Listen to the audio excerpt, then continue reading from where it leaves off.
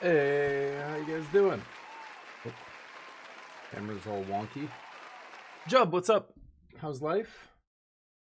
There we go. How's the weekend? Hopefully it went well. I was in rural Alberta for a wedding, my cousin's wedding. It was actually really fun. It was really sweet, and everything went really well.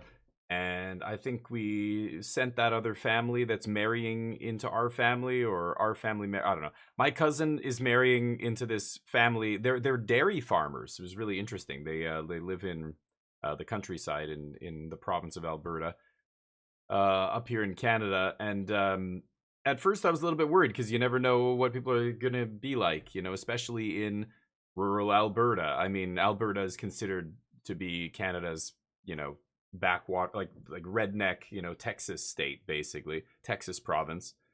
And I'm happy to report everybody was really cool, and it was great. But man, we immediately got on the dance floor. We dominated the dance floor the entire night. Everybody else, I think their family was like looking at us like, oh, weird, these people love dancing. It's like, yeah, we love having fun. So we just had a blast. We kept doing rounds of shots, and just like, it was crazy. But a ton of Yakuza, you're trying to go through through all of them? Like, there must be some, is it just the order they got released in? Or I don't think so. There's like a chronological order you could play them in if you want, right? Yakuza games are supposed to be pretty cool. I've never really played too much. I dabbled in one of them and went, this is not for me.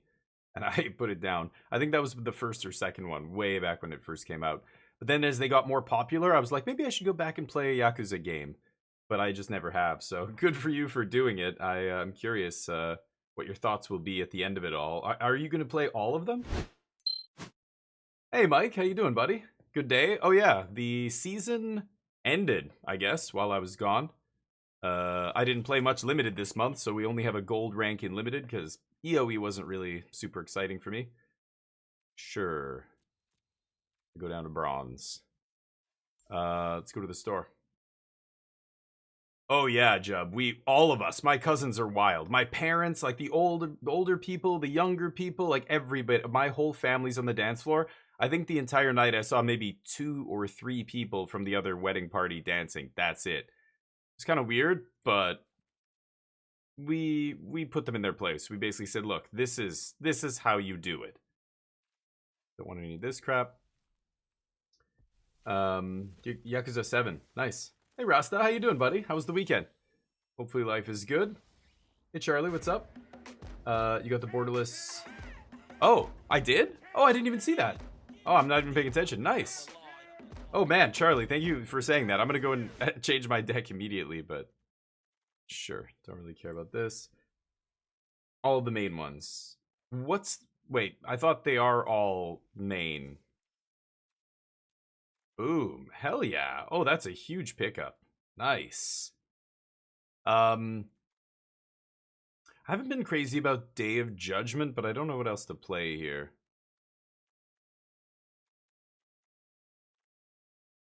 Mm.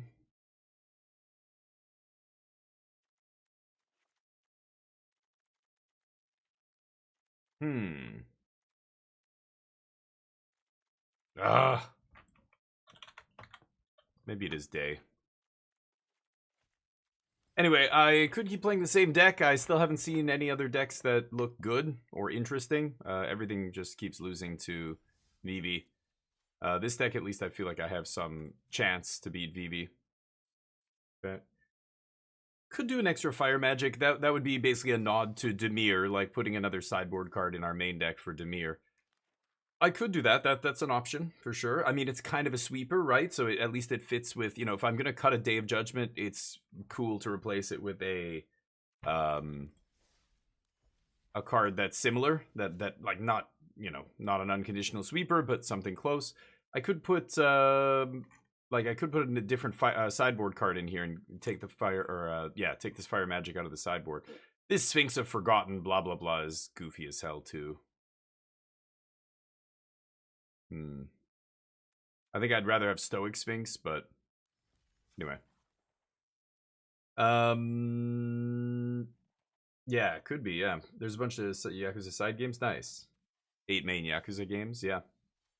So I don't know what the side games are. Maybe I'm thinking of side games assuming they're main games. Like Pirates in Hawaii, and that's a main game, isn't it? It's not a side game, right? Let's make sure we're on ranked here. Yeah, I don't know the difference between side and main games, I guess, because the 8 main games. Oh, I was gonna look at Spider-Man spoilers. Hold up, before we jump in here, that was the first thing, because I haven't looked at spoilers in a while. Partly because I just am very unexcited about Spider-Man, but I think I should probably still take a look at some of them here. So what has happened? Sorry for the flashbang. Okay, there we go. These are from Spider-Man September 1st. So, Hunter's Insight. This is a reprint? Not amazing. I guess it's an uncommon. I can't tell what the rarity is by the art here, due to the art. Or I don't know, are these always rare or something? I'm not sure. Agent Venom. 3 mana, Symbiote, Soldier Hero. 2/3 Flash Menace for 3. Not amazing. Whenever another non-token creature you control dies, you draw a card and lose a life. Oh, that's powerful, though. Yeah, so if there's a sack deck that wants to go off with sacking a bunch of their creatures, this is a way to draw a lot of cards, right? Like if you have a 0 mana sack outlet. That said, this only cares about creatures dying, and they can't be tokens? Interesting. That gates it a little bit, but still okay, I think. That's powerful, the effect. But 3 mana flash, 2/3, it's pretty underwhelming. I wonder, that might see play in a sack deck or something. Sephiroth style deck, right? Hey, good afternoon, Nightscar. How you doing? Having a good Labor Day? Yeah, I'm laboring, unlike a lot of other people. Everybody gets the day off. My brother, we were at a wedding this past weekend, and my brother was like, "Yeah, so what are you guys doing tomorrow? You got the day off, right?" And my wife and I look at each other. She works. She runs her own business. You don't stop working, and my other cousin, she has her own business. She was like, "Oh yeah, my boss is making me work, and she's not even paying me extra, bitch." And everybody's like, "Aren't you the boss?" And then we all start laughing. Yeah. When you're the boss of your own company, you work. So my wife is working, and I'm doing my thing here. I don't know if this classifies as work, but doing my thing anyway. No breaks, no rest for the wicked. Yeah. So Flash Thompson, Spider fan. I don't get the reference, Charlie. Flash, like they mean the Flash, isn't it? Aren't they referring to some crossover here or something, or am I missing it? Started watch Kaiju number 8. Oh, nice. It's a good one. Nice. Yeah, I was talking. My brother, loves anime and stuff. You go to his Instagram. A lot of his art is inspired by some of that stuff. But he's like me. We were both talking about it, and we're both just like, there's too much anime out there. So now I used to know a lot about anime, but that was when it was much smaller. Now there's like 5 billion animes out there, and I just can't keep track. I can't keep up. like Magic. I used to know all there was to know about Magic. Now, I can't be bothered. There's way too much crap coming out every other week that I just, I stopped engaging with it. So I don't watch anime anymore. My wife, because she's Korean, of course, she's like, have you heard of this show that's blowing up on Netflix, K-pop Demon Hunters? Do you want to watch it? And I'm like, yeah, it sounds already horrible. Like, when I hear the word K-pop, I'm a simple man.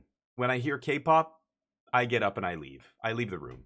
I just run as far away as I can. When I play PUBG and we spawn in the lobby and there's a K-pop stage and the K-pop starts blasting, I sprint as fast as I can in the other direction. So when she said, do you want to watch K-pop Demon Hunters? I was like, I like anime. I'm like, you like anime, though? Yeah, it's true. I do like anime, but you fucking hate K-pop. But I'm not a big fan of K-pop, though. Let's try it. Just get really drunk first. You know what? I'm going to open a bottle of wine. Let's watch K-pop Demon Hunters. And then we did.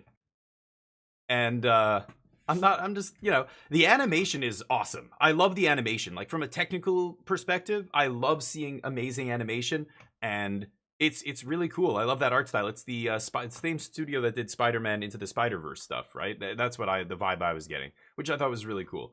But yeah, the story and all the other stuff, I just can't get into it. I hate it. It's for, like, as soon as, like, 5 minutes in, I'm like, I know the target audience here, and it's not me. Like, to me, it's for 12 to 13 year tweens. It's for tweens. But I know a lot of adults who love it. Hey, that's great. But you can like stuff for kids, but it's not, it's just, I can't do it. TMNT would be awesome. As a proper anime, like a dark, like gritty anime would be awesome. MTG, what's up? Yeah, and people say they're great. Yeah, the music is like, I think that show has like 5 songs on the Billboard top 10 or something, right? Like the whole soundtrack from the show is like in the top 100 on the Billboard charts or whatever, right? Yeah, people love it. I fucking hate it. I think it's horrible. So, it's just everybody's different. I can't stand any of that shit. Maybe living in Korea for 15 years has something to do with my aversion to K-pop. I don't know. I hated it before any of you knew what it was. Let's move on. I'm doing good though, MG. How was Jersey? Lost in the semis? No! I don't know what a PQ is in... okay, so hold on. First of all, nobody knows what you're talking about. It's not Magic. You're talking about Star Wars, is that right? You played Star Wars, right? Okay, Star Wars, and it's a pro... Is that it must be a qualifier, right? You lost in a qualifier to get into the big event, right? It was like a side event, like a last chance or something. Yeah, I lived in Korea for 15 years. I lived in Asia for a long time. Spent some time in Japan. I've traveled all over Asia, but my main home base was South Korea in Seoul. Yeah. Have you seen Edge Runners? Oh yeah. The Cyberpunk anime, that was awesome. Yeah, they're making another one. They're making a second season. That game caused the popularity of that show caused the popularity of the game to spike again, which is crazy. But did I have Korean barbecue, Rasta? I ate out every single day. When you live in Korea, you don't cook. Nobody cooks. Like you cook like basic shit, like instant noodles and snack. I'll make breakfast. Most breakfasts I ate out too, but lunch and dinner, yeah, ate out every day. So barbecue, at least 3 times a week, I was having Korean barbecue. Yes, I've had Korean barbecue thousands of times. Thousands. I'm not exaggerating. Yes, it's very good. But what are you talking about? When you say Korean barbecue, to me, there's about 20 or 30 different kinds of Korean barbecue. So are you talking about like takgalbi? Are you talking about, pork, beef? There's seafood ones, there's shellfish ones, there's marinated versus non-marinated, there's like takgalbi is like chicken, there's chicken ones. There's samgyeopsal, there's ogyopsal. Ogyopsal is like, sam is 3, so 3 layers of fat. Like when you look at a strip of bacon, like thick cut bacon, you can see one, like a big thick layer of fat, and then a strip of meat, and then like a thin layer of fat in the middle, and then there's like usually 3 layers, right? So that's samgyeopsal. They have this other pork called ogyopsal, which is 5 layers of fat. It's got so much fat that on the top of it, you can actually still see it's the skin of the pig, and you can see a couple little like black hairs, like bristles from the pig's hair sticking out of it when you eat it. There's so many different kinds of Korean barbecue. It's like kimchi. Do you like kimchi? Well, what kind of kimchi? Jeollado style with shrimp in it? White kimchi? Are you talking about soy kimchi? There's like, but most people are like, the red one. Yeah, that I know what kimchi is, but when you realize there's like, it's the reason the Inuit have 50 words for snow, right? It's the same thing. Koreans have like 50 different types of barbecue. They're all great. I've never had one that I didn't like, but it's funny when people say like Korean barbecue, it's like, yeah, in my head, I don't say these things out loud when I just say, oh yeah, it's really good. But in my head, I'm just like, which barbecue are you talking about? Like, I've had a billion. Hanu's the best. Hanu is like Korean Kobe beef. It's like the AAA grade, super expensive, super nice. Like the marbling's crazy. My mother-in-law used to run a Hanu shikdang, like a Hanu big restaurant, and we would go. It was like 2 hours away, but we didn't go there often. But when we went there, we would just get this giant plate of like the most insane meat. I used to have pictures on Facebook and stuff. I have them all somewhere on a hard drive now. But anyway, yes, let's move on. Korean barbecue is amazing. Yeah, meat is amazing. One of the best ones is actually bolsal, is pig cheek. If you ever get pork, and this is the weird thing, I think when people realize what it is, they're like, oh god, pig cheek. One of my friends called it pig face all the time. You guys going for pig face? I don't want pig face. I'm like, you're such a fucking bitch.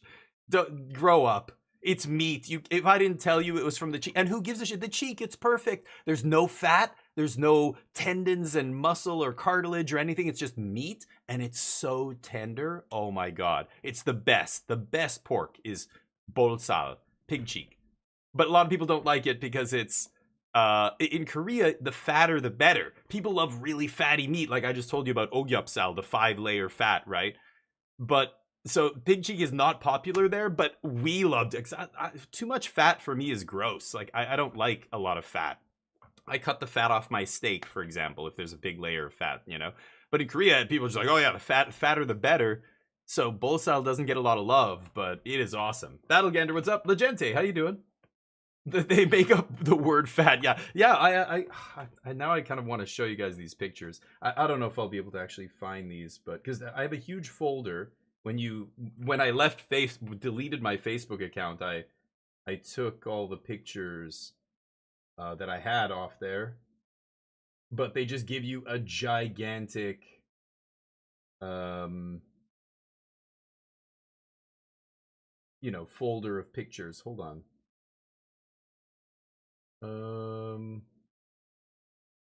Is it in? No.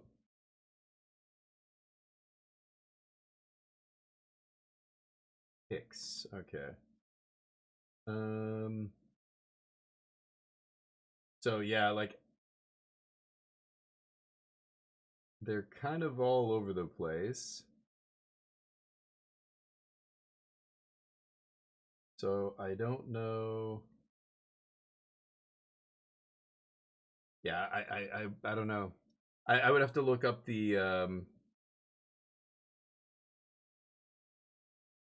folder here. I'm looking through them. There's like a bunch that have no names. My posts.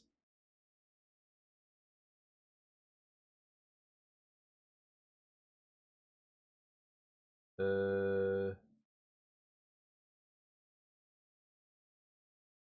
that's seafood.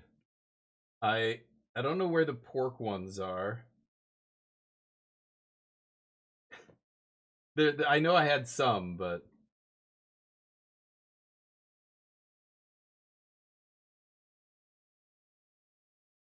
I don't know if I'll be able to find them.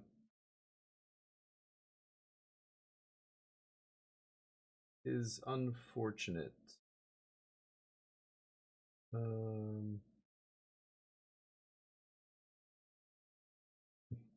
My old workplace, one of the studios I used to go to. This is at KBS, huge voice studio where we used to go all the time and record stuff. Now I'm going down memory lane because I've got all this got all these random pictures. Oh, my baby. Had to sell my car when I came back to Canada, my Camaro. Random pictures, green screens and sets and stuff. I don't know. I can't find these. They're somewhere on there. But let's talk about Spider-Man spoilers.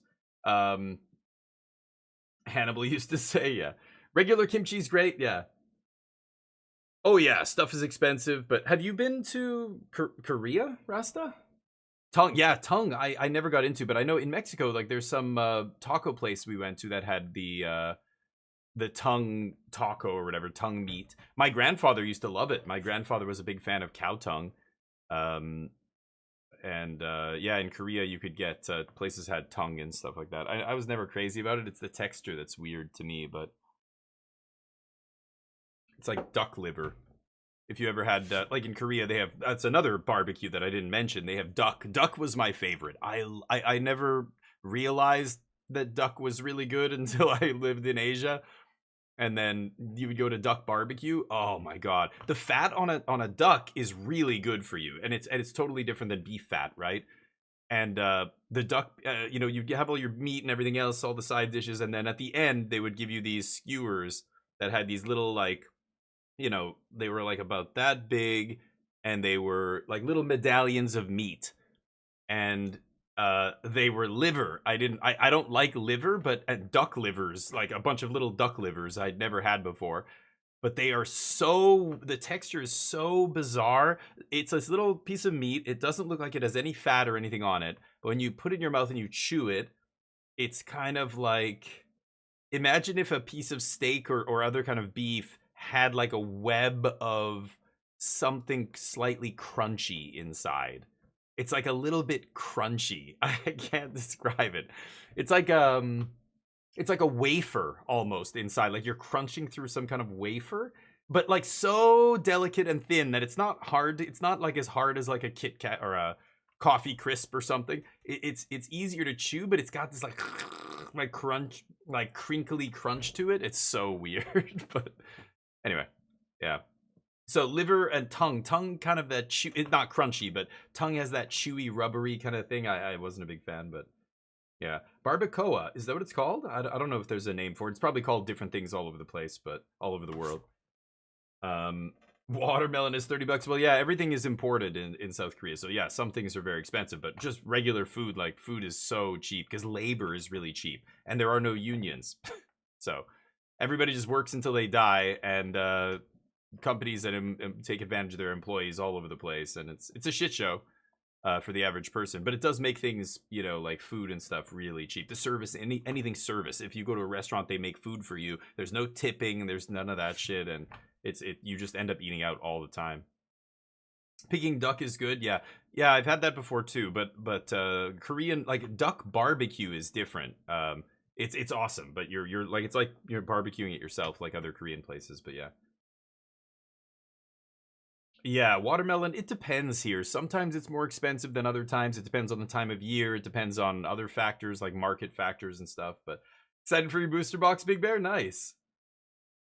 Naya Mites deck? Oh, I don't even know. Are you talking booster box of Spider-Man or what? Naya Miles. Sorry, it looks like Mite at the bottom. Miles the Spider-Man, alternate universe Spider-Man. Cheek. Oh. Interesting. Oh, I didn't know that. Oh, that's what they put in. Okay, that's what that is. Yeah, yeah, yeah. Oh, nice, sweet. Yeah, hopefully open some big money cards too, and help you pay for the product. I that's always nice when the EV on a set is higher and you get some money back by opening like a foil, you know, whatever it is, and if you can sell it and get a lot of your box price back, then it feels even better, you know. Miles Morales, yeah. Cool. Yeah, I have no idea. So let me take a look at these spoilers. So I'm only going to look at the rares here. Peter Parker's camera. 1 mana artifact. He enters with 3 film counters. Remove a film counter from this artifact. Copy activated or triggered ability. 3 times. Lizard. Beast. Oh, that's Beast Within. Okay, so reprints. Ezekiel Sims. Spider Totem. Don't remember this guy from the comics. Gonna ignore that because it's an uncommon. Interdimensional Web Watch. 4 mana. When this artifact enters, exile the top 2 cards of your library. Until end of turn, you may play those cards. So 4 mana, like pseudo draw 2, but only for this turn. Till the end of your next turn. Okay, at least you have 1 extra turn. And then it taps to add 2. but you can only cast spells from exile. Oh, okay. Wow. Terminate. Not going to be standard legal. Rent is due. Is this a card? Oh my god. What the fuck, man? What are we doing? This is too real. I don't even want to see this. This is... I play Magic to get away from all this. What? You're reminding me about real life shit now? On my Magic cards? Oh my god. I don't want to see that crap. It's like the guy in a chair or whatever. At the beginning of your end step, you may tap 2 untapped creatures or treasures and draw a card. Otherwise, sack this? What? Fuck. At the beginning of your end step, tap 2 untapped creatures or treasure, draw a card. So you get to draw a bunch of cards if you make treasure or have a couple creatures. And if you don't, you sack it. Wow, that is a weird enchantment. I don't get how this has anything to do with rent. The rent is the creatures or treasure, but then you sack it? What does that mean? You're evicted or something? Doesn't really carry over to real life, but okay. Radioactive Spider, of course. 1 mana, 1/1, turn you into Spider-Man. Reach, Death Touch, yep. 2 mana, sack this creature, search your library for a Spider Hero card. Reveal it, put it into your hand. Okay. I guess so. If there's a... Well, like Mr. Big Bear said, if you're building a Miles Morales Spider-Man deck, he's going to be a Spider Hero, I assume. So yeah, you'll be playing some of these, I imagine. Spiders, man? Oh my god. Didn't know that was a dude. Commons, uncommons, pictures of Spider-Man. Gwenom, Remorseless. 5 mana, 3 and 2 black. 4/4 Death Touch Lifelink. Spider Hero, which is a relevant type we know now, right?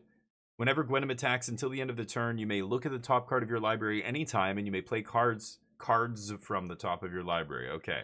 So it's Future Sight whenever it attacks. If you cast the spell this way, pay life equal to... Oh, it's Bolas's Citadel Future... Oh, it's Bolas's Citadel. Yeah, not Future Sight. Okay. So, Bolas's Citadel every time it attacks. That's powerful. You know, you're lucky if you're casting 3 or playing 3 cards off the top, but that's still, like, if you can get 3 cards before you brick, like, you know, as soon as you hit 2 lands, you're done, right? Let's say you look at the top card, it's a land, you play it. Top card, spell, pay 3 life. Spell, pay 2 life. Land, you're bricked. As soon as you hit that second land, you're bricked, right? Unless you have a way to mill the top of your deck or something else, right? Surveil or something.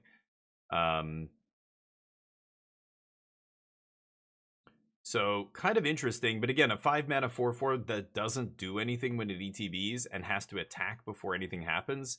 That's a tall order. I don't know if I like that. Skitherix. Nice. Comes back as Venom. There's the Daily Bugle. We knew it. Way back when they announced Spider-Man, we were like, what are we going to be playing with? Is it going to be like a land called the Daily Bugle? We literally said this on stream multiple times, I think. There it is. You knew it was coming. Sorry, let me catch up. It's the first rent is due. Damn it, 9scar. Hey, Snake Eyes, how you doing, buddy? Set is strange. Yeah, the whole set is kind of a joke, but that's Magic. This is Magic in 2025. It's all puns and, you know, this, like, Universes Beyond, and, you know, even before 2025, I mean, Wildsveld Drain was full of goofy nonsense. It's more and more of an unhinged set every time a new set comes out, right? The art is cool. That I have no qualms with. Yeah, a lot of this art looks awesome, actually. I mean, these full arts, this is straight up from the comic books. Like, this is the cover of one of the comics, I remember. But even some of these, like, these look old school. This looks like the old, yeah, like, Spider-Man comics from way back. It's kind of awesome. But, we're back after those margaritas. Yep. How you doing, Nano? Hey, Torf. How you doing? How's life? You had to choose, would you rather only be able to play Arena with every card available? Only play paper version every time you tap a card, it moans loudly. I would probably take the digital for right now in my life. I'd rather just play with on Arena with every card. But even if I had every card, I don't even think I would be playing every format. That's what's funny. But tapping a card moaning loudly would be a huge problem. It's going well, Nano. How was your weekend? How's all of you guys? How are you doing? You're looking great, looking refreshed. I'm sure you had a great weekend. Got back in it. You look beautiful. You look so beautiful. The Clone Saga. You look really good. Hold on a sec.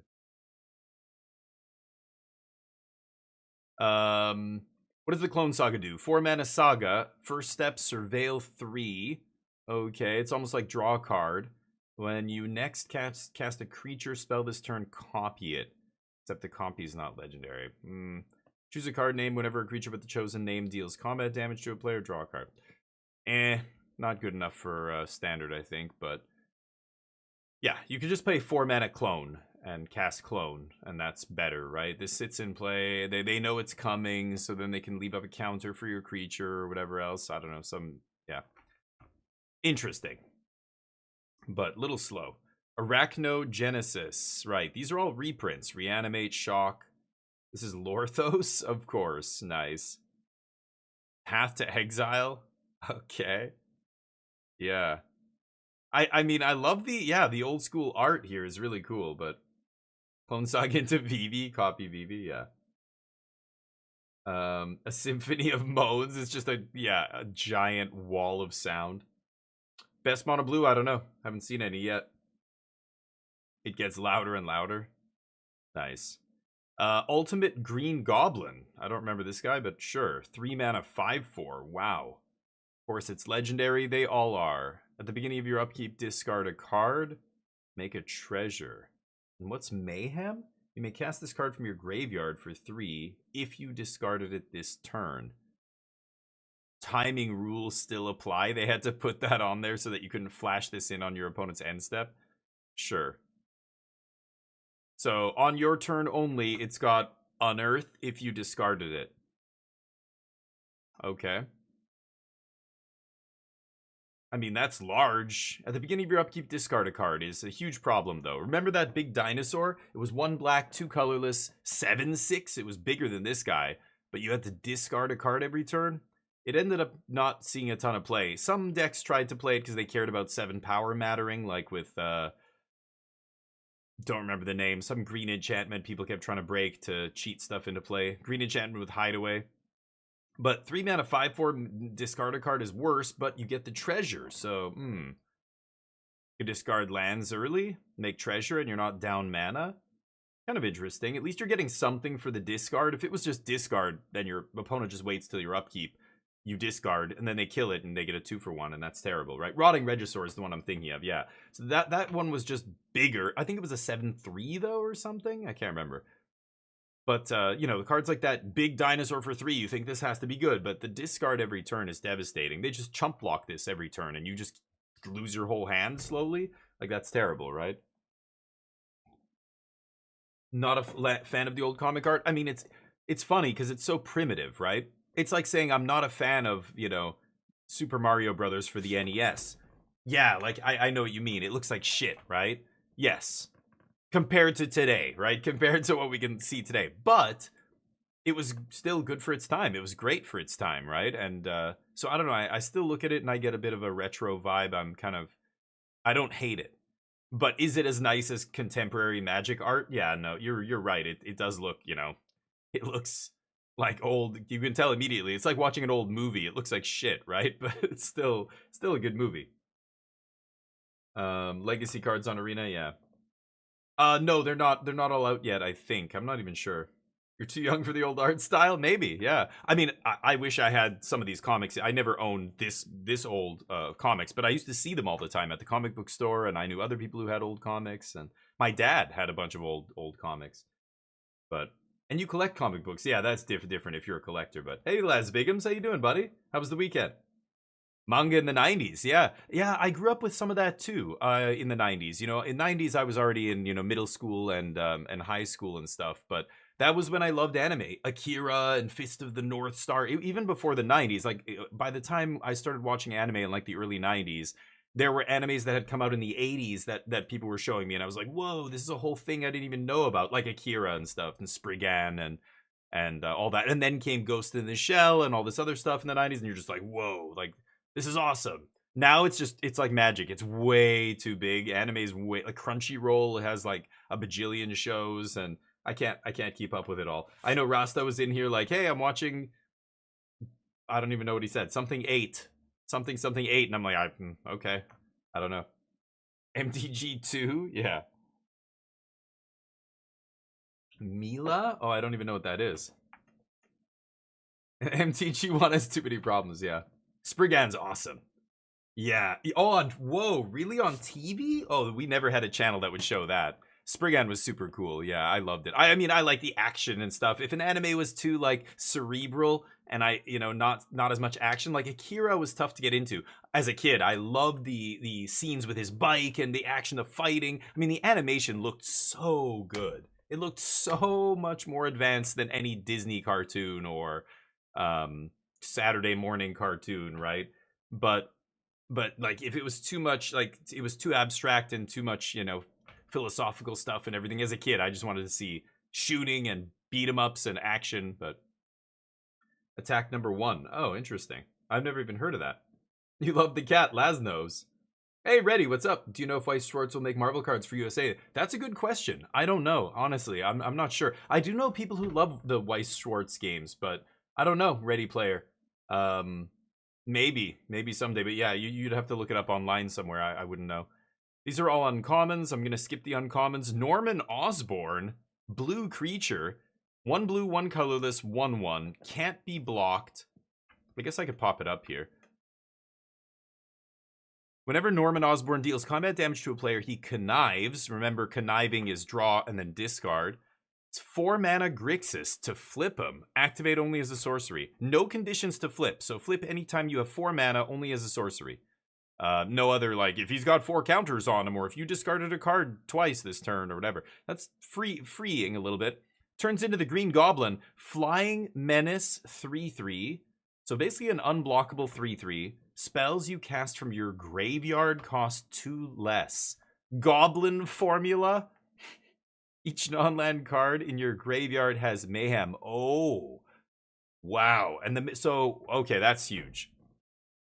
So each non-land, so all your spells and your creatures and your artifacts and enchantments have flashback equal to their mana cost minus 2 colorless because of this guy.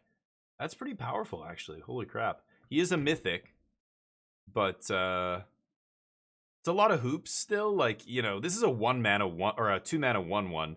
1/1 dies to everything. You've got to put 4 mana sorcery speed. They just instant speed kill it with just about anything. So again, I'm not sure if it's going to work, but this is the alt art. I do love this. This comic book style card looks awesome with the comic book font and everything. That is awesome. The art in this set is really this is why a ton of people who don't play Magic and who never will play Magic will buy this set and love it. It's pretty awesome, actually. I love the art. Cool creature, but I don't think it's good enough for standard. You're gonna hear me say that a lot. How do I get those Marvel cards? These ones, you mean? These ones are coming out soon. The set is dropping soon. Jaws, how you doing? How's PoE? I think there was a big free-to-play weekend or something. They gave some DLC free-to-play, though, but yeah. 12 years old as far as Dwyer Japan, nice. Yeah, these cards are sweet. There were no anime shows on free TV? Oh, okay. Oh, I see. Nice. And you did it without your parents knowing, I'm guessing. Only if you discard that turn, right? It's basically flashback. Just think of it, like, for me, a lot of these mechanics are versions of a mechanic we already saw. Like, this is Unearthed, right? But yeah, you have to discard it that turn. Oh, oh yeah, sorry, you're right, Nano. Yeah, I see what you mean. Yeah, you have to discard it first. I just said that all of your stuff has flashback. That's not true. Yeah, it's only stuff you discard. So way too many hoops. You're right. It's not going to be good. Even if it just gave everything flashback, that would be insane. That would be very powerful. But even then, I'm not sure if it's good enough. But yeah, you're right. The restriction on this, it's Unearth, except you have to discard it that turn. Yeah. Or I guess Unearth is a bad one. It's flashback, basically. Craven the Hunter. 3 mana 4/3 trample. decent stats, but hard to cast. That's not super impressive for standard. 3 mana, 4/3 trample.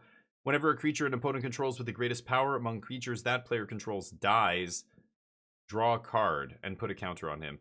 So if he dies when he has the highest power, a creature an opponent controls? Oh, never mind. Yeah, no. Yeah, he sucks. Sandman, Shifting Scoundrel, 3 mana, star. Power and toughness are equal to the number of lands you control. That's powerful. Sandman can't be blocked by creatures with power 2 or less. Okay, I'm liking it more. 5 mana, return this card and target land from your graveyard to the battlefield tapped. Oh, that guy's going to be really annoying. That's a really annoying card. No restrictions on the returning, so you can do this at instant speed. You can do this even if, he doesn't come in with like a finality counter. You can just do this over and over and over. And bringing a land with him, that's pretty sweet, actually. He's going to be big, especially if he comes back for 5. You know you're going to have at least 6 mana. He's going to be a 6/6 that can't be blocked by creatures power 2 or less. So that's pretty powerful, because that's a bit the way to like stonewall a lot of the big green decks is, if you have any kind of little cheap creatures, fountain ports making a fish every turn. I can't tell you how many times I've been playing blue-white control or decks like that where I can just block all day as long as they just have 1 or 2 giant dudes. That's it, and they don't have trample, like the issue that a lot of big green creatures have. This gets around it. I could see this seeing play. This is good enough, and we'll see play, I'm pretty sure. Norman Osborn's going to be fun. Yeah, it's just going to be very tricky. You have to be very careful about when to activate that, because if your opponent's got open mana, you're going to get blown out badly if you try and activate him and they kill it in response, right? Shows the names for Arena and Arena's artwork? Yeah. For Arena? The card Arena? What are we talking about? Magic the Gathering Arena? Oh, you mean the the alternate set. Yeah, I see what you mean. Well, I want to look at the real set first, but yeah, we're gonna go to Arena after this. Yeah, it's coming out the end of this month, right? Hey, Cinematrix, how you doing? Looking great yourself. How was the weekend? PUA had a new act and 3 mini acts. Oh, nice. Enjoying it. Good to hear, Jaws. Nice. Yeah, Spider-Man India. Yeah, there's a whole bunch of different Spider-Mans. Yeah. Yeah, we looked at this before, I think, but... Electro, Assaulting Battery? Is that like supposed to be a play on assault and battery, or assaulting battery? Okay, he's a battery, I guess. 3 mana, 2/3 flying. You don't lose unspent red mana as steps and phases end. Whenever you cast an instant or sorcery, add red permanently, unless you use it. It just sits in your pool. When he leaves the battlefield, pay X. When you do, he deals X damage to target player. Whoa. When he leaves the battlefield, not when he dies. So you could blink this, pay a bunch of mana, fireball them. He accrues mana. The mana just stocks up. This is going to be very good with Vivi. If mana doesn't go away and you can sandbag a whole bunch of mana with Vivi, this is already a red creature that could go in that deck. God. They got to ban Vivi before this guy. This will go in the Vivi Cauldron decks, right? He doesn't have an activated ability except this. I guess that's triggered. Yeah, triggered ability. So Cauldron doesn't do anything with him, but you don't lose red mana? Like, you can make a shit ton of mana with Vivi, and sometimes not using all your mana, it's an issue for that deck. Sometimes they don't have stuff to do with all their mana if they haven't drawn a bunch of cards yet. Yeah, just leaving the red mana in your pool, and then every time you cast an instant or sorcery, add red. That's gonna be actually quite good, even like in the already best deck, right? That's powerful. I hope Vivi's gone by the time this guy comes out, but we'll see. Sandman's better. You think Craven could really? 3 mana 4/3. Whenever a creature an opponent controls with the greatest, whenever their biggest thing dies, you draw a card and he gets bigger. But like by himself, he doesn't do anything. I don't think Craven's very strong. He needs help. He needs a bunch of shit to do stuff. This guy doesn't need any help, right? Sandman's going to be big and bigger and bigger and bigger just by doing what you do in a normal game of Magic, which is play lands.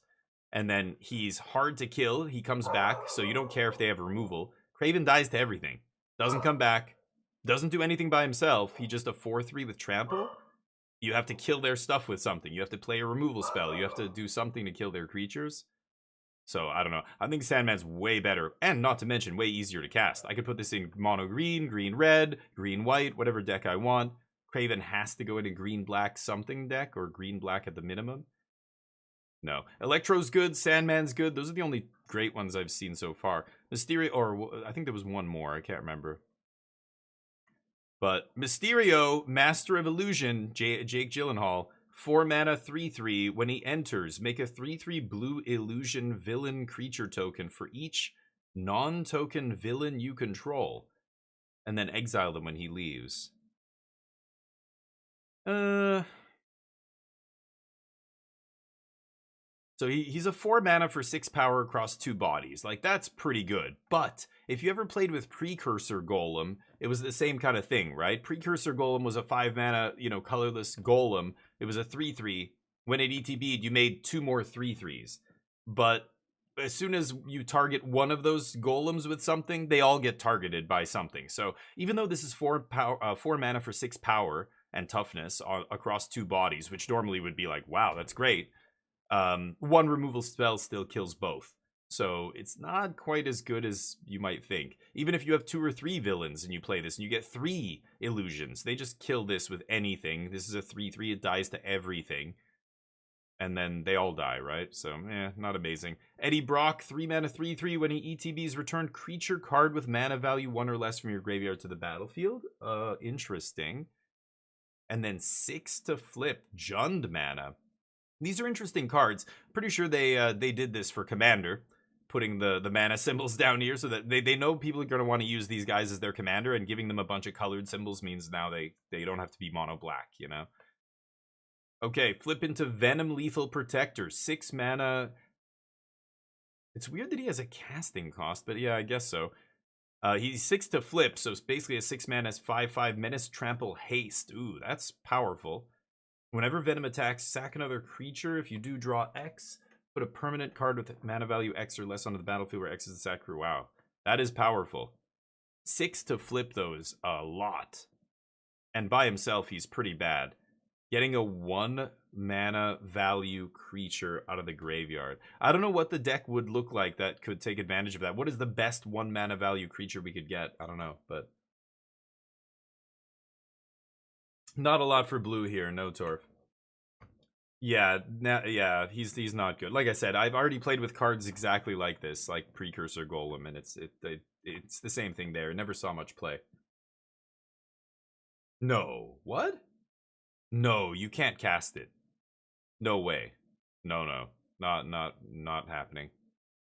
Unless there's some rule that I've never... No, it's got no weird mechanic on it. No, this is just, you have to get there by flipping it. The reason they gave it a casting cost is for color identity purposes, but also, there are cards now that care about CMC. Before, when they created Transform way back in Innistrad, the backside didn't have CMCs, and that caused a whole bunch of weird rules interactions, right? And I think that's why they do this now, but you definitely cannot cast that from hand. Behold the Sinister Six. Okay. 7 mana sorcery. Return up to 6 target creature cards with different names from your graveyard to the battlefield. Who in here knows our good friend Hamhawks42?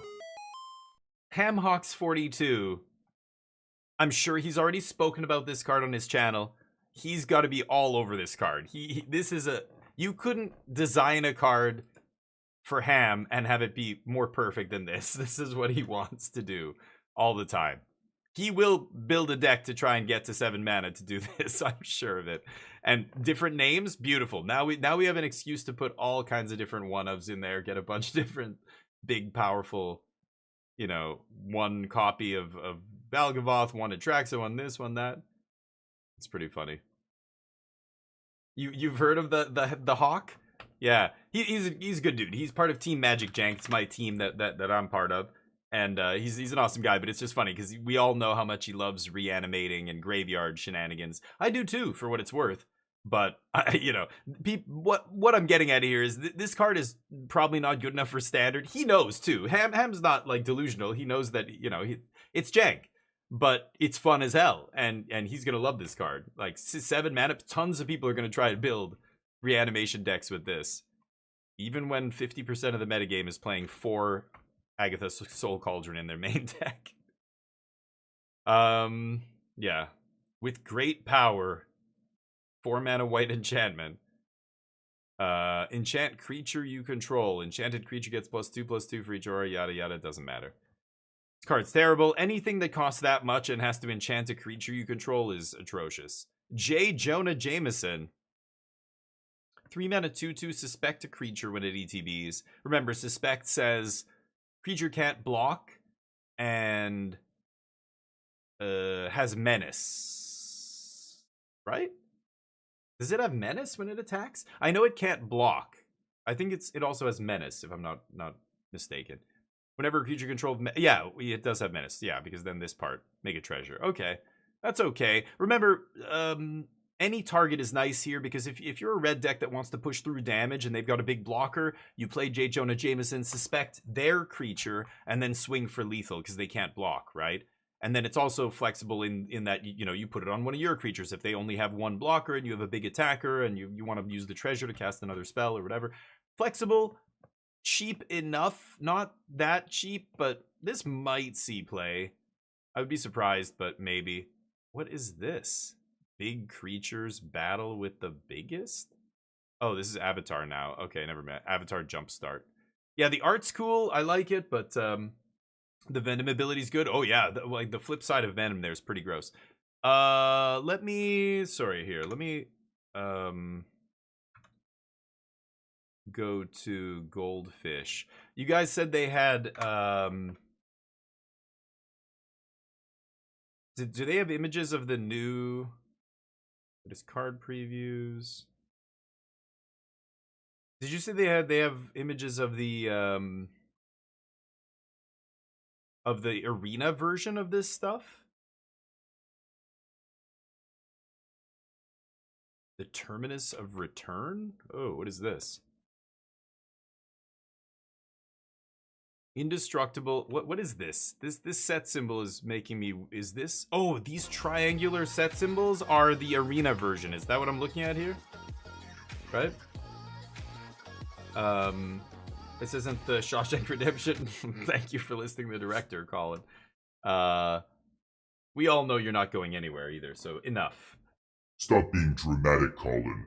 I've got you in my tractor beam and I'm never letting you go. Captured by a Canadian. Will you ever live down that shame?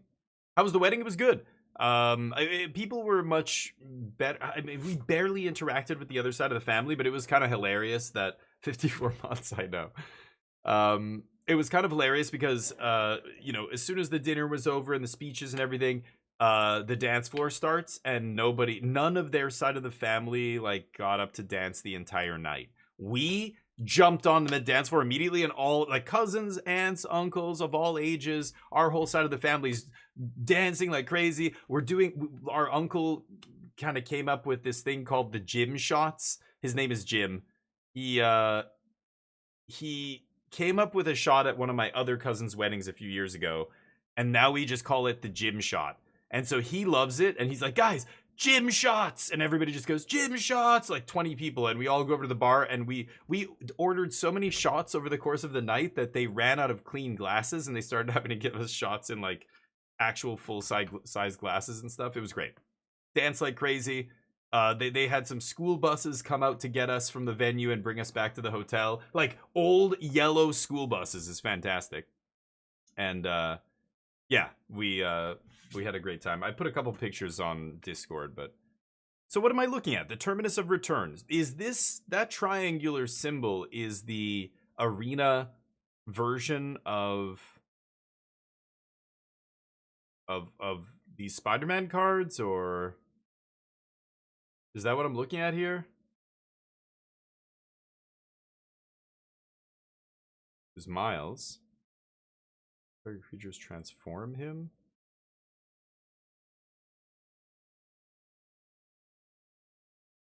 Oh my god, hexproof. Dear God.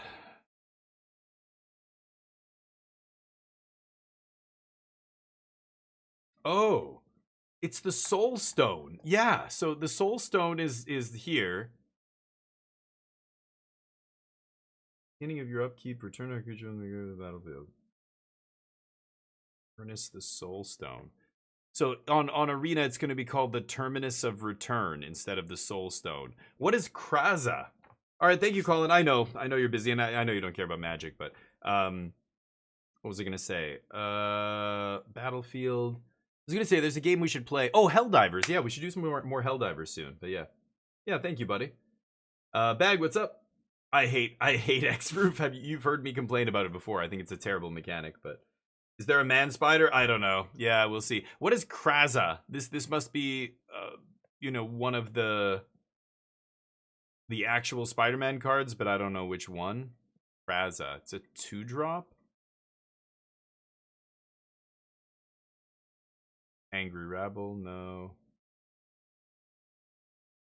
I don't know what Kraza's mimicking there, but Taxi Driver? Oh my god. I don't know. Anyway. Bag, what's up? Let me know when you're... Yeah, sure. Yeah, we'll do it this week sometime. I'll post something on Discord. I don't know right now what or when, but... So, 2-mana, 2/1 with Riot. Other spiders you control have Riot. Yeah, so this must be an actual Spider-Man card, but I don't know which one. So this is what it's going to be like. They're just going to be... Like, this is the Soul Stone, but they can't use the Soul Stone because it's from Marvel. So it's called the Terminus of Return. And then Origin instead of the infinity sign, it's called Origin. So they even had to reword the mechanics and stuff, right? Gong Show. All right. Thank you, Bag. Appreciate it. The 5-stream stream. Chilling at the shop? Yeah. Hopefully business is decent for a Monday. I imagine Monday's not a great day, but isn't it? It's a holiday. You guys have Labor Day or whatever right now, right? We do too, but I don't observe holidays. Anyway. Only one surveil land? Sure. Good enough.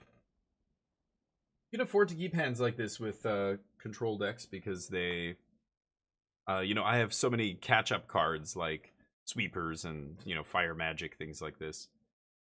You're always open. Oh, nice. Your boss is an asshole that doesn't pay you extra, does he? I should have known.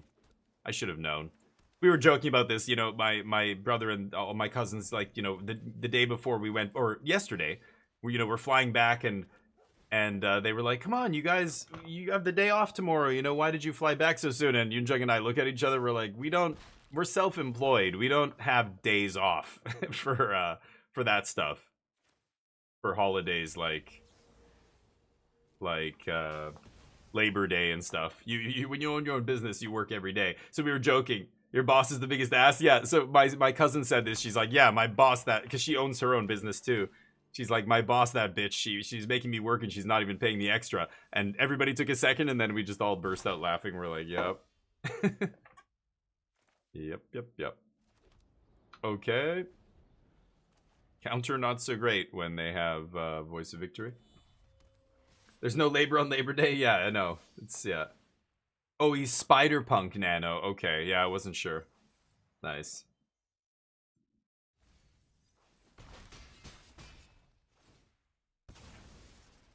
Opponent is yeah, let's just kill this now. Opponent is down to 1 card. So I'm just gonna teachings for some card draw here and we should be fine. Yep.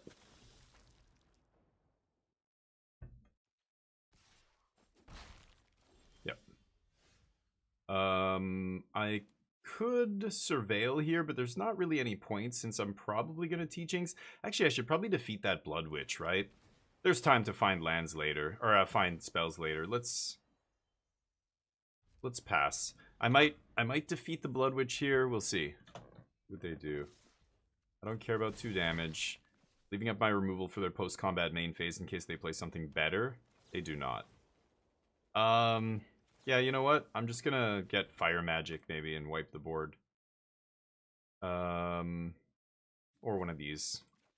This'll find me a Fire Magic. Get the land into play. We're on 6, so I'll take one of these. And pass to their upkeep, fire magic. I'll take 2 damage, I don't really give a shit. I think this game's over, and I kept a 6 lander against this deck, but doesn't matter. Control, baby. So I got 2 stars, and today's the first day. No nicotine vapes. Oh, right, you were telling me about this. Yeah, that it sucks for the business. Oh, this thing. Right. Oh, that was your last card. I forgot that card. People still try and play that card. I forgot about that. Worried one store will close soon, but the other store had record sales for 4 months. Nice. Oh, wow. Crazy. I mean, so one store, the backbone of your revenue was nicotine vapes, yeah. Yeah, they're, you know, as somebody who vapes THC, I think nicotine vapes are bad. I think people pretend like they don't smoke anymore, but they puff like a chimney every day, and it's like, is that better? I don't think so. I'm at 14, so I'm gonna be Jeskai Revelationing next turn. I want to play an untapped land here, but leave up 3 steps, but they're top decking. I don't give a shit, right? Yeah, let's just kill the Blood Witch. If I shock myself, I'm going to go up to 16 here, then go down to 14, 3, 6, 7, 8, 9, 10. Let's just do this. I'm looking for an Ultima or something, right? No. I guess fire magic too, but once I Revelation and start killing their stuff, then my monks will be able to block.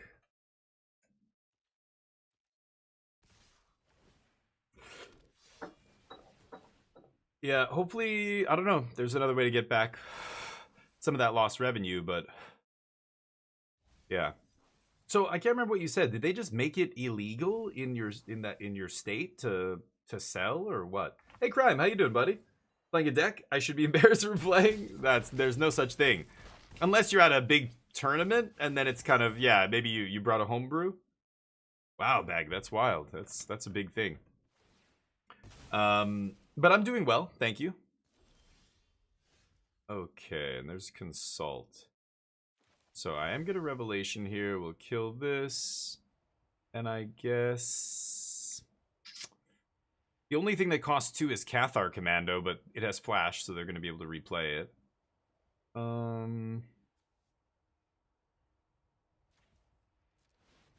Just do that. Big Tobacco wants people to stop vaping to smoke cigarettes again. That's so wild to me, because I know for a fact that there are many big tobacco companies that own nicotine vape. They just transition from cigarettes to vapes, right? Like, isn't it still Big Tobacco who owns the big producers of nicotine vape? But I guess people can make it themselves, so they're not selling as much as, yeah, like cigarettes and stuff. But yeah. Do it, Bag. Yeah, it just means you have to shift your business, right? And try something different, do something different.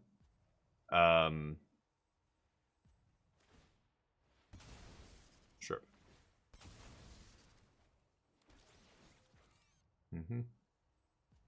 But that's crazy, yeah. I mean, you're in that kind of business, it's an industry that's pretty new. So that's the kind of thing that can happen, that instability. Oh, did I click? Wait, what?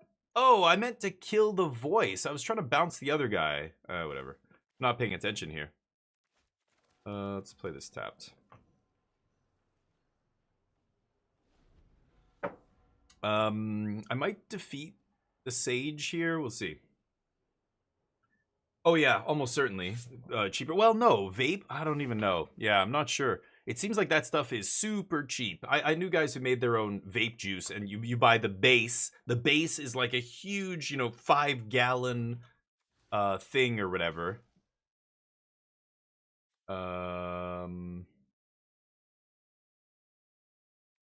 Just block like this.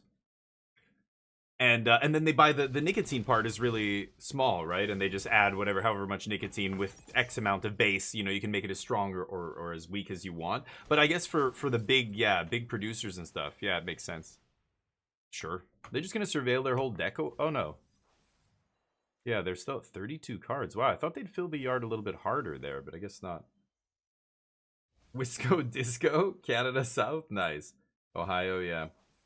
Yeah, I mean, because especially for kids, right? I think kids can get away with nicotine vapes a lot easier. Back in the day, you know, smoking a cigarette, you stunk. You like if you remember what it was like to go to the bar when smoking was still legal, at the bar, and you just reeked. Like your hair reeked, your clothes, your jacket if it was the winter, and weed was like that. Smoking weed and trying to get away with it was almost impossible. It reeks, but um. Let's see, I have 4, 8, I can go to 9. So yeah, let's do this. What does this do? Oh, whatever. No sweeper? Oh, come on. All I have is fire magic. That is brutal. Looking for Ultima here. I just looked at the top 8 and did not find one. I could have played Mistrise and looked at the top 9, I guess. Maybe that's on me. So 2 damage wipes their entire board, and then I can still leave up Lightning Helix. I'd also just take Jeskai Revelation here. Yeah, maybe I should just do that. I could leave up Get Lost. I guess that's okay. So they have a voice. They're gonna play voice immediately. And then I'm gonna respond with Get Lost, Umbral Caller, Zealot. And then they're gonna go for use map. And I'm gonna instant speed fire magic wipe. I want to kill Zealot before I wipe, otherwise they use Zealot. They can't put counters on anything, right? Yeah. They're gonna get a couple infestation things or whatever, but I don't really care. Well, I could use Get Lost on the voice next turn, but I have defeat. I have a bunch of stuff here, right? Let's Get Lost the Umbral Caller. I want to bait them into cracking, like sacking Infestation Sage, sacking Nesting Bot, right? If I can.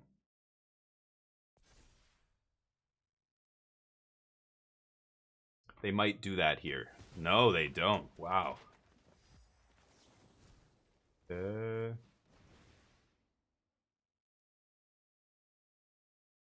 And my monk survives this, which is beautiful.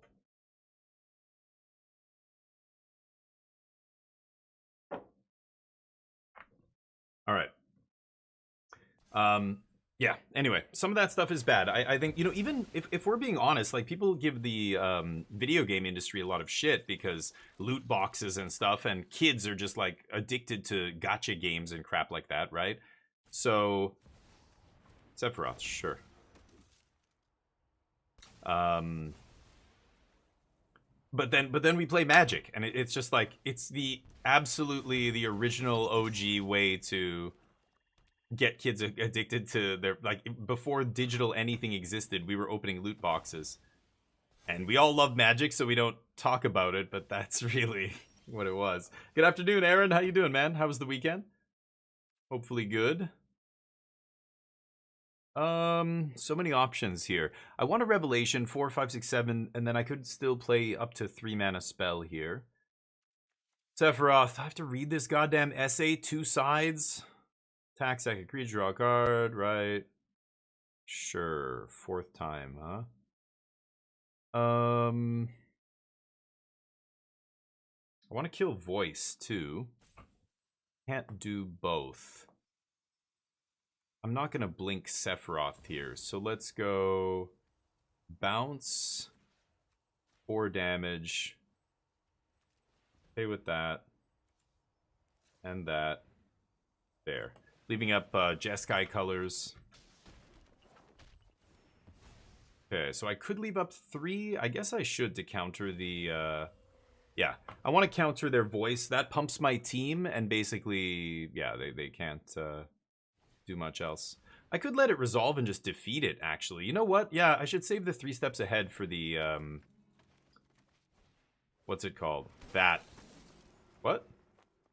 Oh, voice protected it. Right. Sure.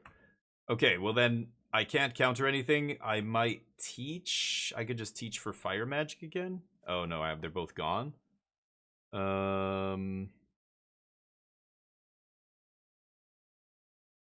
I'm dead, right? Can't they just sack their board? Yeah, they can just sack their whole board. I die. Darn, I thought I was close. Maybe I should have countered the, what's it called? But they needed to have untapped land. No, they had the untapped land already, yeah. So they had the third copy of Raise the Past in their hand. That got me. I should have, hopefully was going to see an Ultima at some point, but did not find one. I'm going to make them do all this, of course, because that's what they signed up for. 22 minutes. Could be a long match. I might have to grind them out of their entire deck, but I think once I side in Kutzel's Flanker, it's going to be easy peasy. Oh, and I need more coffee. Yeah, like, yeah, that's exactly what I'm saying, Bag, yeah. 3-day weekend. Oh, nice. Oh, yeah, right. Labor Day. How old is the kid? How old are they now? I didn't get a chance to see my cousin's kids. So one of my cousins, he's 4 years younger than me. Yeah, he just had a new kid. His other kid is like almost 3, I want to say. So 2 little kids running around that I haven't even. I met the older one when he was a baby, but I've got to do a whole family trip and spend time with the new kids. I don't know what to call them. They're my cousin's kids. So are they my second cousins? How does that work? I don't think that makes. They're not my second cousins, are they? I guess they are. But they just feel like cousins. They feel like family, direct family to me. But for these cards, well, you should be able to hover over any card on the screen and see something. Unless you're on, I think on mobile it doesn't work. But yeah. Cousin once removed? Is that how you... Yeah, I guess that is how you'd say that, right? Cousin once removed. Okay. Sure. Yeah. So, there's two, he's got 2 new ones. My other cousin who lives there has 2 new ones. Both of their kids, now they each have 2 kids. They're all within 20 months age of each other. All 4 kids.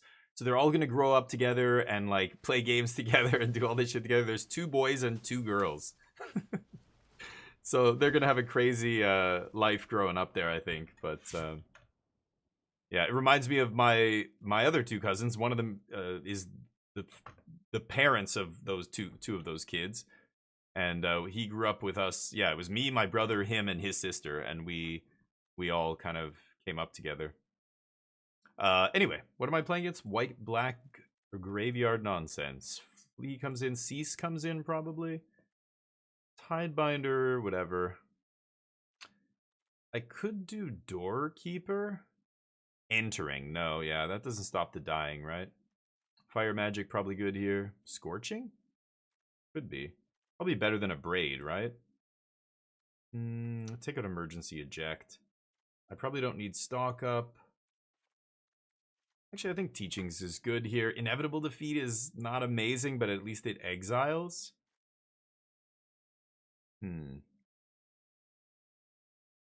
Tempted to take out 3 steps. I just don't think I need it. Like, Kutzel's Flanker is a much better counter spell, right? For when they raise the past. I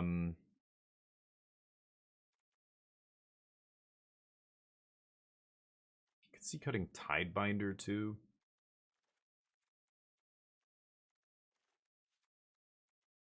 Sweepers are good. Maybe I'll cut Stock Up. And Tidebinder?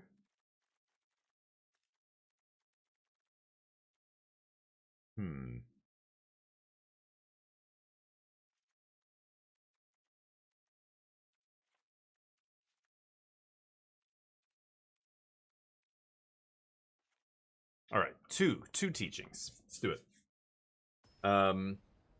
Stops the dog ETB. Yep, that's the only one though. So I don't think that's enough. I want to stop at least 3 cards with my cards. Or just, you know, if it's a combo deck like that, just stop their most powerful card, which is the... What's it called? Raise the Past. Go.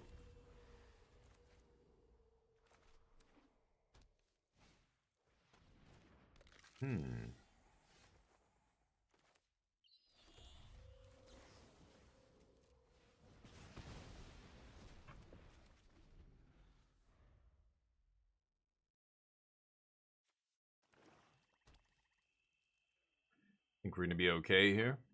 I think that one of the only cards they can really use to interact is the voice, right? If we just kill voice, should be okay. Another creature dies, blah blah blah. Right. Sure. Land would be nice. Let's see if we can find one. But yeah, like yeah, the dog is annoying. It's part of their deck too to surveil and get all their stuff in the yard. So sure. No lands, huh? All right. Doing this. No black mana, so I can't cast Cease. Need lands. 48% hit land here. Actually, animate properties. Paying attention, you can see the whether the card was already in hand. Oh, really? What animation is telling you this? What was giving this away? The animating what? The when you play the card or something? Does it do so? Like, usually the card kind of goes, swoops down from your hand. Does it do something different? Sephiroth. I think I'm okay with Sephiroth. Yeah, I don't mind eating Graveyard already. I think that's fine.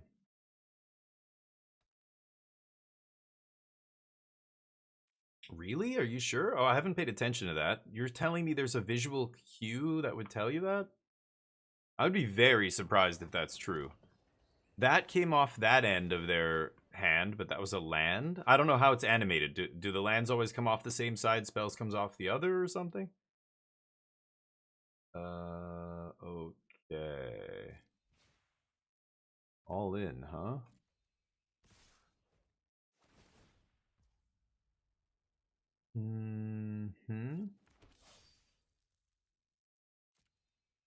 Presume they're gonna sack something.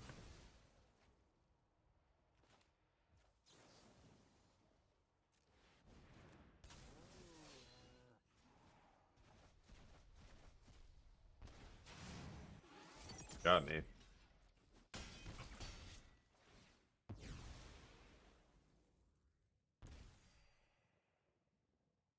Okay. What does he turn into? 5/5. When a creature dies, I lose a life, they gain a life. Sure. Ooh, land. Tapped. Amazing. And not an island. See, if this was a basic, then this would be an island and I would have 3 steps up, but because it's Mistrise, we get punished a little bit here. Yep. This is the best they can do. This is great. They're only doing 3 and they're taking their whole turn to do it. Ooh, and they play that guy. Okay. Land? Yes. Okay. Bruins, how you doing? Dr. Dame PhD. Get it? DF16. DPHDF16. Never mind. So, are you sure? Yeah, that one came out of the middle. Is it random? Are you sure that that's the card they had in the middle of their hand? I see it's coming out of different spots, but maybe it's just randomly choosing where to show that it's coming from. Like, I don't think that actually means you'd need 2 people to test this. You know, if I play this one on the right, is it gonna show you that I played the one on your right? You know, like it's my left, it's their right. So, or is it gonna show them that I pulled it from somewhere else because it's just random? I don't know. Because I just think to myself, like, if I'm designing this game and I know that it's a game of information, and I know that people are loved an untapped land there. I don't really care about their graveyard right now, so I think I'm just gonna get Helix. Keep making land drops. Yeah, sure. So yeah, I feel like that's something that would give away so much information. Like, why do you think we flick our cards in real life? Like, you shouldn't have to do this on Arena all the time, right? Like, in real life you do it, but on Arena that doesn't make any sense to make people do that. So it's always just been it's random, or it comes out of whatever side or whatever, but it doesn't mean anything, because that would be way too much info. You know what I mean? That's crazy if that's true. I would be absolutely flabbergasted, because I think any game designer in the world would think of that and be like, we can't do that. That's terrible. Sure. Oop. Keep going. No land, but double helix. I can get back in this game. I've got desist to eat some cards from their graveyard if I want. They're just trying to save up for the big finish here. Oh, fire magic's good. Go. See if they invest a bunch of mana activating encampment.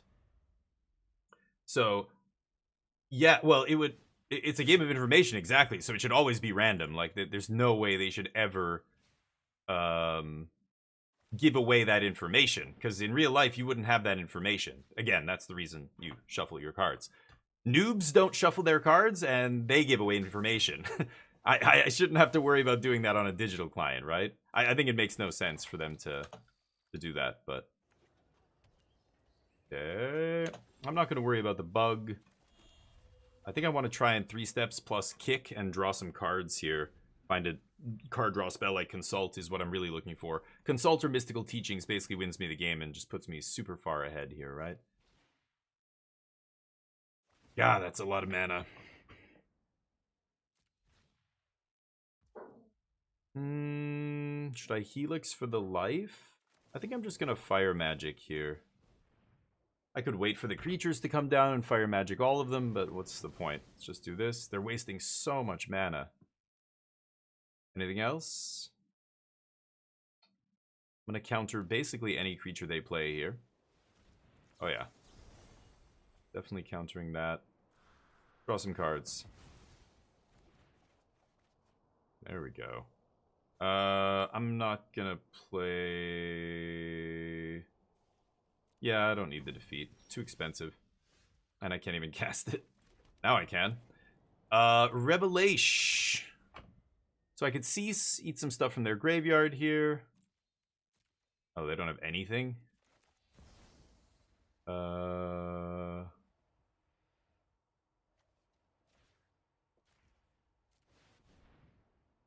Boop.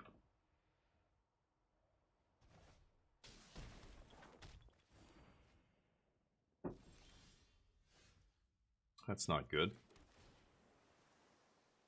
Okay, 3 lands in a row off the top. Let's punch. Pass? Sure.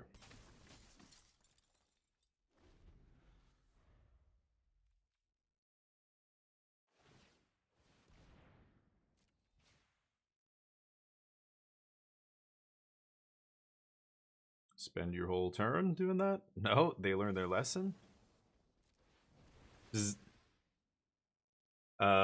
Sitting still is a skill. Oh yeah, it is sitting still. But nobody's doing this because they have ADHD. People are doing this because there's a reason, an actual in-game reason you want to do that. I don't think new players know this, so they think it's just annoying. Oh, what, you're showing off how good you are at Magic or something?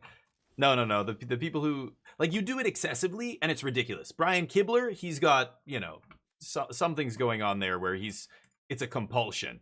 That's a different thing.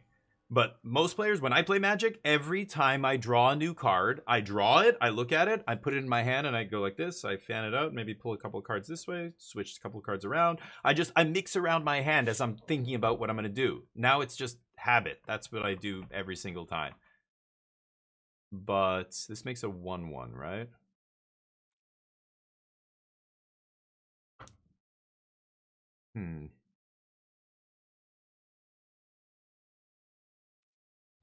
Pass.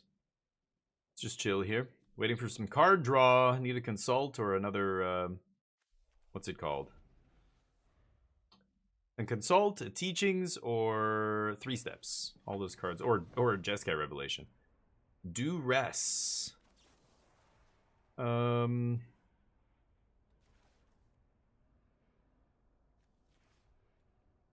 I'll draw.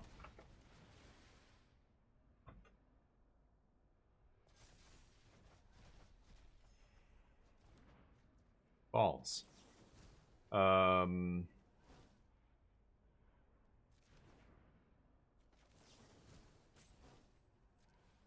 Okay.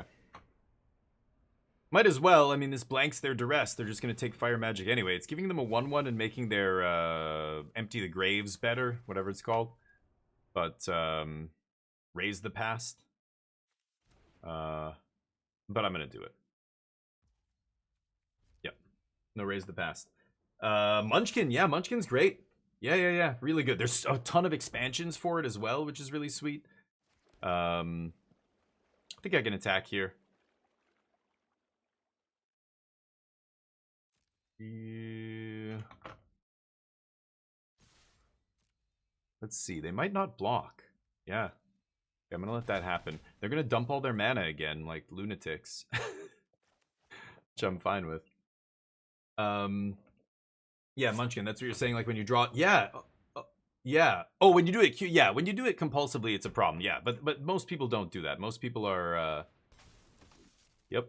I think they're losing this race, actually. They're gonna maybe go in on their encampments here, but everybody should do it. So shuffling cards you can do in real life. Nobody shuffles their cards on a digital client. Nobody should have to do this to hide information. That should always be random. So I think what you said about it always playing the card that, like, if they just draw a card and it goes in their hand and they play it, you're telling me that's the one they just drew? I highly doubt that. It might look like that because the client is trying to hide that, right? Oh, they could fizzle this, actually. So let's do 4 to them. Because if I target both their creatures, they sack one to kill the other, and then it actually fizzles my Revelation here. So I'm going to shoot them in the face so it doesn't fizzle. Yeah, Munchkin's sweet, but yeah. Habitual. Yeah. Oh, and you should do it. Yeah. Oh, the card. I'm not worried about that. No, I think when you're flicking cards, you're not doing any damage to the cards. But the sleeves will get worn more quickly. But if you're a competitive player, you're always buying new sleeves like all the time. No, I don't think that's an issue. I've seen people with like decks that were like this because they flick, but it's the way they tap their mana. They pick up their cards and they kind of like bend the card as they're tapping it. And when they tap a bunch of things at once, they like pick it up with their hand. I've seen people do stuff to bend their cards before, but it was never the flicking. It was the way they tapped and untapped and moved their stuff around. Okay, I think I'm fine with all this.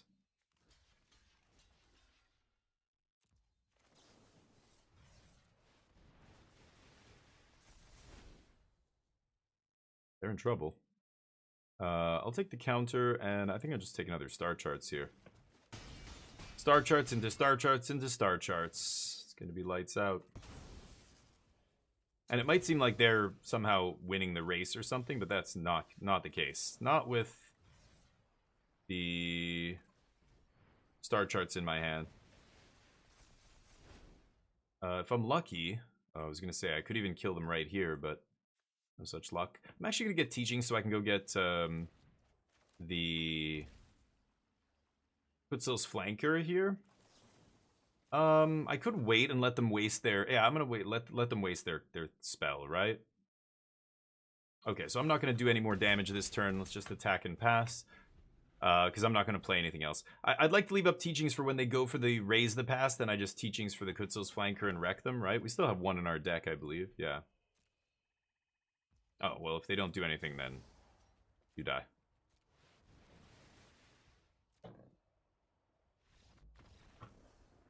Okay, game 3. Yeah, so what you need to do, Bix, is you and another player both go, okay, I'm going to play a card in my hand. It's the one all the way on the right. Okay, so the way you're looking, it should be on the left. I'm playing it now. Was it the card that we thought? Yes or no? And then do that like 100 times and see if it's accurate. If it's like, yeah, every single time it shows exactly which card that's coming out, I that is crazy. If that's true, that's wild. They have to fix that. I can't believe I haven't heard anybody talk about this yet. But If it's random, then there you go.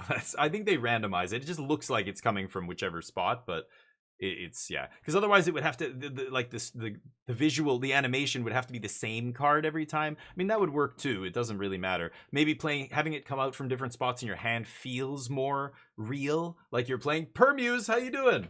How's life? Welcome. Permuse.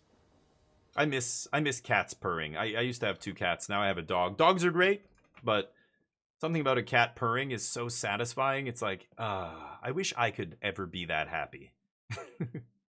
Keep. Gamers buying mice once you find one you like. Oh yes, right, Vix, exactly. And keyboards too. Hell yeah. Any peripherals really. But it was like my grandfather was like that with even with clothes, man.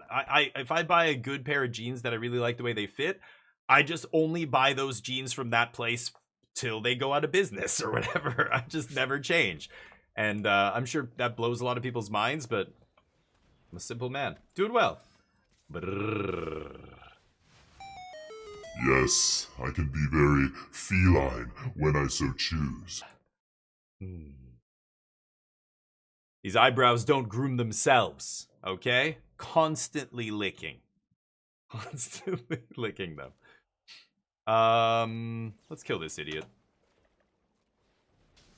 Anywho, we're playing Magic right now. Magic's not in a great place, not gonna lie. The season just reset, so we're back down in Platinum, and now we're just playing out all kinds of wonky nonsense, but the closer we get to Mythic, it's just gonna be nothing but VV decks as far as the eye can see. Which sucks. A lot. I think I'm just gonna get lost Zahur.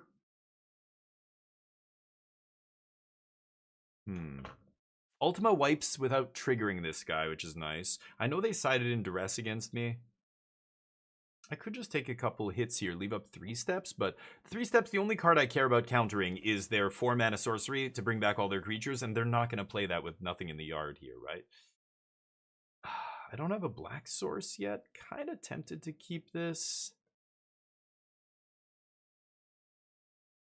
I'm gonna dump it. I can find a black source later, right? Right? Okay, let's pass. I'm wondering if there's any reason to pass and let them have, I don't know, a sack outlet or something. I just don't want them to use the maps, right? So let's kill this guy. See what happens. Keeping it weird? Oh yeah, Aaron Cook. I love being weird. I think we lose that ability as we get older. You know, you grow up, you get into your 20s. Now it's time to like stop acting like, you know, be mature, like don't be silly. No, being immature is a very important part of being human. Animals act immature to make each other laugh, to just not be serious all the time. But my grandparents, their generation, super dead serious. Every game is silly, waste of time nonsense. You know, a pet. They didn't have a pet because they loved animals. They had a cat to catch mice. Like every decision in their lives was made for a practical purpose. It's good to just be silly and do something that for no other reason than to do it because it's funny. It's just to do something dumb. I don't know. I think you gotta be immature. You can't let that die. That a lot of it, it all dies slowly, right? I see the older, my uncles and aunts at this wedding, a couple of them are older now. It's like they're getting more and more conservative. Like the older they get, it just makes me sad a little bit. This is not a great spot. I'm gonna take a bunch of damage. I guess I'm leaving up 3 steps here, so I'll put the shrine into play. Go. Next turn, we're going to go for Ultima. No duress one time. That's all I care about here. Right, Permuse. Yeah, exactly. Mandatory. Yeah, I mean, you got to do it. And I'm not saying you should act like a fool all the time. And this is where people, like, it's either... So many people see things as black and white. It's a scale. Don't be a clown all the time. Like, I know people who do that. They are clowns. We go to a party. They get too drunk. They act like fools. And you're just like... It's like they need attention. Or I don't know what the deal is. But, Don't be like that. That's not what I'm saying, right? You guys all, yeah. But people seem to think that that's what that means. It's like, no, take life seriously, but enjoy it. We are all gonna die someday. Don't don't be so conservative that you suck the enjoyment out of life for yourself, you know?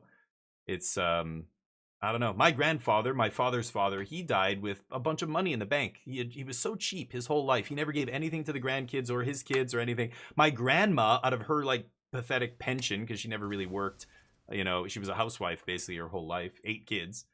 But she, you know, she would give us like $10. And once we had like 10 or 12 cousins when I was about 8 or 9, she couldn't afford to anymore, so we just stopped getting a gift. Meanwhile, my grandpa is like, you know, drives the same old Mercedes that he drove for the last 30 years, and you know, just like hoards money.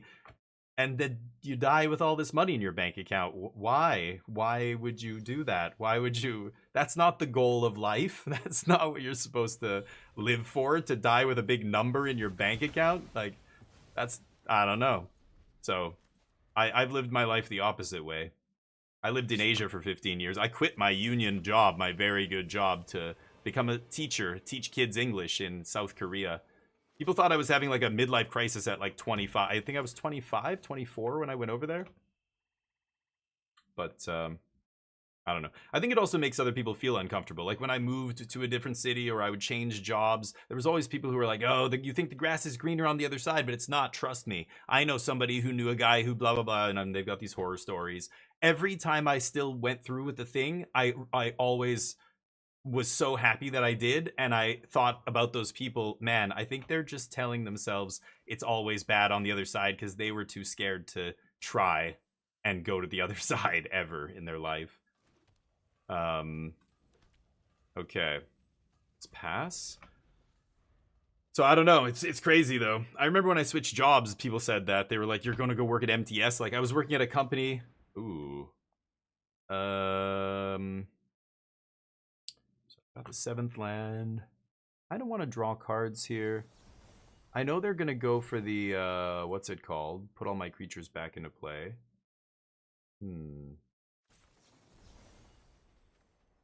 Could leave up Dragonfire here. Do they side in Kutzel's flanker? Wait, what? I think I'd rather draw cards. I'm looking for another sweeper here, right? Yeah, it was great. I don't regret anything I've done, but I'm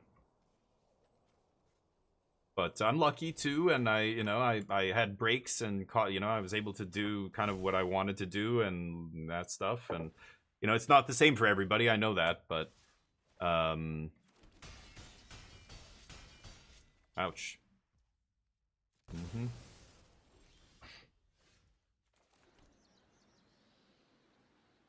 Let's pass.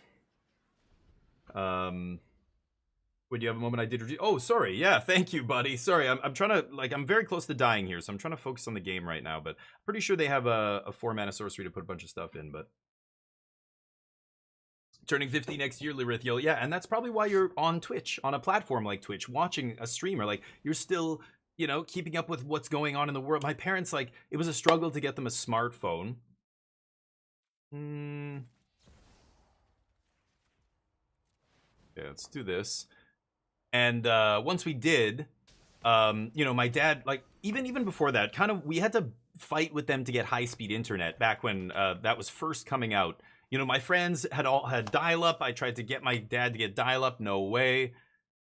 He didn't fully understand what the internet was yet, but I think by the time high speed had come out, he already, because he was a school teacher, and then he was a vice principal and stuff, and I think he saw that kind of stuff, changing schools, and so he, Okay, so this is pretty good. I've got, let me think here. I've got 7 mana. I could go to 8 mana here. 4, 5, 6, 7, 8. It's not bad.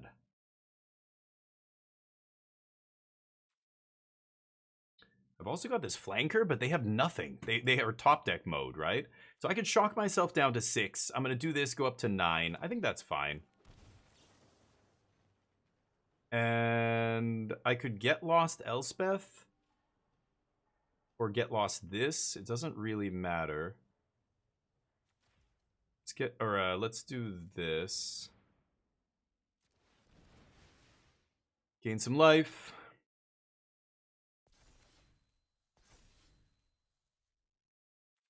Oh, did I do them? Oh yeah, get lost scorching.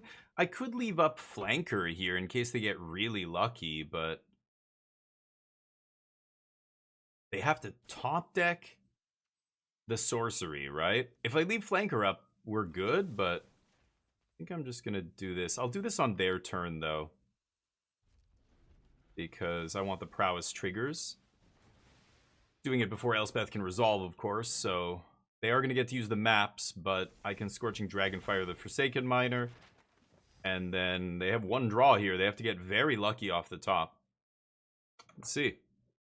But thank you for the hydrate, Bix. Appreciate you. Dugio does not live in Australia, believe it or not. Sure enough, that's what I thought they were going to do. Exiled, baby.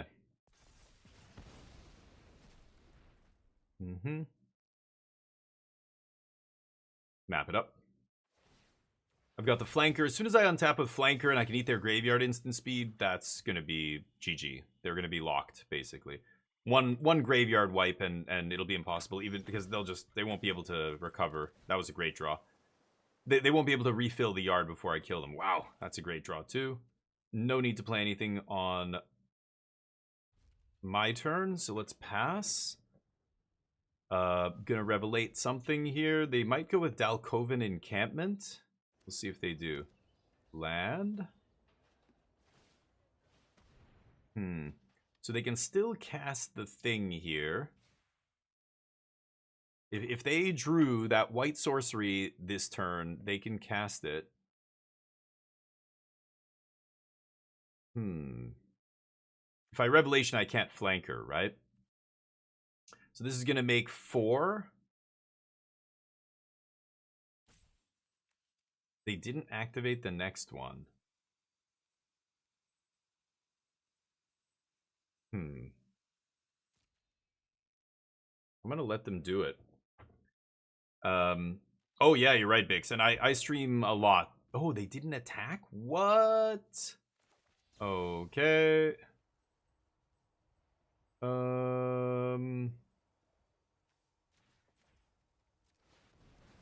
Okay.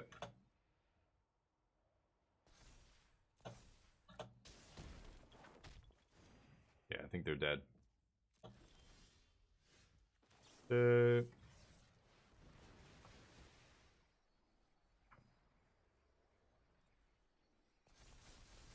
That's 8.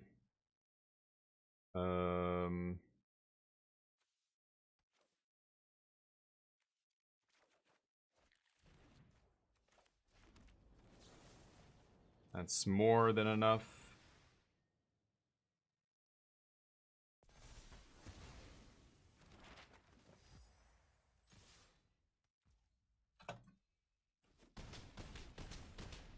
All right.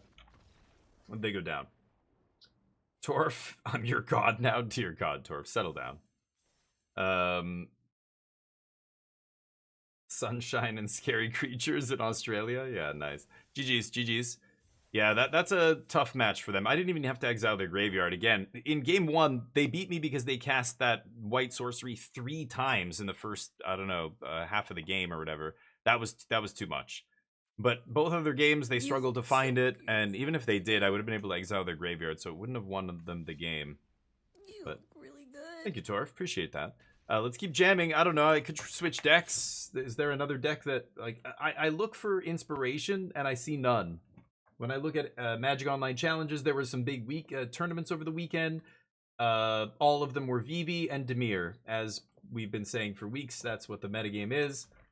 And that's just, yeah, 20K. There was a 20K tournament, 134 players. Demir, and 6 Cauldron decks and 2 Demir decks in the top 8. Yikes. I don't know what other big tournaments. There were a few RCQs. Not a ton of players though. Let's see here. Sure. Is it 750 already? Yeah, it just keeps going up. I don't, well. Yeah, okay, fine. I'll keep a surveil land here. I have black already, and I I don't know what I'm surveilling for, really, but at some point I will have something I want to surveil for, so I might as well keep it. It's not going to be the land I'm going to play next or anything, but at some point I think it'll be useful. Yeah, I mean, it's, you know, and I'm just sick of playing against it, and I played with it for a little bit. It's cool, but I don't want to play with it. And to, like, see how much, like, you know, it's just the tier 0 deck in Standard feels bad. Like, Standard's boring. I feels like there's no point in innovating when the best deck is, like, half the metagame. There's, like, what do we... People have tried everything at this point. You're not going to come up with something that some other group hasn't thought of yet, right? It's just, this is the way it is. Like, it's, you know... You can play a deck that beats Vivi, of course, but then it'll lose to Dimir and aggro and a bunch of the other stuff going on. I'm trying to play a deck that still has a decent game against the random decks you find on Arena. Oh, am I playing against Blue Eye Control? Oh. Let's go for this. They're going to counter this, I'm sure. Sure. They found their two best cards against me. The Blue Eye Control decks usually only play 2 Fountain Port. My opponent has both. That's bad news. That's the one card that might be able to beat me, but it's still so slow. I don't even know if it matters. I don't want Ultima here, so I'm taking 2 lands. Eventually, I will find... I'll keep that. Eventually, I will find a Mistrise Village, or whatever it's called, and I will win the game. I don't want any more land at the moment, I think, so I will put land on the bottom if we see some. I don't think I can put that on the bottom, which really makes me sad, because I don't really want to draw it here. But you never know. My opponent goes out for a Fountain Port activation next turn. Maybe I just slam Jeskai Revelation, right? Yep. What are you guys doing? I give you $7 Australian. Leave? You want Australian dollars over Canadian? I don't know which one's worth more. I think Canadian's worth more, but I could be wrong. I could Lightning Helix them. Maybe I should.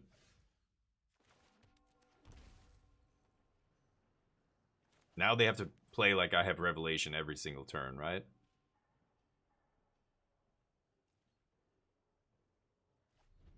They don't even activate Fountain Port? What are they doing? They have a demo field, which is really lucky. So I might need to find Tishana's Tidebinder first and then go for the Mistrise. Just a little poke, little slap. That's what's gonna happen to you. It's gonna happen. Just give it a second. Gonna go to time this match, maybe one of us, so trying to play quick here. Why would you do 2 different values, Torf? That doesn't... What is $7 Australian and 7 Canadian dollars equal in US? Not 2 different amounts. That changes it. They're falling behind on lands. I have 8, 9. They have 8. Oh no, they're matching me still, right? They go for it.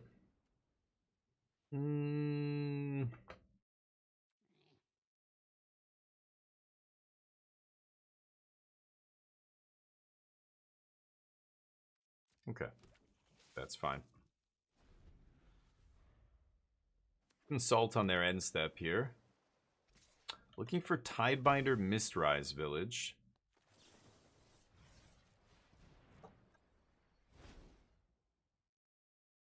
One. I don't have a land drop. I think I'm going to take this.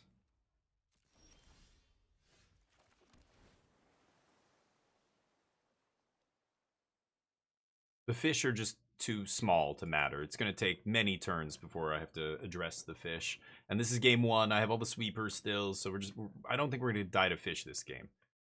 I just have to find Mistrise, and then I have to Tidebind the demo field and hope they don't find their last demo field. Most lists don't even play...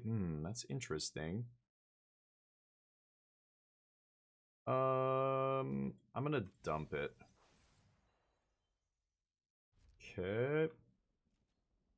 2 Canadian pesos. They're called. No, what do we used to call them? Not Canuck bucks. I don't know. 7. Sure. We're both. They're just digging to find a bunch of counters. I'm just digging to make all their counters unplayable here. We'll see. 500 Turkish lira. Nice. Torf. Stop spamming. Nobody wants your fake ass currencies. All right.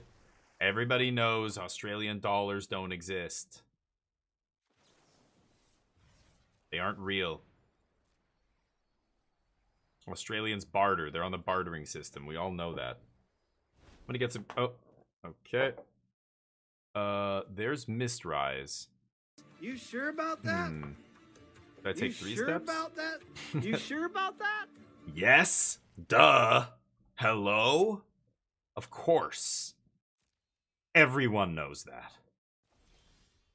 Get lost goes to the yard. So I could go Mistrise here. What the fuck? Okay, easy. What the fuck? Really bothered me. That's gonna kill me. That's real. That lives with us on Earth. Okay, they go for demo field. This is great. Because the Mistrise, I can actually just activate Mistrise, make Tidebinder uncounterable here.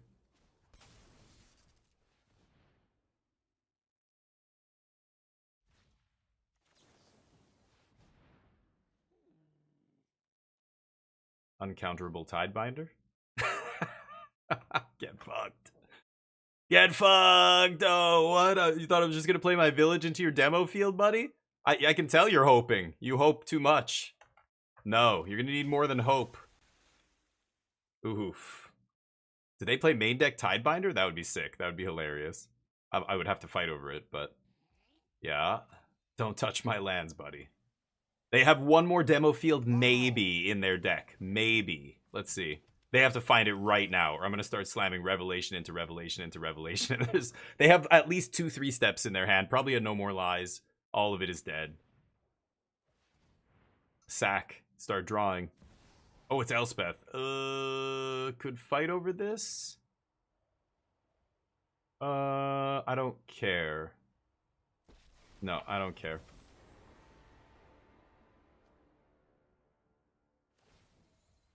Sure.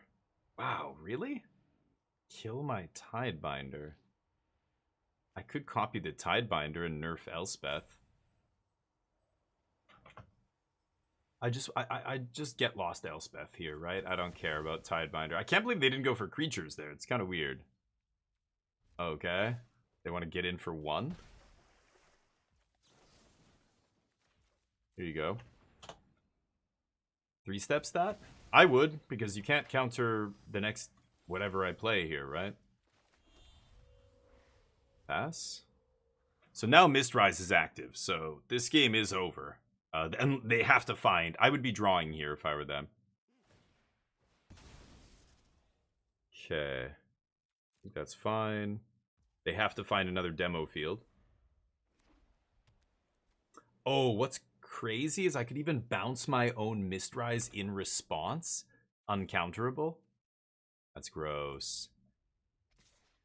Yeah, taking 1. Don't care about that.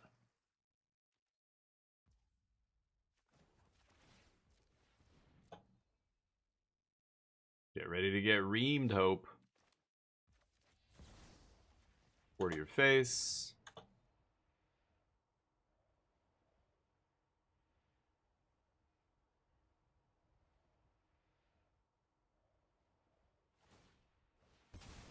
Sure.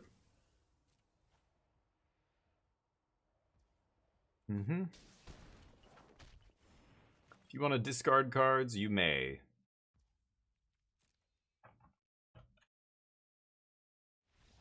Yeah.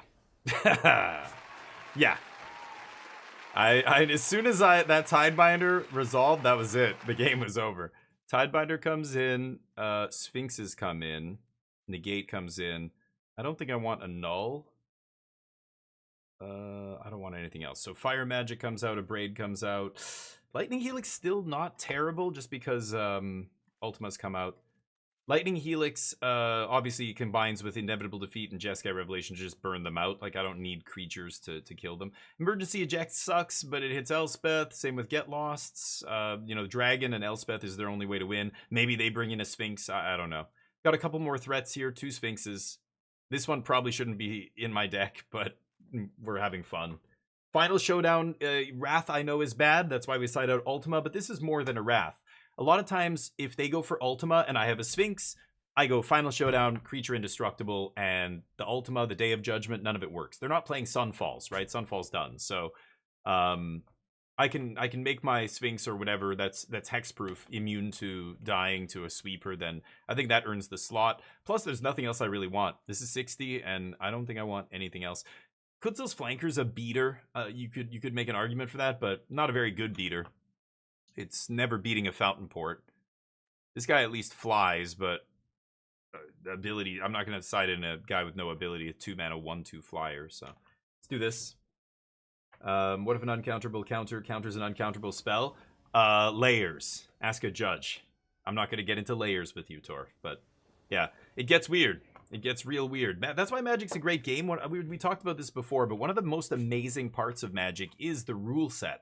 Like, it's huge. Like, if you go look at the comprehensive rules, it's massive, and that's what it takes to make an awesome game. Look at D&D, kind of the same thing, right? Or you know, like some of the other games out there have much less comprehensive rules. Like, you know, you look at some of these other games. You look at Yu-Gi-Oh. Yu-Gi-Oh is a good example where there are discrepancies where there's no like almost unified ruling on the way certain cards interact. It's almost like up to the local judge with regard to what they do about it, you know. 40k is one of those games where there's all these contradictions. There's card, like I had a chaos ability that came off a chaos card that is apparently exactly like the creature ability that I'm using, but they're both worded differently. So you're like, which one is this the same thing twice? Like, what's happening? And nobody knows. Like, you've got to like dig around the internet for some, you know, find some comment by somebody who hopefully knows what they're talking about.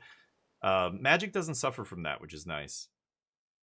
Should I dump Teachings? No. It'll beta counter. It'll get a No More Lies at least out of their hand. But yeah, so Magic's good for that, you know. I think, you know, it's a complicated game and everything, and yeah, they keep tweaking the rules, right? They just changed the rules regarding, you know, blocking and damage. They changed the rule regarding sagas becoming losing all their abilities. That was the latest change from the last set. So still making little adjustments here and there. It's getting better, but it's heading in the right direction, right? Hey, Numbers, what's up? Gets better in Yu-Gi-Oh! The East and West have different rules? No shit. Are you serious? The East and West? You mean like in East Asia compared to like North America, Europe, the rules for Yu-Gi-Oh! Are different? Are you sure it's not a different version of Yu-Gi-Oh! That they're playing? Maybe that's it. Haiku, how you doing, buddy? Uncounterable spell wins. Yes.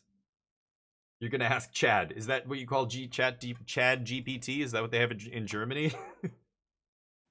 Chat GPT. I hate that we're still calling this AI. It's not AI. It's not even close. It's kind of hilarious how bad it is, actually. But I'm gonna pay 2 life here. Try to set up a turn where I can get this Sphinx into play. I don't know if they have a sweeper, but hey, if they do, then they're gonna tap out and sweep on their turn. Then I get to play something on my turn because they'll be tapped out, and it's not the end of the world. But I do want to get Sphinx going here ASAP. If they tap out for a chart here, I'm definitely going to flash in Sphinx and force them to have a sweeper. Yeah, I'm just going to go like that. Okay, let's see if they have it. I'm going to get some coffee.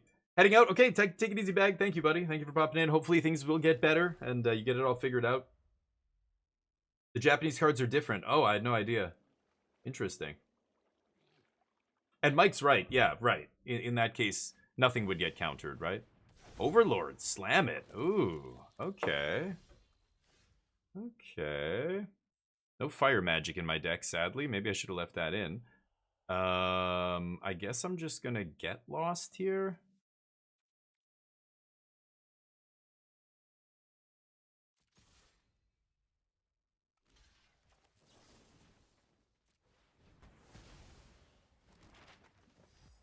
Oh, shit.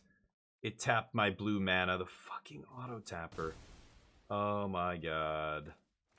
Okay, well, I should have tapped differently there. That's on me. Shit. Sorry. Also been times with the same card was printed twice with two different effects in Yu-Gi-Oh! Why? Wild, I mean. Yeah, that's why I think Magic is much more unified, like codified, and like this is what you do. I mean, the Judge program was awesome, like straight up, you know, instructing people to be just like actually rules lawyers because we need people like this, and having a whole thing. Like, I mean, the fact that that was all abandoned was really a sad day for Magic. But what are you gonna do? All right, let's slap face. Sphinx. Take 5. Pass. Could fight over this. I'm going to let them have it here. I don't know. Maybe if I fight, then they can get lost my Sphinx, right? I want to force them to find a sweeper or something to try and beat me. Let's see if they can do it.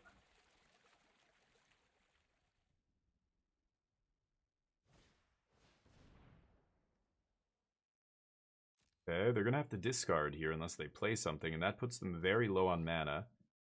They basically have to sweep, but now they have to tap out to do it. Okay, if I play anything, they can get lost my guy. So I'm just not going to play anything. Discard a card. Essence Scatter? Oh no. That would have been good. Oh, yes. I will keep that on top. Hello. Okay, let's slap. I could try to explain, like say you have an artifact that says you can only control one type of monster. West has rules that say you can kind of sacrifice mice to get a lizard, but he says no. Oh, wow. That's bizarre to me. Like, I can't believe the company who makes the game hasn't stepped in and said, hey, it's our game. Here are the goddamn rules. Oh, what's the argument? Okay, we decide. We are the arbiter of what is allowed and not allowed, right? Why wouldn't they do that? That's crazy to me that they wouldn't do that, right? It's bizarre. It would be like League of Legends not having rules for how their esport stuff should happen, or it's crazy. Okay. Sure.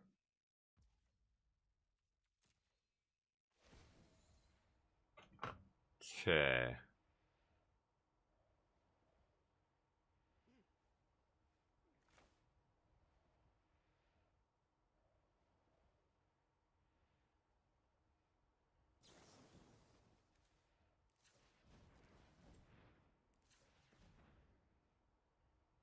Okay, Hexproof comes off. They go for the Get Lost here. I counter. Yep, predictable. Okay, we keep the Overlord on suspend here. There's Mistrise. Okay, so let's go Consult. I'm gonna try and find a Get Lost here.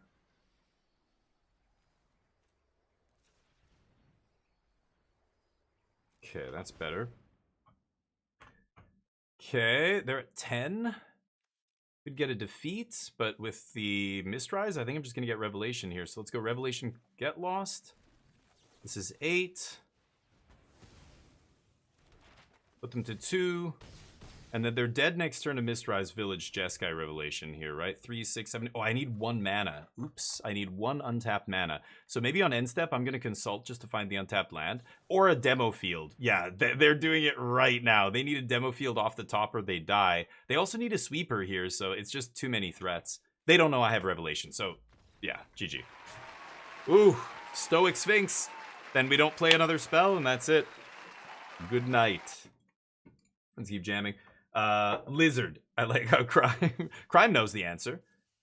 It's you make a lizard because Crime is from North America. See, we knew. Card that always treated its name as Umi, an Umi. Yeah, that's in like East Asia and stuff. Defeat killed them. A bunch of stuff would have killed them there. Yeah. Tutors that specific card. Theoretic true. Oh, interesting. The metagame challenge. When was it? This weekend? No, I was out of town this weekend. I was at a cousin's wedding, so I didn't play any Magic. I didn't stream or anything. Why? Did you? Was it fun? How did you do? I don't usually play the metagame challenge. Actually, I do when it's standard. I do play the metagame challenge, not best of one. If it's standard best of 3, I'll play it.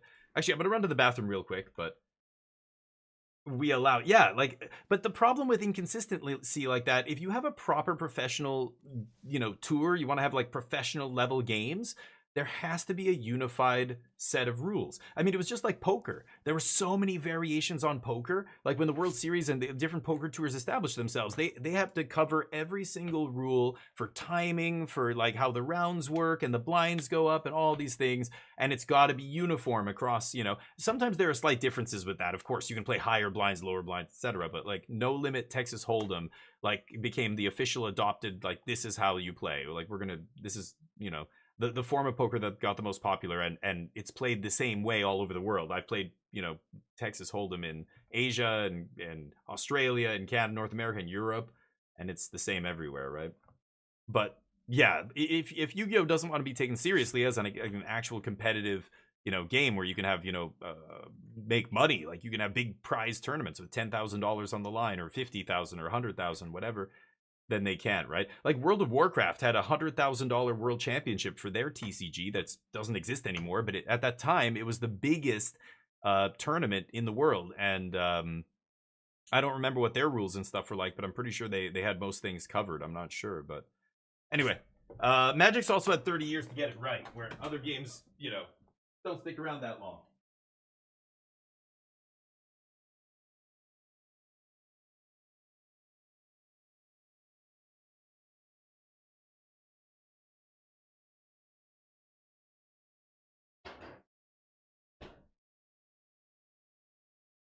Got my coffee.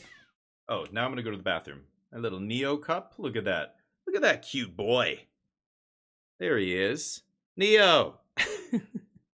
Somebody gave that to us.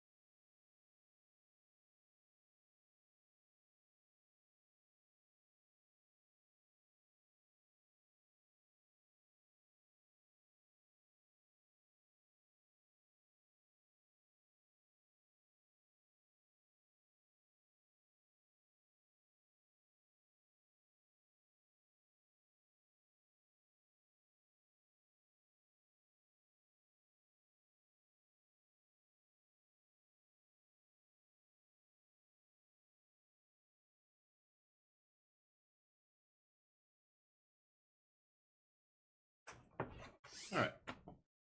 Oof. Yeah, he's a good boy. Should we get him a treat? Yeah, you want a treat, bud? Here, let's get him one before we start.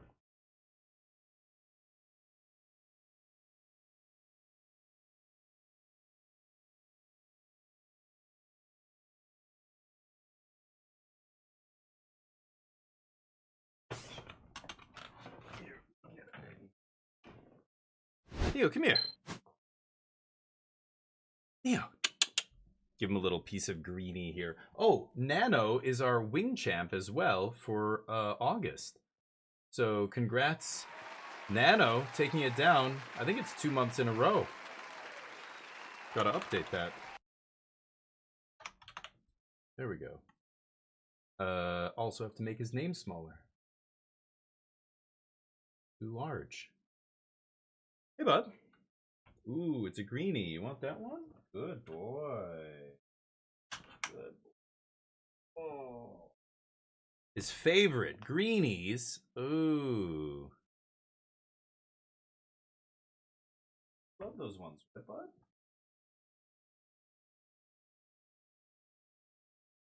No, you hated it. I know. It's weird. You don't know why I'm talking to you like this. You think I'm talking to you. I mean, I am, but I'm talking to them really at the same time. You're weirded out. I know. Sorry, bud. Kind of like a dental treat, yeah. They are actually shaped like little toothbrushes. They're called greenies. You really shouldn't give your dog too many, but we cut them up into little chunks, and we'll give him a chunk every once in a while. But it's his favorite thing. Here, we'll put him on the screen there. You can hang out up there. All right, let's teach. Hey, Dirty, how you doing, buddy? How's life? How was the weekend? I was just in rural Alberta for a wedding.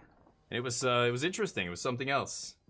In a big old barn, they like converted to a dining hall and stuff. It was cool. But you find Magic can be more children-friendly gameplay than Yu-Gi-Oh? It is, for sure. I mean, what does the age on the box say for Yu-Gi-Oh? Have you ever looked? Magic says 13 and up. The age of Magic, it says for ages 13 and up. That's pretty high, I think. That's more than the vast majority of games out there that kids could play, right? I remember when I was teaching English and I tried to get my... Oh, this is rough. I don't know if I can keep this. Tried to get my my students' parents, or really the director of our school. I was trying to get him to allow me to play Magic, teach the kids how to play Magic the Gathering in class, like after class when it was game time. We played Uno for like... I've played thousands of hours of Uno because I was a teacher for a long time. I'm gonna put the Mistrise on the bottom. I could put Shrine. Mistrise is a lot more unique than just a black source here. Mistrise might be insane if I'm playing as like a control deck here, so I'm actually gonna keep Mistrise. Okay, bud. Yeah, he doesn't like being in here for too long, so. Alberta's pretty, yeah, it's nice. I would never want to live there over Vancouver though. Nothing beats Vancouver, like full stop, nothing. But Alberta's okay. Calgary's not a bad city, but I grew up in Manitoba where there's lots of lakes. Alberta has like no lakes and rivers. It's weird. It's just like open land. It reminds me of Manitoba in a way, but I drew all lands this game, so that's not good after mulliganing. 8 or above. Oh wow, really? 6 and up? You gotta be kidding me. 6 and up. Because I guess the animation part is appealing to kids, but the complexity of the game seems wild that they would say 6 and up. I think that's gotta be... They probably just do that to try and throw the biggest net possible and have parents be like, oh yeah, my kid's fine with this. Way too complicated. Your dog's a rescue from Manitoba? No kidding. It's awesome. Mine's a rescue from Paju, a village in the north part of South Korea, very close to North Korea actually. But yeah, I love shelter dogs, rescues. Yeah. Yeah, exactly. Numbers. That's what I mean. That sounds like that. So never mind. They just put a number on there, and they probably tried to make it low just to sell as many as possible. But what am I doing here? Should I kill this idiot? 6 or more lands. I kind of don't want to give them a lander here. I don't know. Kingsley. Oh, beautiful. Oh, wow. You have emotes.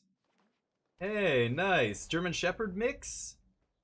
German Shepherd Corgi mix? I want to say, maybe not Corgi. I can't tell how big he is, but obviously German Shepherd in him somewhere, or her, whoever it is. Oh, right. Yep. 3-3. We also I have a Discord where we all post pictures of our pets. If there's a pet channel, if you want to post in there. But the emote's cute, but way too small. We need maximum cuteness. Emote's not big enough to handle that level of cuteness. All right, need a full pic. Actually, I could show you guys the pics. I put a couple pics from the wedding up here in the general chat. Sure, take whatever. Sentinel, huh? I'll counter that, I guess. Sure.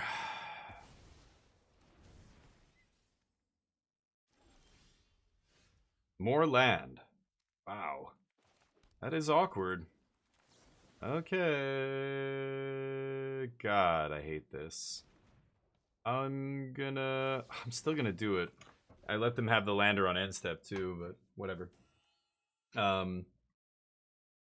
Yeah, this is one of the pictures. This is I had to scan this. They gave us a Polaroid. They had like a photo booth. So there's the couple, and then these are all my cousins. There's me, my brothers over here. My wife's in front there.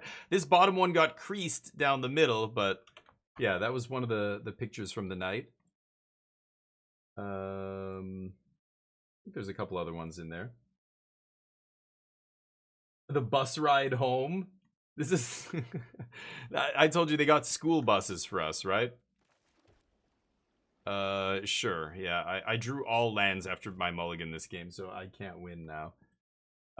This is all of us. Even my parents are on this bus nestled in here, and my aunt and uncle, old folks. But all the cousins are up front here. That was all the fam. Got to see them again. I never get to see them. We all live far away.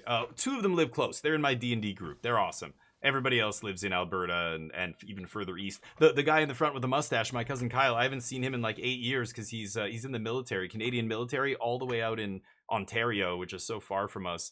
I wasn't able to get to his wedding. I was still living in Korea and feel bad. He's got 2 little girls now that I've only met one of them once.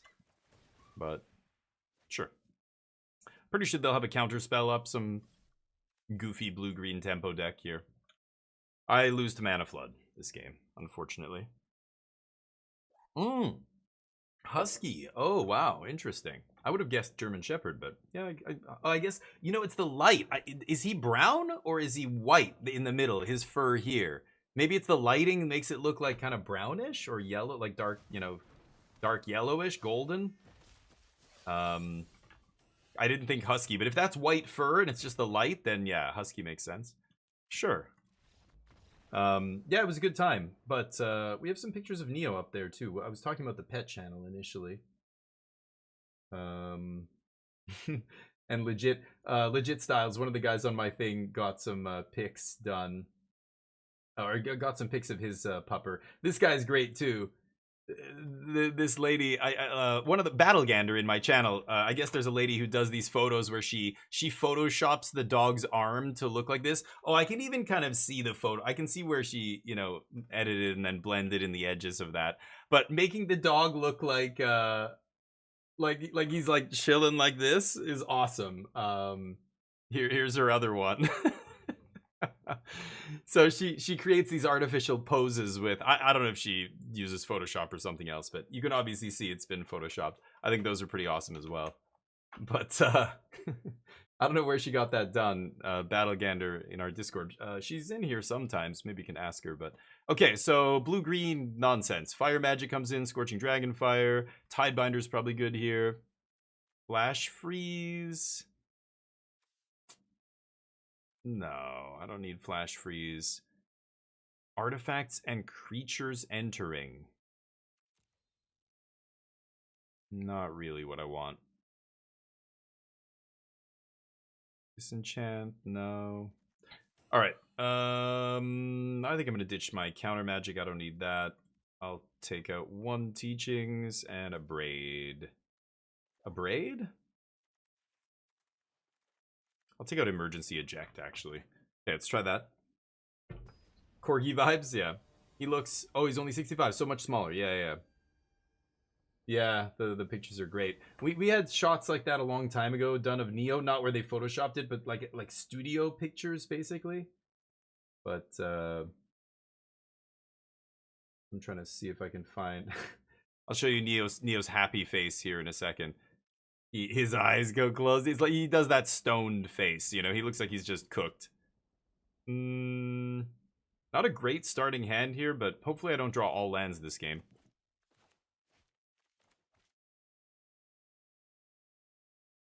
Lead on Grave. This guy.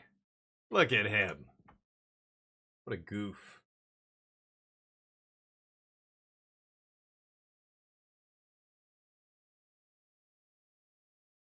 We put clean laundry on the couch and I'm folding it and he just goes and sits right on the clean laundry. My cat used to do that too.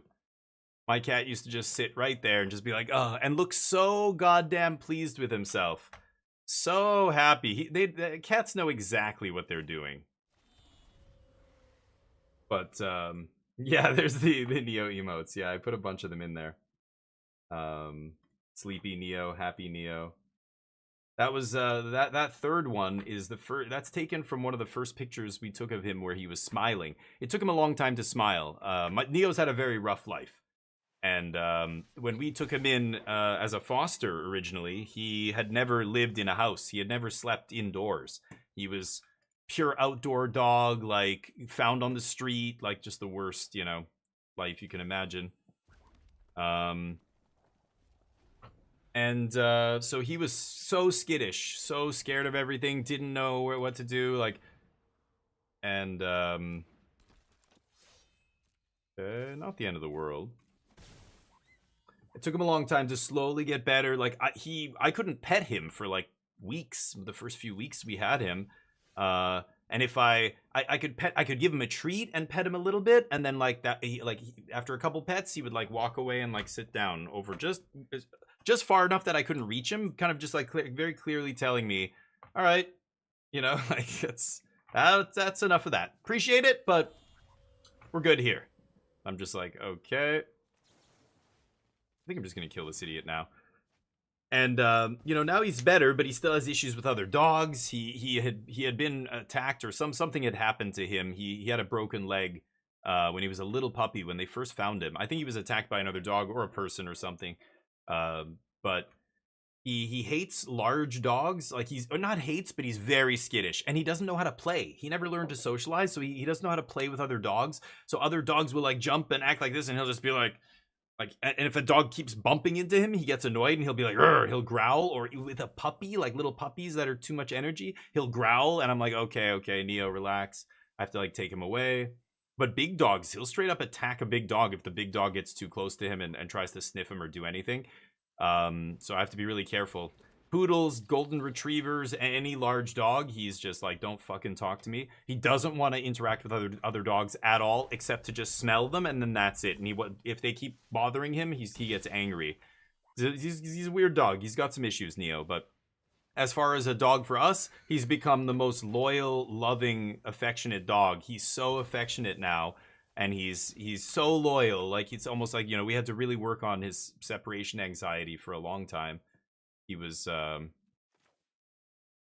getting more and more he was getting stressed just every time we left the house and stuff. And okay, let's pass. I think I might tide binder the gene morph here. But he's good. Yeah, he's got a great home. I mean, when we first got him, I lived in a city of 22 million, however, this population of Seoul is over 20 million. It probably still is. And there's not a lot of places for dogs. It's a concrete jungle. It's like a lot of big cities. But in Asia specifically, like if you've ever been to Tokyo, it's similar, or a lot of Chinese cities are similar, Taipei's like that. Just really concrete jungle, not a lot of green spaces. And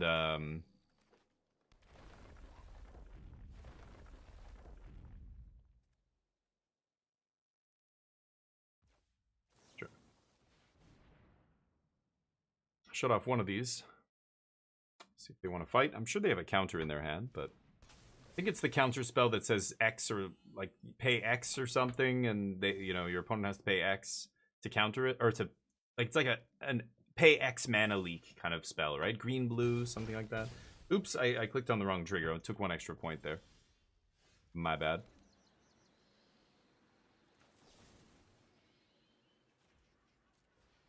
Could consult here for a sweeper, but I don't know. Anyway, so he's become a great dog. He still has issues with other dogs, but he's very loving, like great with us, and just a fantastic dog. The reason we kept him, he had so many issues, and we knew right away he was fucked up. But he's so smart. He's never touched anything he's not supposed to touch. He's never chewed up anything. He's never, done even food. I could leave a piece of steak on the table, in the middle of the table, and leave the house, and he would not touch it for hours. I can come back hours later, it'll still be there. We've tested this. He won't touch anything that he knows is not for him, and he only eats his food. He only wants his treats. He only, if he ever does something that we don't want, we tell him no. He will never do it again. He one time is all I have to say, and as soon as I say it to him once, he just will never do it again. He knows. So I immediately realized, I'm like, man, he's so smart. Like the first, weeks we had him, like, don't go up on our bed, don't do this or whatever. One time, and he just would never do it again. Sure. Take some damage. Gonna consult here, look for a Sweeper maybe, but can make it uncounterable with Mistrise as well.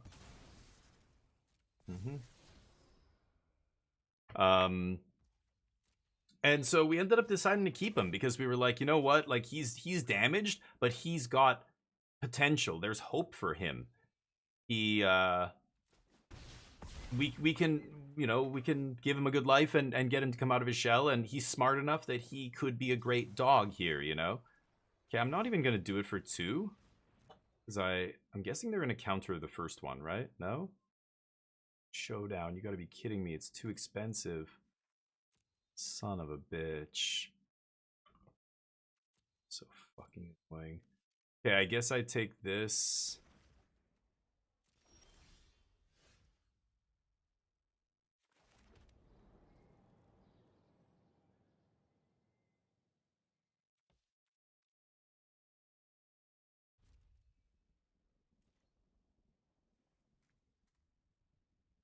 I gotta go uncounterable here, I think. With Mistrise, right? I think I had the mana to just do it on my turn, but if they make me pay 3 and I have to pay 3 to do it, then it's bad for me. Nope, hexproof or something? I have no idea. Sure, GG.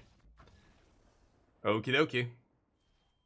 Rogue decks, no idea what kind of cards they play, so they get to surprise us. Sure.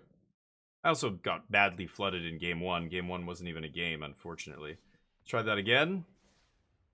Not too worried about green-blue nonsense. That archetype has been bad for a long time, and I think it still is. I don't know how they ever beat the best decks in the format, like Dimir and Izzet and stuff, but hey, you never know. I think we even probably beat them consistently if I played that match a bunch of times, but game 1 we got flooded, and game 2 I had no idea they would have something like that in their deck. Whoops. I was playing around counter magic. I guess I can keep this. We're on the draw. I've got 2 get losts. And emergency eject. Look for land here. Okay. Yeah. Yeah, he's a good boy. Yeah, he's good now, so. Yeah, the internal struggle with what to eat. And I just hear horror stories from other people. Like, I had a buddy, you know, I don't know. Before I really had it, I never had a dog until much later in life. I was already in my 30s. I had cats and other pets, but yeah, I'll shock here. But you know, I had a buddy who had a dog, a boxer, a purebred dog boxer that was such a fucking nightmare. All I remember hearing, and the few times I had been to his house and stuff for, like, he had a barbecue. I remember going to a big party in the summer, and his dog's there, and that dog was so stupid. It was just a really stupid dog, and before then I had no idea that dogs could be that stupid. Like, you know, you think about animals in the wild, and they're like, some are not like the greatest. Like, I don't know, if you had to rank all the cheetahs in a or lions in a pride or something, like, I'm sure there would be like a scale of like the best hunter, and then this one's like, but they're all so close, right? Any one of those lions is going to be able to kill something or catch you or whatever, right? But some dogs, like, this dog was so stupid. He had a doggy door in his door, and he said he trained the dog to use the doggy door, but the dog could never remember where the doggy door was. So the dog would walk into the wall. The dog would just walk up to a wall and put its head against the wall and, like, not bang its head, but like do this and just sit there. And I would look and go, holy shit, is your dog okay? The dog's just like, his face is pointing at the wall, and he would just sit there for like, I don't know, like a minute, 2 minutes. And my buddy's like, yeah, he's trying to figure out where the dog door is. He still doesn't know. This is like after a year of owning this dog and trying to train it. And he, like, shit like this, it would destroy everything. And he's like, dude, I've tried everything to, like, make this. He's destroyed remotes. He's eaten shoes. He just, we had to take him to surgery because he ate a rock or something. He swallowed a rock, and they had to have it surgically removed. Just crazy shit. Like, that's fucking crazy, right? Like, what? What, your dog eats rocks? It was the stupidest dog I've ever seen. Couldn't do any tricks, wouldn't listen to anything, distracted by everything all the time, constantly, just like, On and on. Just the dumbest animal you could possibly imagine. Like, it would be impossible for this thing to have existed in the wild at some point. Just impossible.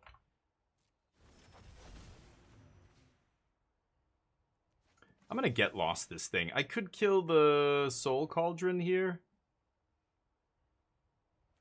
But let's see. Yeah, they're gonna go for it. Okay. I want them to get Vivi under there so that when I eat the soul cauldron, I can eat that Vivi at the same time, right? So they get to have one turn here. Let's see what they do. Boxers are terrible. Like, yeah, I mean, they're, you know, I'm sure there are smart ones too. I'm not even saying all boxers are stupid. I'm just saying my friend had a really stupid boxer. I don't know if he just had the dumbest dog in the litter or what, but it was a really dumb, like, shockingly stupid. Like, I didn't know dogs could be that stupid. I thought they had like a base level of, I don't know, animal intelligence. It was almost like this dog was like, I don't know, maybe it's the inbreeding. I don't know. I'm just saying, it was pretty funny. I remember just thinking it was, yeah, we always joke. And my friend took it in because he's like, yeah, I can't remember the dog's name. It was a girl's name, like Sophie or Sophia or something like that. He's like, yeah, she's an idiot. Like, we all know. She's adorable, but she's as dumb as a bag of rocks. Okay, so let's just eject this. And then I think I'm going to surveil here. But I'm going to keep that on top. Used to be the local rapist? Dear God. What? Luckily, he's a dog. Even as a dog, that's not good if your dog's going around humping other dogs. Is that like, was it neutered? In Canada, almost all the, like, most people's dogs are neutered. There's very few people, but people still come to the park. They think it's, I don't think a lot of dog owners realize the effect that your unneutered dog is having on all the neutered dogs in the park.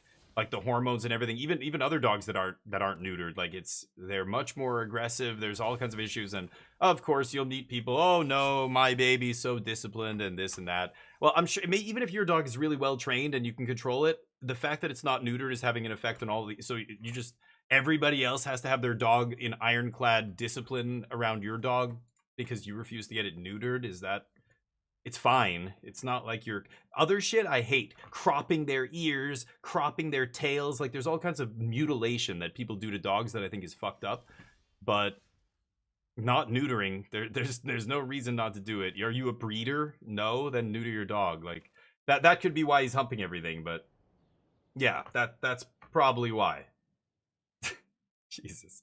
Yeah, you probably should have got him neutered at some point, but it's whatever, it's fine. But my dog, I can't have my dog in the same space as a dog that's not neutered. Neo will get aggressive with dogs that are not neutered. He can smell them like from across the fence where, you know, if they're in the big dog area and I have Neo in the small dog area, and Neo's right at the fence and like they're like staring and growling at each other and stuff. There's an unneutered dog. I'll kill this. Boxers are too playful. It could be, but this dog, the doggy door thing was the funniest thing I've ever seen. I just remember cracking up and I could not stop laughing. Let's see if they want to cast a spell here. It would just stick its face in the wall. It was the funniest thing, but yeah, anyway. But anyway, there's, you know, people who tried, like, there was one dude one time who tried to give me shit, because Neo's a small, like, when you go to the vet, they have a scale, right? And anything above 14 kilograms in weight is not a small dog anymore. Usually 14 kilograms is the cutoff. It's about 20, I don't know how many pounds, 28 pounds? I don't know. 30 pounds? Okay. And, you know, so Neo is 14 kilograms. He's basically right on the edge of what it would, of what a small dog is. Sure.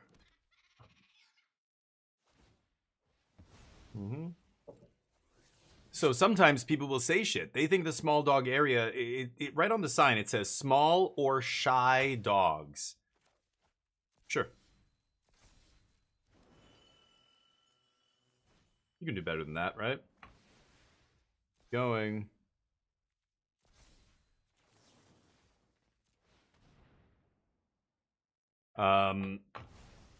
And some people be like, you can't have, you shouldn't have your dog in there. It's for small dogs. I'm like, okay, well, without even talking about the small dog thing, shy dogs. You know what shy dog means when they put on the sign small or shy dogs?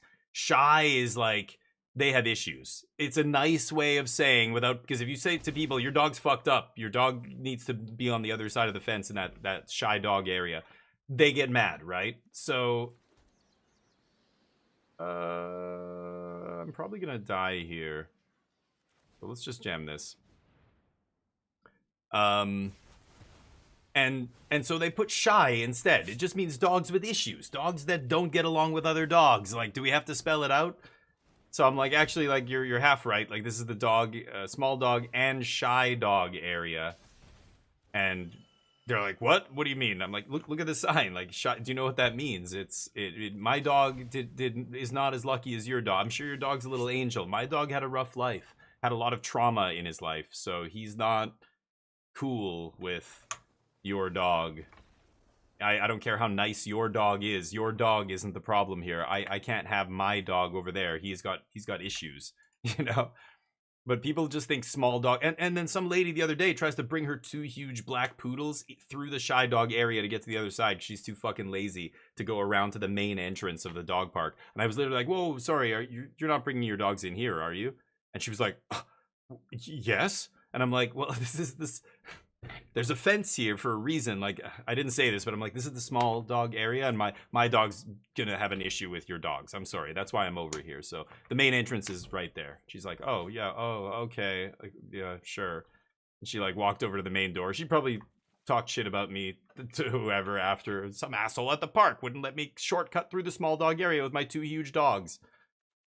Yeah, my dog would have gotten up in their faces, and it would have been a whole thing. Like, I already know what's gonna happen here, so please listen to me. Just follow the rules. Really, is the like? Can people just follow what it says on signs? No, right? We already know they don't do that. Nobody does that. So I didn't see FOMOs or anything else. God, that deck is totally inbred now to beat itself. It makes sense, but Hidebinder's pretty good here. I'm not a big fan of 3 steps ahead. I'm gonna cut that. And I could cut 1 teachings, sure. But Jesus, that sounds insane numbers. Your dog goes out by himself and wanders around the neighborhood. Like I live in a place where you can't have stuff like that. I don't know where you live, but that sounds like rural Romania or something. You're just packs of dogs roaming around. That would be very illegal where I live. You could not live if somebody's dog is out. Immediately, neighbors would be like calling somebody, the SPCA kind of association, to come get it or something. But sure, small dogs can be vicious, yeah. Right, but it also depends on their life, right? Yeah, like some dogs are vicious because they had a shitty life, and people treat them like shit, and they become vicious dogs. But yeah, with injuries, Jesus, yeah, like I can't even imagine owning a pet like that. That it's just, you can't do that where I live. It's illegal to have dogs roaming around. It's dangerous as hell. That's where you always hear stories of kids getting killed by dogs and stuff. It's like a pack of dogs that, you know, some farmer had in his property, and they got out through the fence or whatever, and then some kid was playing nearby, and that's it. They rip them to pieces. I think I just read an article about this a couple weeks ago, actually. But so I don't know what the situation's like over where you live, but yeah, that kind of thing just can't exist here. So most people have their dogs neutered. Most people have them on leash. There's always the odd asshole who has his dog off leash on his way to the off leash dog park. Like, I'm walking Neo to the park, and some guy's dog just runs past, and Neo's like, and like lunges, and you know, I'm holding him, and the guy's dog doesn't stop. Luckily, if the dog came back to say hi to Neo, it might be a problem. And I'm just looking, and the guy's like, hey. You're on your way to the, like, you can't wait 2 minutes. You're almost at the dog park. On the other side of the fence, take the dog off the leash. Oh, but my baby's fine. She wouldn't hurt a fly. Like, you're still too selfish and self-absorbed to understand. You're the kind of person who didn't wear a mask during COVID, right? Because you're fine. So fuck everybody else, right? Can't think of somebody else's dog. Too hard. I'm trying to debate what I want to do here. I don't think I'm going to mess with that yet. I don't want to get spell pierced here. Anyway, I'm sorry if I'm offending anybody. I don't know if there's people in here who let their dogs do that, but where I live, it's illegal to have your dog off the leash, and people do it all the time. There's literally sometimes park police type people walking around looking for that, but not often, and usually only on holidays and stuff. Let's just kill this now. But yeah. Jesus numbers. Okay. Funny thing, everything in the colony knows my... In the colony? Where do you live? Antarctica? The colony? What? I can't tell if you're trolling me right now, numbers, or not, but... What colony do you... Where do you live? It's, you know, yeah, like, it's... I'm sorry, my dog has issues. I'm sorry. You know, what else do you want me to do? I've got my dog on a leash. If your dog runs up to my dog and my dog attacks your dog and hurts it, that's your fucking fault. You know, I'm sorry, but this is why we have these laws. Why do you think we have these laws? Crazy. I want to consult here, but God, I hate tapping out.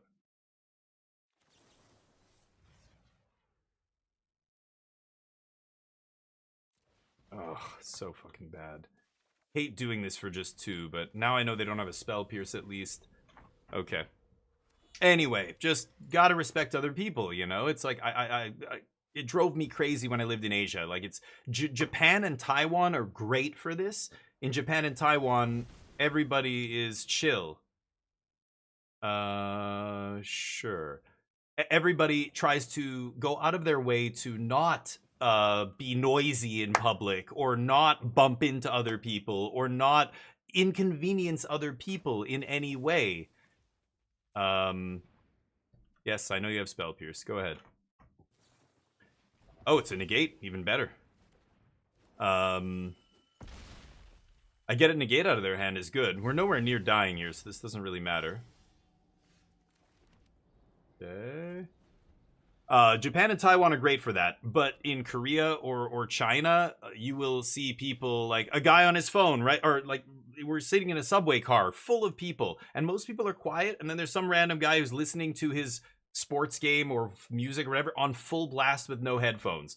Or people who just walk right into you when you're trying to get out of an elevator or get off an escalator or come out of the subway car, and they're walking like they just like push right through you kind of thing. It drives me crazy. I'm gonna kill this.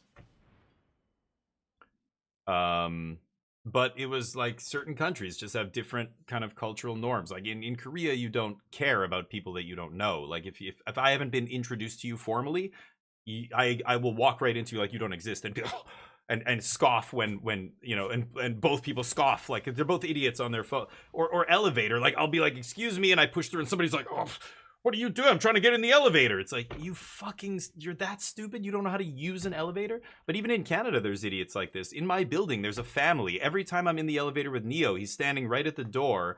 The elevator doors open on my floor, and the guy's standing right in front of the door holding his little kid's hand, and I'm like, whoa, like I have to pull Neo back immediately because he might, you know, if the kid tries to touch him or something, he might snap at the kid. That's all I need, you know? He injures some kid because the dad is a fucking moron. Like... And I'm like, excuse me, and he's like, and he kind of like steps a little bit to the side, and I'm like, stand away, like, can you just move? Sorry, it's like, I don't want my dog to bite your kid. What is so hard to understand here? He has a little dog too, so I guess he thinks all dogs are teacup poodles that are super gentle or whatever. And it's like, dude, please, don't stand in for the fucking elevator. Dude, where were you raised? You don't know how to use an elevator? The people inside have to come out first. Don't ever stand right in front of an elevator door waiting for the elevator, you moron.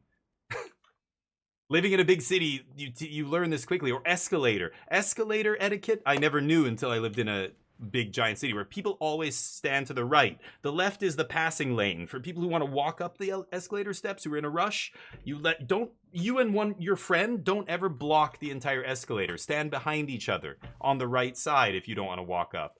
Like that kind of stuff. Yes, always right. Like, how are you gonna get in an elevator if the people inside haven't gotten out yet? It's so basic, like logic, common sense, and yet so many people don't understand this. It's crazy. It's crazy. They're just they're selfish. They're self-absorbed. It takes just a little bit of thinking about somebody other than yourself to realize this. But so many people are just incapable of doing this, right? I mean, again, the pandemic really exacerbated this. I thought this was a minority in society, but it's like half the people out there are like this. It seems like it's crazy. But colony cultures in the same pot. Wow, I have no idea. Crispy, what's up? Yeah. Yeah, right. Yeah, ask. And when people, like, you know, that was the nice thing about Canada. Kids, a lot of parents at least teach their kids to ask.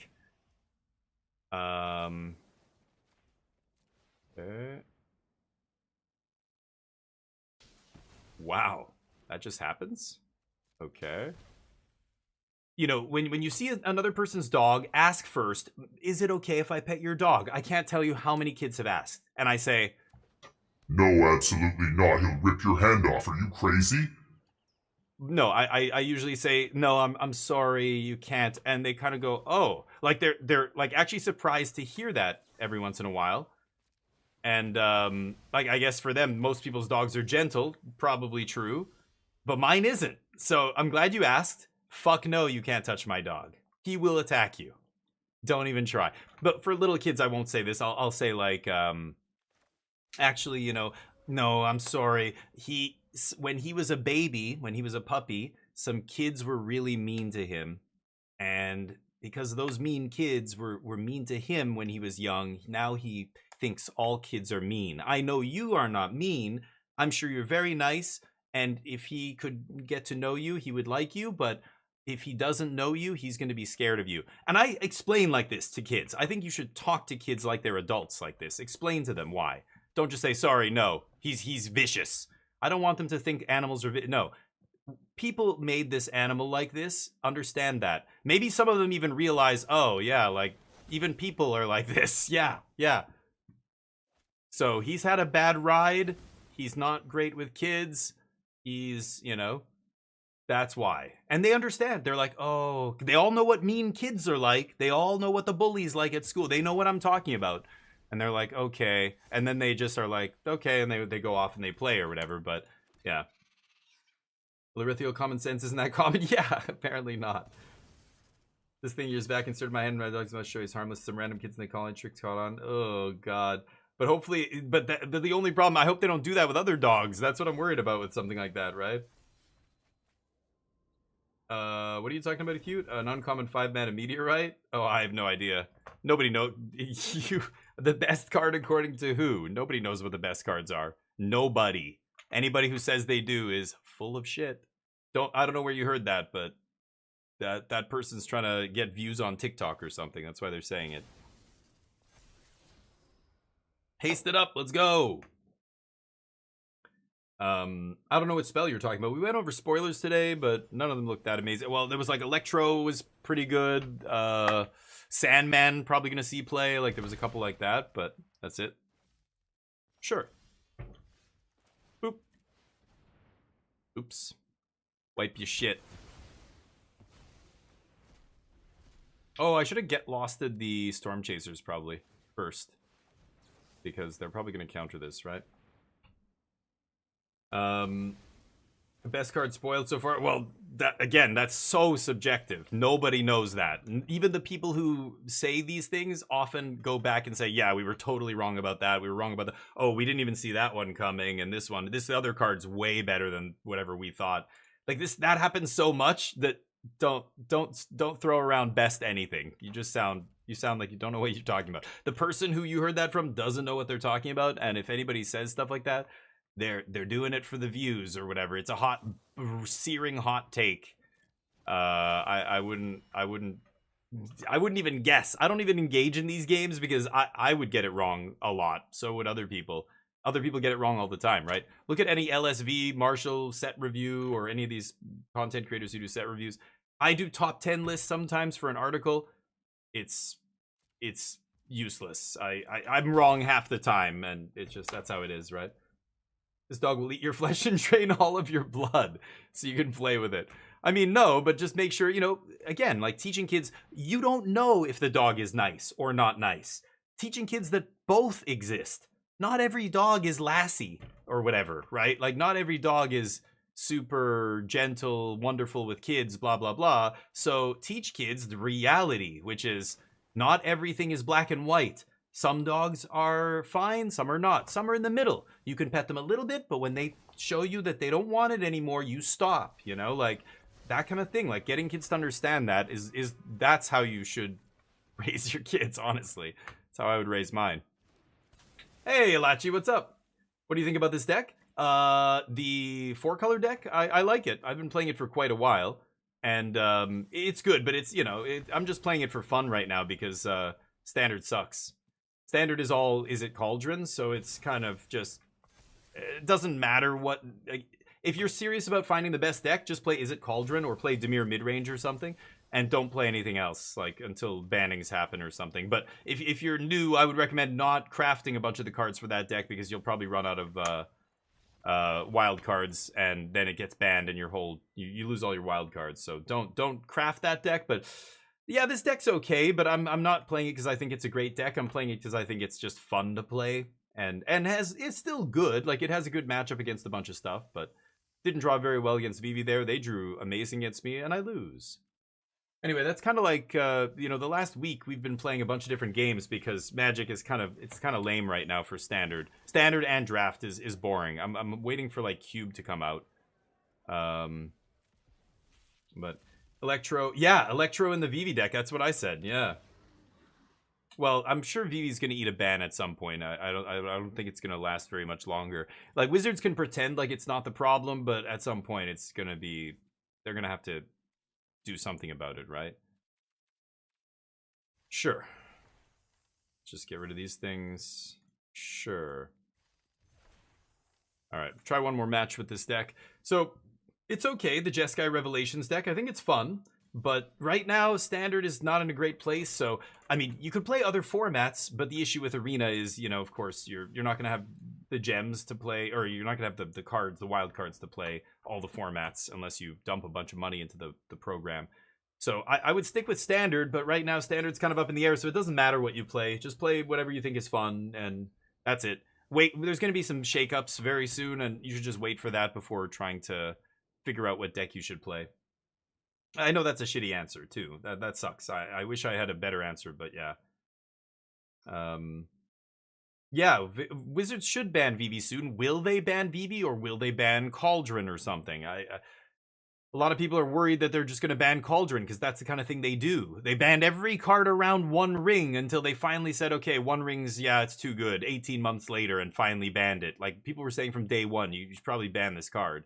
But it's kind of a slap in the face to, you know, the set they just put out called Lord of the Rings, if they have to ban the One Ring. Vivi, one of the most iconic characters in Final Fantasy, banning him immediately after the set drops, like a month later, is not a good look, so here he is still. They also said they were only going to ban cards at set dates. The next ban announcement is scheduled for November 24th. So are they going to let Vivi stick around for the next 2 months? Yeesh. I hope not, right? 3 months, what am I saying?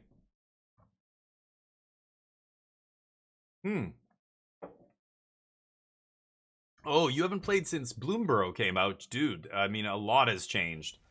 Bloomborough put a bunch of aggressive cards into Standard, so aggro ended up being really good, but it was still balanced. There were domain decks, there were, you know, and then Duskmourn came out. The Overlords had a huge impact on Standard. That the Overlords basically single-handedly caused the banning of Up the Beanstalk finally in Standard, another card that people were saying probably should have been banned a long time ago. Which, and I agree, I think it's probably too powerful for Standard. But Overlords was good. Dimir midrange, the Dimir midrange decks you still see doing well in Standard are essentially carbon copies of the decks from 8-9 months ago. It's the same exact deck. They haven't changed in a while. You know, a couple of the removal spells got switched out for other removal, that kind of thing. That's the core of the deck is all the same. So there was a huge banning, Larithiel, in July. They banned, right before the new set drop, they banned 7 cards in Standard. Was it 7? I think it was 7, which is crazy. That's the biggest banning they've ever done in Standard in the last 20 years. You have to go all the way back to Mirrodin in 2005 to see a higher number of banned cards in Standard in one go. So big shift. They banned 7 cards. Then rotation happened. So for a little brief moment between the banning and the rotation, people were loving Standard because nothing mattered. Nobody was really playing Standard because everybody was waiting for the new set to drop and the rotation to happen with Edge of Eternities. We, a bunch of stuff rotated. Should I kill this idiot? I don't want to kill this. So, yeah, Standard was good for about 2 weeks, I guess. Everybody was goofing around doing different stuff. Then Edge of Eternities dropped, and the Standard RCQ season started. As soon as that happened, the format went shoop and coalesced into the best decks, which sadly is just Vivi and then maybe Dimir. You could put Blue-White Control in tier 1.5 or something. But Vivi just being like tier 0 is silly. This is a problem. Let's see. I don't know what deck I was playing against. They played Elf into Esper Origins. Could be any number of different things. Apparently it's Battle Crier. So I used my Get Lost on the Elf. They still had land and now they got Battle Crier. Could be in trouble. Yeah, so Monstrous Rage, the Mice. Like, the Mice are very powerful. The Mice are so good that they might be the best deck in Pioneer as well as Standard at one point. Standard, they were, arguably the best deck or one of the best decks right before they banned everything. So we'll see what happens. It's been a lot of changes, Larithia. Lots of changes. Halifibrax? What? In Yu-Gi-Oh! Okay. Brault gets him. Yeah, Haiku, I hear you, man. I want something better than this, but, I don't know. It's wild. Oh, is that it? Oh, the banning stuff. Yeah, I hear what you're saying. Rich Mythic only playing Surprise. Nice. No Kona's Avatar's Jive. What did you do? Oh yeah, and Korhen, yeah, if you're enjoying it and Mythic is all you want to do, then you could play anything. If your goal in Arena is just to get to Mythic, there's a lot of decks that'll get you there. Like, when I talk about tier 1 and tier 0 and this kind of stuff, I'm really referring to the paper metagame, like the actual, and maybe Magic Online. But for those of you going to regional championship qualifiers who are trying to get to the RC, the regional championships, to maybe play on the Pro Tour, like, that's competitive Magic. I want to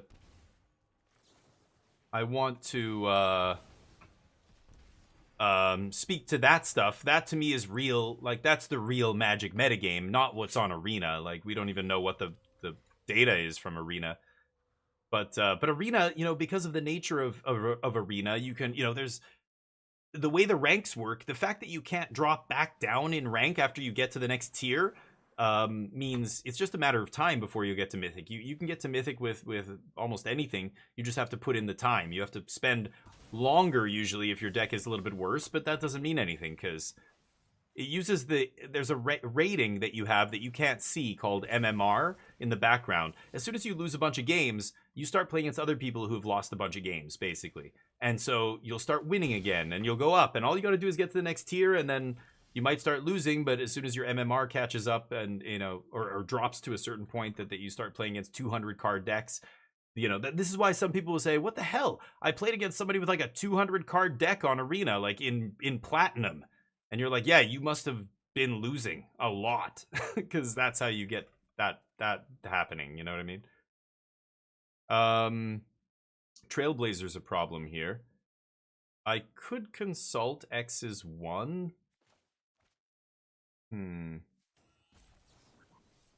I just need to find a Lightning Helix, a Get Lost, something like that. Sure. Because the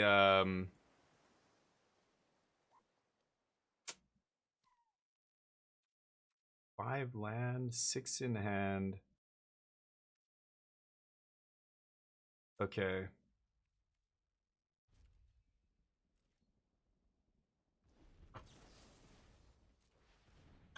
See what happens. It's great. And so Korhen's right. Like, if all you care about is getting to Mythic, then have fun. Play with whatever. You don't have to play Vivi, and it doesn't matter if your deck isn't good against Vivi. It's not even the end of the world, right? So, sure. This guy dies. Wizards finally banned One Ring. Yeah. Cecil boosted Dimir. You think so? I don't know how much better it is than just playing the other thing. Like a Siren or, one of those other cards. Like, it was still Kaito on turn 3. I don't know if the other guy really changes anything, but maybe. So, sure, they got one card. For me, it's basically the same deck. Hmm.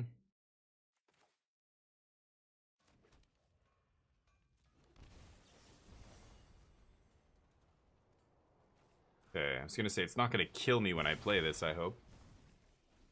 Undefeated versus VV? Nice. 16-0, are you serious? Is this best of one or something? Or what deck are you playing? Is it Domination? Corey Steele, now VV. Yeah, Corey Steele was another problem, yeah. Peak Mice format, yeah. Yeah, I mean, it was really good. The mono-red aggro deck was quite good, but... Yep, I lose. But yeah. I think the Dimir deck's essentially the same deck. I mean, I don't know. One drop for another one drop is same shit to me. It's a turn 3 Kaito deck, Curiosity, like the best cards are all still the best cards. I think Siren on 1 is actually your best play, not Cecil, but Siren still gives you a piece of cardboard to use, right? Yeah, right, this thing. So, Abrade, Dragonfire, Tidebinder, Doorkeeper Thrall, Flash Freeze. I think that's it. Let's see here. I don't need 4 Revelations to beat them. Could cut a Braid. Sea Jet kind of sucks. I'll take that out.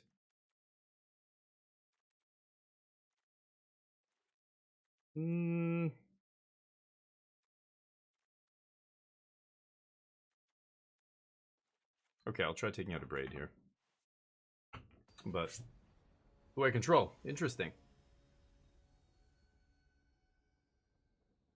119 times? You've been playing the same deck? Are you talking about best of 3 matches? Or what do you mean? Is that games or matches? I can't tell. Mina, what's up? How you doing? Mirror's good but boring. Yeah, I'm sick of it. I've just been playing against it and even with it for a long time. I have to ditch that. So you've been playing 130 or whatever match, or 100 and, yeah, basically just over 130 matches with the same deck? Jesus. That, like, you're talking months of playing the same deck. I thought you played other stuff, but I'm doing well. Thank you, Mina. Sure. Because you're talking about playing the same deck day in, day out for months to get that many matches, right? So should I flash in the Thrall here? Kind of tempting. Yeah, I think I will.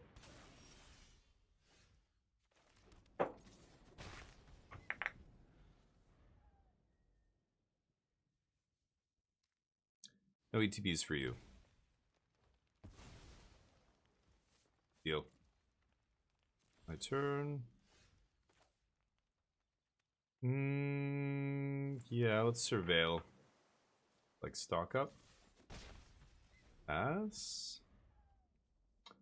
Trailblazer won't ETB. Let's see if they have a removal spell. They take out a lot of their removal, I think, against me, so we'll see. But the only deck I had. Oh, okay, I see. Sure. Pioneer. Yeah, I mean, I used to play Pioneer a long time ago, but then they kind of abandoned the format. So I'm really only interested in playing formats that exist in tournament Magic, where you can actually play a tournament. They have regional championship qualifiers. You can go on Magic Online and see Magic Online tournament results and blah blah blah. Competitive. They're called sanctioned formats. To me, that's real Magic. That's what Magic is. It's the competitive sanctioned events.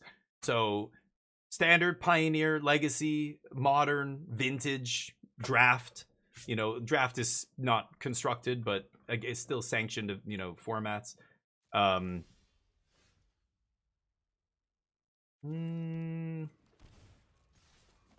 kind of want to leave up everything here. I don't need to stock up yet, right? I could just leave up Tidebinder Helix, Tidebinder Removal.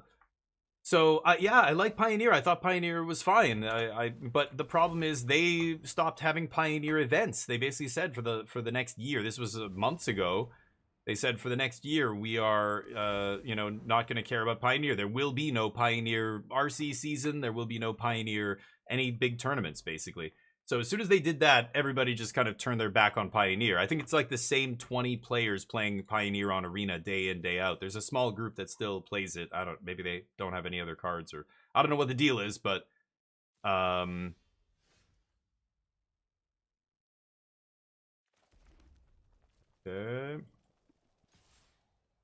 But yeah, it's they kind of abandoned it. So I have no problem with Pioneer, but there's just no reason to even care about Pioneer right now. Oh, they have a braid apparently. Sure. So I don't know. Like, there's nothing to say. Yeah, Pioneer's fine, but it's just not a real format. Nobody cares about Pioneers, so it's very strange. So they play this. So I could Tidebind this, but then this guy will not tick up and die because they just changed the rules around that. I'm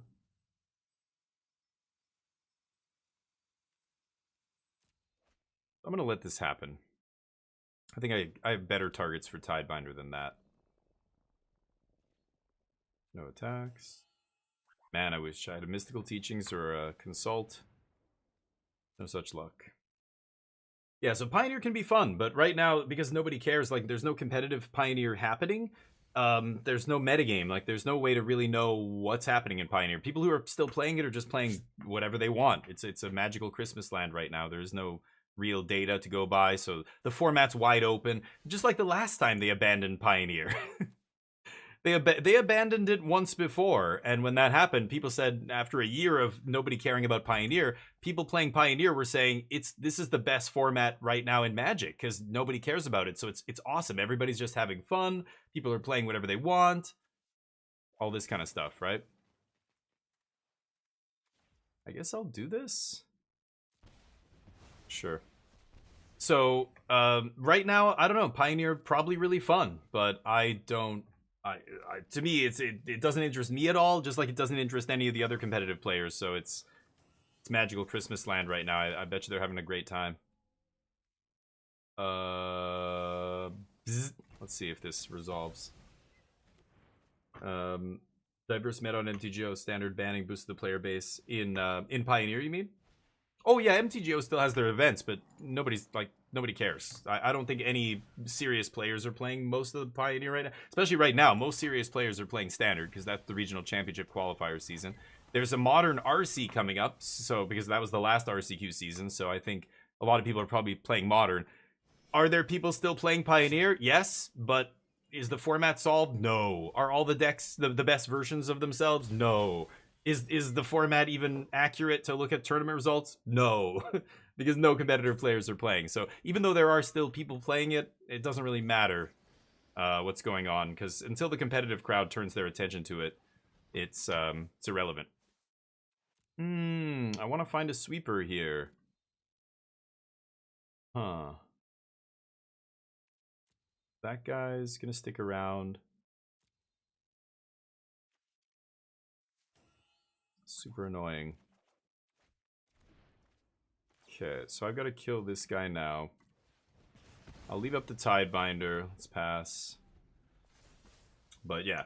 So, like, again, just because, you know, your local shop still has Pioneer every weekend doesn't mean it, you know, again, it doesn't really matter.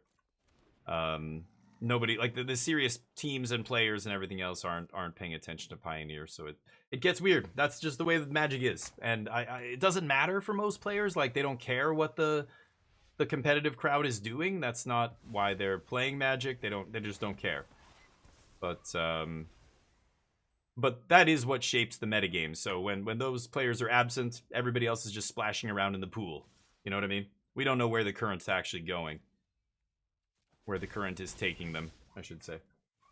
But yeah, someday it will come back, I assume. I don't think they're just going to abandon the format. But I don't know. Standard is getting to the point where like 15, 18 sets Standard is going to be like Pioneer. Like that is going to be like Pioneer. I don't know how that's going to work, but wow, no sweeper? That is awkward. Jesus.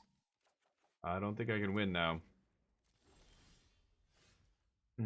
That might give me a chance. Okay, so one of these guys is going to go, but it's going to pump their team before it does. I could fizzle that trigger.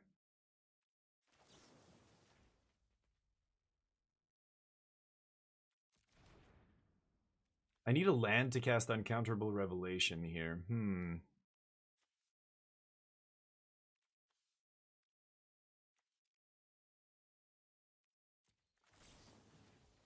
think I will do this now. Okay. S.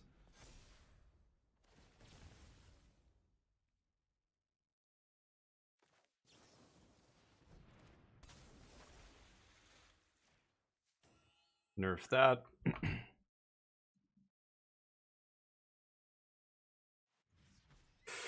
Acute, I agree. Playing standard right now is kind of pointless. I think we're, again, at a point where you're going to see some big change soon. Whether it's banning Vivi, banning Cauldron, whatever it is, they're going to have to do something about standard. And so why invest in the format when you know that it's going to shift soon, right? So yeah, you might be right. Like, there's no point in playing standard. That's why I've been playing other games more than I've been playing Magic recently. I still play Magic, even though it's kind of like, what are we doing here? Anyway, Wizards adds Legacy to Modern. Oh God. I mean, yeah, players would love that, but most people know it's just never going to happen. There's no point in even talking about it. That's never going to happen. So, I mean, look at what a mess it is already. The client has a bunch of issues. It's very difficult for them to put any mechanics on here. It seems like every mechanic they put on here breaks it or breaks something or whatever, has issues. Can you imagine all the shit they would have to do to put, even just forget about Legacy. Legacy's on a whole other level, but just Modern? Like, I don't think people appreciate the difference in size. Like, Standard is it's going to be the biggest it's ever been at 18 sets. Sure. But Modern has 7, or no, more than that. I think Pioneer is like 70 sets or something. Modern's got to be over 100 sets big at this point, right? It's got to be getting close to 100. So Pioneer's a different format, Aaron. Yeah, I mean, you could Google it. Google MTG Pioneer and look at the wiki. It'll tell you all the sets that are legal. It's large. I think it's like 50, 60 sets, maybe 70. And Modern's got to be 100 or more now, right? So you're talking, it's not just like putting a few more sets on Arena to make Modern happen. I mean, technically they don't even have Pioneer covered, and Pioneer is like 60 or 70 sets, right? They're still trying to put all the cards on here. So Modern is never going to happen. And if it was, the program would have to be 20 gigs larger on your computer. It would be massive and bloated, and there would be probably tons of bugs. It's already got a ton of issues, and they're doing the bare minimum to keep it going. Basically, it seems like some of these issues have been going on since beta, the closed beta.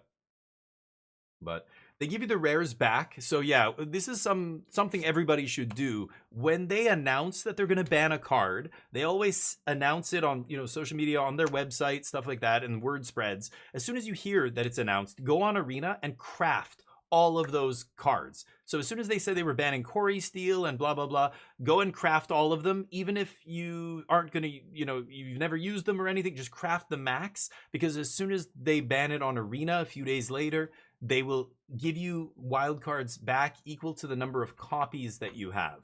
So you just craft all of the stuff that's getting banned, so that then they give you the wildcards back and you have both. It's like you got the cards without spending the wildcards, right? So that's, everybody should be doing that. Yeah. Bandai Namco, yeah. Well, they have a lot of stuff pulling them in different directions, right? For example, like the paper game is the main game, Magic's main game. It's what earns them the most money. They make way less money on Arena than they do from the paper version of the game, right? That said, Arena still probably makes them a bunch of money. I know Magic Online got taken over by Daybreak, but that they still earn revenue from Magic Online, I imagine. So, but yeah, they just don't want to put in the resources to keep to make it the best that it could be. You know what I mean? Arena could be a lot better. Like the bugs and all that stuff are issues. There's every new set that comes out, there's cards that don't work properly and stuff. They just need more resources. If there were more people working on Arena, if there were more money put into it, it could be a better client. But the goal isn't to make it the best client they can. The goal is to make it barely function. Like, what is the bare minimum that we can spend before people get unhappy? That's every corporation, right? That's the business strategy for almost every company out there. What is the bare minimum we can do so that people will still buy our products, use our service, whatever it is, and not go to the competitor or want something else, or we'll lose customers? What can we get away with, basically? At some point, it's you get so bad that nobody wants to play your client. You can't let it get to that point.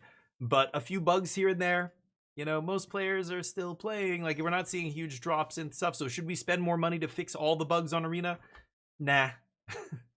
Like, we just don't have to, right? Okay, that goes to the yard. Nice. You know, it's why it sucks when, you know, AKG headphone manufacturer gets bought out by Samsung just so that they can have Samsung, you know, headphones, you know, their AKG headphones. They want the brand recognition, but the first thing they do when they take over a company like that is shut down all their research labs. You know, AKG was, that's all they did was headphones. They have their whole R&D department working on new ways of, you know, making headphones better or more ergonomic or whatever it is, new materials, whatever they're doing. The first thing that Samsung did when they bought them was shut all that down. The headphones are good enough. We're just going to package the ones we're just going to keep making the ones we have. We're not going to put money into R&D. Like, that's insane, right? I don't know. This only triggers once, so they get one card here. I kind of want to defeat the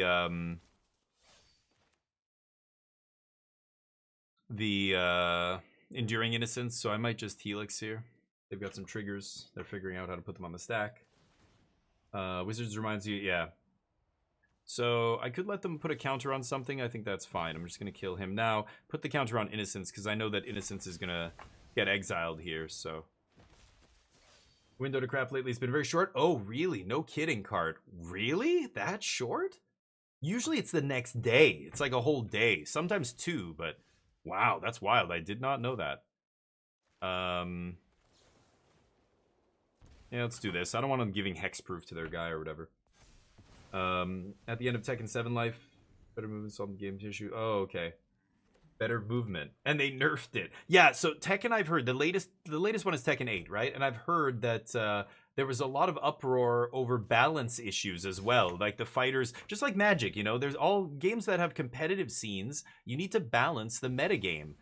And to me, like Magic, the competitive metagame is the game, you know? Once they balance that, then the casual players are happy because it's the competitive players that find the bugs, that find the problems with balance and stuff, right? All right, let's eject this goober. Yeah, go for the Dust Animus. Come on. Ah, you're weak. I should maybe kill this idiot first. Sure. Whatever. I'm gonna sweep at some point, I hope. Hopefully draw one. Issue in Tekken Crew not bounce. Oh. Okay. Yeah, I don't know. This is what I hear in video game podcasts and online and stuff, seeing in the, you know, gaming subreddits and things like that. But yeah, that's interesting. I've heard there's a bunch of issues with Tekken. I heard it was good at first, but they, you know, as they release or make changes, sometimes devs make the wrong changes. They make changes that are not good for the game. I'm in deep shit here. All right. And it makes it worse than if they had just not done anything to begin with, right? Like they introduced new character that's OP, or, you know, considering Magic, like if you consider every Magic set as its own DLC, Magic puts out more content than any other live service game or video game or any game. Almost, there's no board games, there's no other card games that put out the content, the volume that Magic puts out, right? Yeah. What I thought you might do. I don't think they can kill me. Let me draw cards. Oh, you're weak. Okay.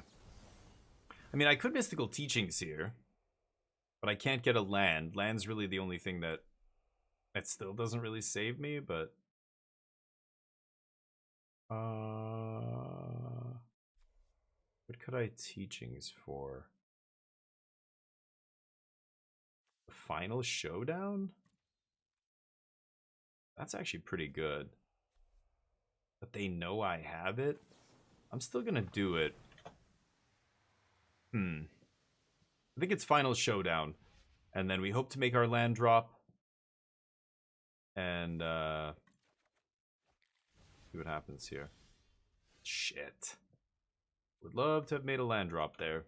Because final, like any other sweeper I have, or Revelation or whatever, Elspeth still kills me. This way I get to sweep post Elspeth, or basically Elspeth can't affect combat here. They're probably just going to go to combat first, make me sweep, then make more tokens with Elspeth. Anyway, either way I survive. Let's see what happens here. Yeah. It also stops them from playing any other creatures pre-combat, really. The only way they get around this is if they have indestructible to all creatures or something like that, which is possible. Could be playing surprise or whatever, but white-green pile. Uh-oh. My MMR is slipping. Yeah, they go straight to combat. Let's do this.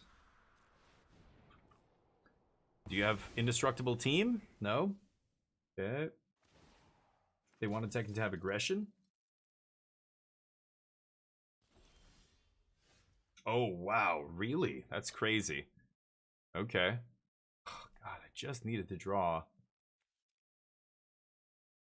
A land here. Okay, let's pass. I mean, fire magic keeps me alive, but I need to stabilize behind Jeskai Revelation. Until I do, I'm still just hanging on the cliff by the edge of my fingernails here. Go for the pump. No pump. Okay. What if I abrade? No, but I only have 1 red mana. Okay. I 3 steps, pay 1 to go to 1 here, so I can still interact. Yeah. They probably just have removal in their hand, right? So I could counter this.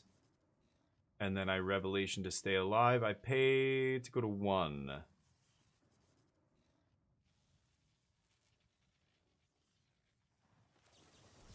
I think I'm gonna counter this.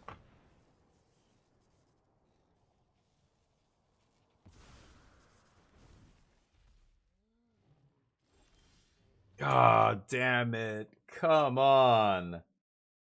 Really? Oh my god, dude. Hold up.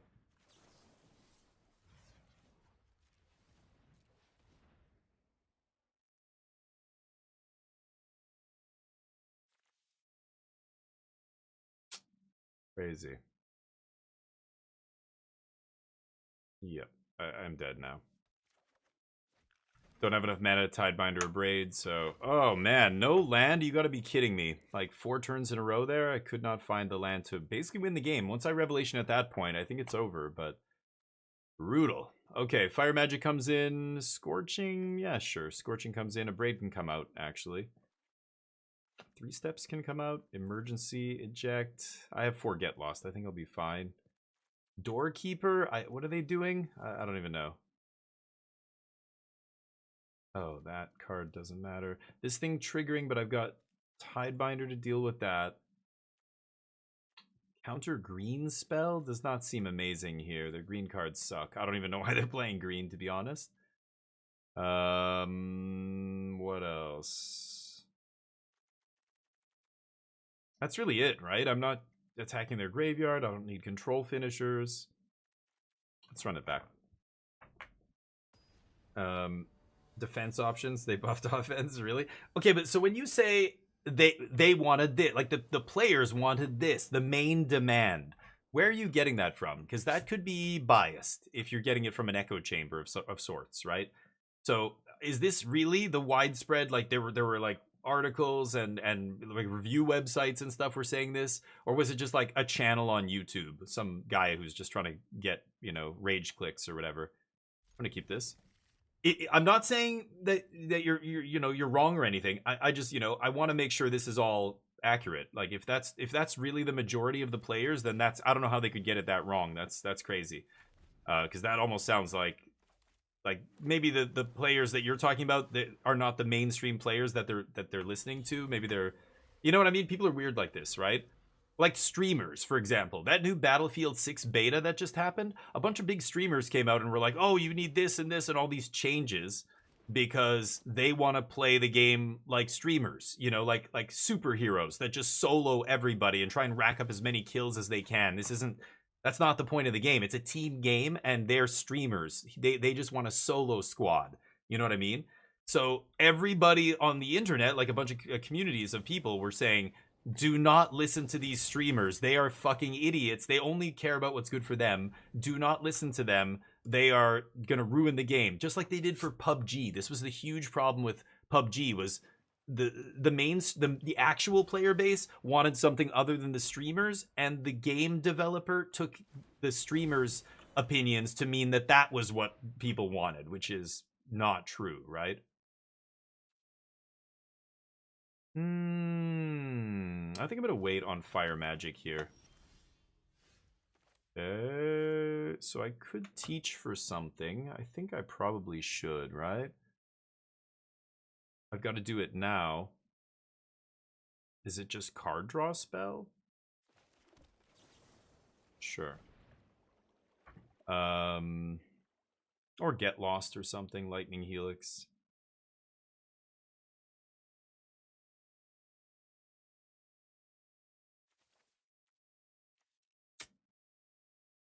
Maybe I should just take get lost to make sure.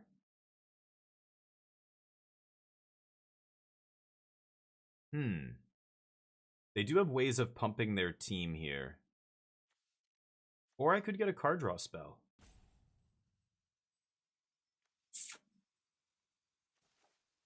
Alright. Card draw it is. A little risky, but Twitter, YouTube, Reddit, everybody. Okay, good. So if it really is the whole player base, I don't know how they could get that wrong. Okay. Wow. Okay, so then who the fuck are they listening to? With those other examples, I'm trying to outline that actually, like, we don't know what the devs are thinking here, right? Maybe they listened to someone thinking that's what the community wanted. But if you're saying all that, then I don't understand how they could totally miss. That's crazy. That's like, yeah, how is that even possible?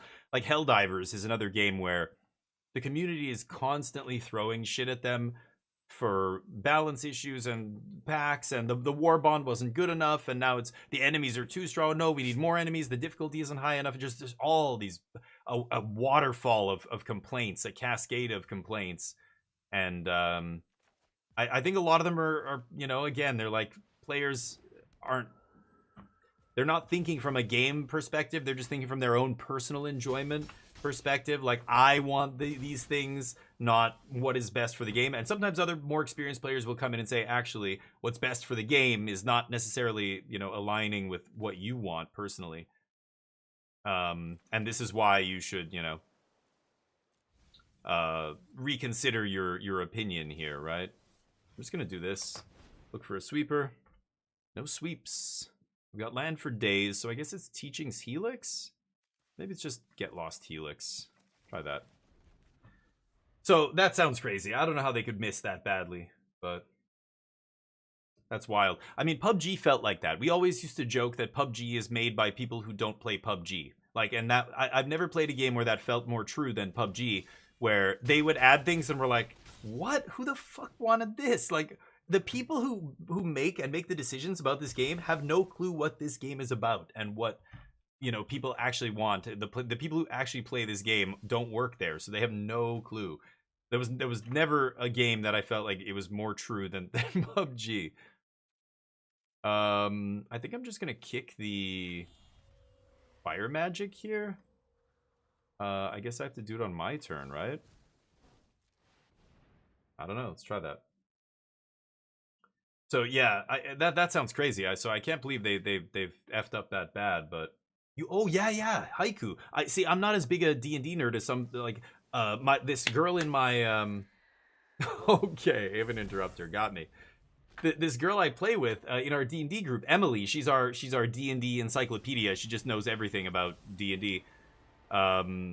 She was saying that she. Oh, do I die? You're weak. She was saying the same thing, that the changes they made recently are really bad and all this stuff. And I was like, whoa, that's crazy. So how does this work? It's plotted. So it costs more. It costs 7? Amazing. Okay. Die. Yeah, I heard that. D&D, she was complaining that the changes they made were really bad. So we finished our campaign. We're going to do another campaign, and the players in my group are actually having a discussion about whether or not to play by old rules or the current rules. And I was like, whoa. I'm like, what did they change? And like, she rattled off a bunch of shit, but I have no idea what she's talking about. But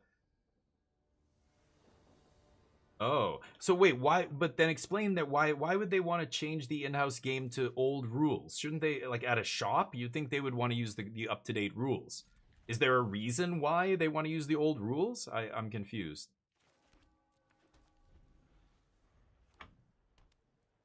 T8 was made to be more spectator friendly. Oh, that's maybe what they were going for. I see. Yeah, that's also the issues with the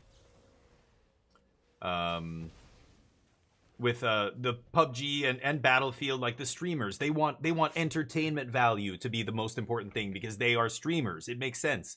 But that's why you should never listen to the streamers. They will destroy the game because they will turn it into something that it's not. It's not meant for that. Like, Battlefield is a team game, you know? Just like PUBG was a slow, methodical, like, very it was a mill sim kind of battle royale, right? You didn't fly around on a grappling hook and jetpacks and shit like Apex. It was supposed to be slow and methodical, you know? And that was when it was awesome.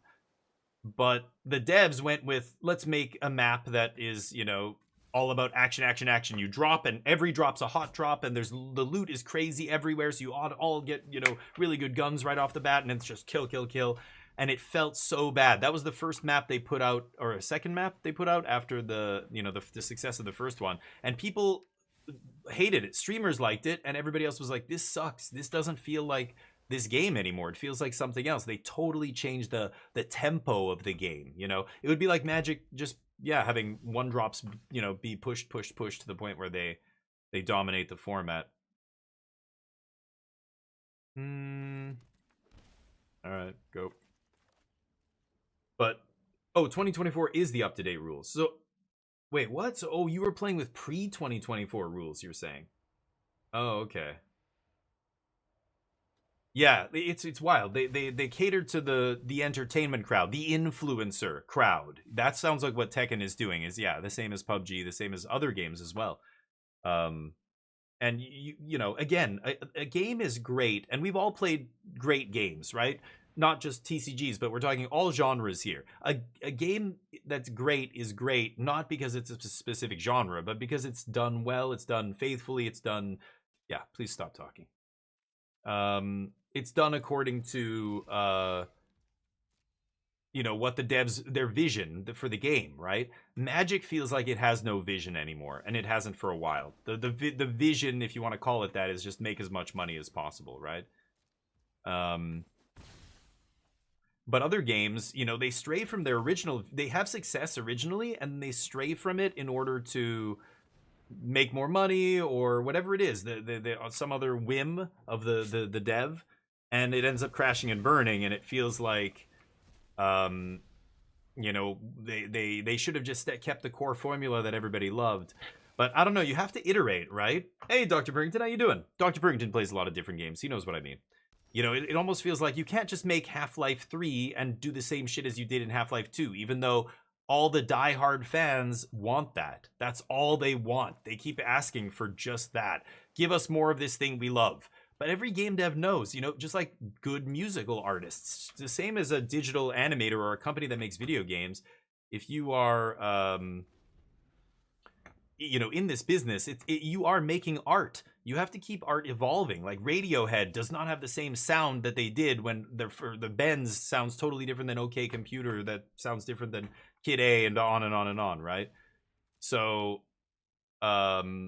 you got to evolve, you got to keep evolving, and that's really tough because, you know, when you strike gold, a lot of times, okay, let's just do more of this.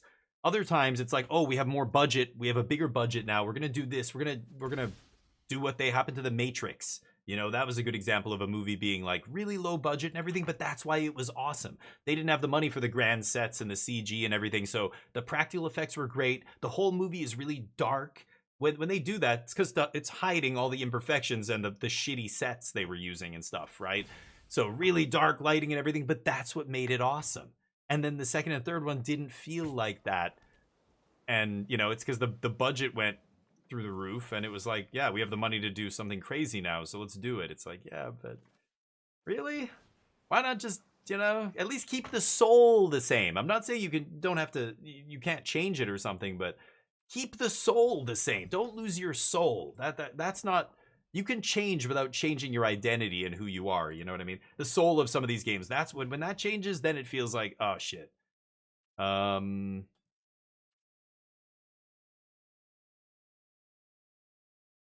Okay, I'm gonna stop here and just sweep. Nice. You do play too many games. Nice.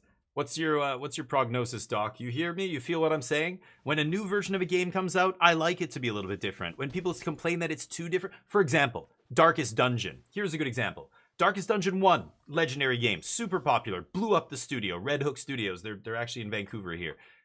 You know, made them from nothing into a huge big company. Darkest Dungeon 2 comes out. They take some risks. It's very different than Darkest Dungeon 1. So many people complain. Like, so many people hated the direction they went in. Were just like vicious in their criticism. And it has nothing, like, a lot of the criticisms were based around this or that, but it was before, it was in early access. Nobody really knew what the actual game was going to look like, and people just trashed it. And it's a great game. I love Darkest Dungeon 2, and I think both of them are great games, right? It's not even, they're both great. Why do we have to compare them to each other? It doesn't matter, you know, which one's better. It's totally subjective what you like better, what you like more, right? Ooh, nice. Anyway. So, yeah, maybe 2 is even better for a lot of people. I thought it was great. Darkest Dungeon 1, yeah, I've gotten more hours in 2 than 1, to be honest. So, yeah, I hear you. Oof, bounce the Spire Bluff. And now, you know, you play against VV Cauldron and you just crush them, and then you play against them and they crush you, and it just feels like so weird. It's so draw dependent, this matchup, but yeah. Anyway, so there's a lot of this kind of stuff, but yeah. God of War, yeah, sure, yeah. But the more you make those games, like, yeah, they just can't be the same thing every time, right? I think most people can understand at least that. Like, it has to be, you have to be, otherwise, why would people pay for the same, more of the same? Like, that's, you hear people who say that they should just make Half-Life 3 just like Half-Life 2, that Darkest Dungeon 2 should be just like Darkest Dungeon 1, and on and on and on. But at the same time, it's those people who are also saying, I don't want to pay, you know, for the same game over and over. Assassin's Creeds all feel the same. Oh, they're so boring now. Ubisoft doesn't know how to make games because everything's Assassin's Creed now. The same formula over and over. It's like, what do you want? Yeah, like, yeah, as long as they're, oh shit, I didn't mean to play that one. As long as they're changing little stuff, then yeah, the formula is going to stay the same. What, isn't that what you wanted? Now you're saying it's bad? Like, it's this kind of shit. You can't make everybody happy, right? So I think you've got to find that balance. You've got to change some stuff, keep it fresh, but at the same time, don't lose your soul. Don't, like, you know, as soon as your soul is gone, that's it. Your game, I feel like, loses a lot of what people love about it. It's an intangible thing, right? The soul. It's very hard to nail down what is the soul of a game. But we know it when we feel it. We know it when we see it, kind of thing, right? I feel like I know what I'm, like, I know that you know what I'm saying here, right? A lot of you.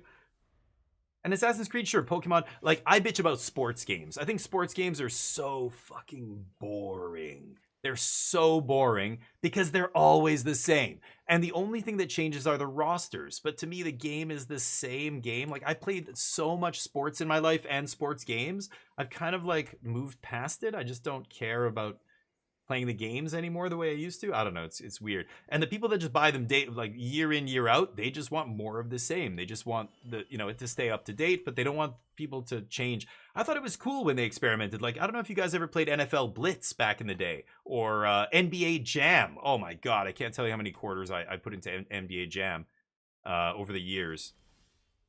But those games were crazy. They were wild riffs on, yeah, you know what? Screw it. We'll keep it.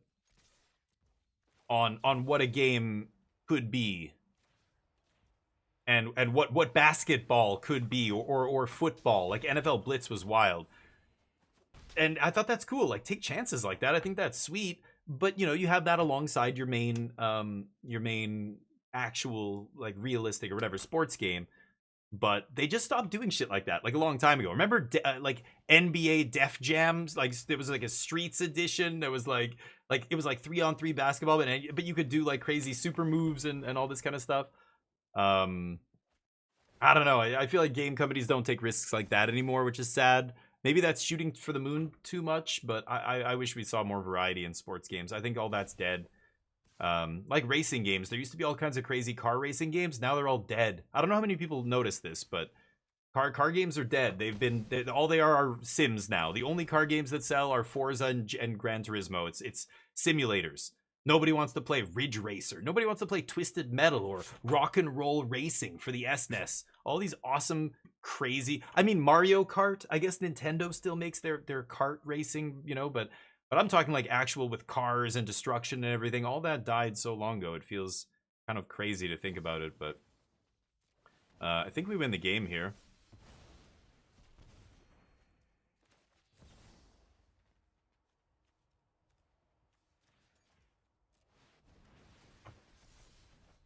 Oop.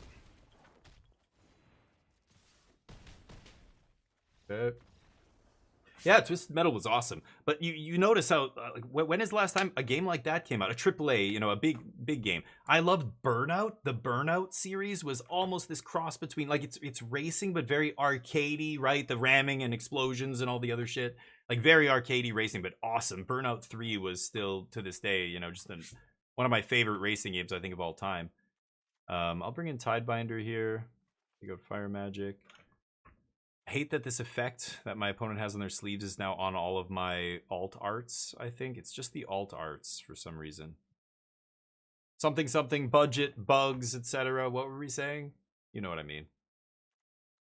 Flanker comes in. This version that's playing FOMO and Profts, I'm going to bring in a null as well. Chaotic, what's up? Wedding was good. Yeah, wedding was crazy. Chaotic Biotic. Sorry, give me a second here. Stream Twitch. Anybody know which game is that from? That intro, it's a custom intro song because Chaotic's awesome. What game is that clip from? Anybody who gets it, I'll give you 5,000 wings. The leaderboard has just reset, so everybody's it's up to whoever wants to put in the effort to be wing champ here. Cut 3 steps. Could cut another 3 steps here. Anybody? You can't guess Chaotic. No. Let's try that.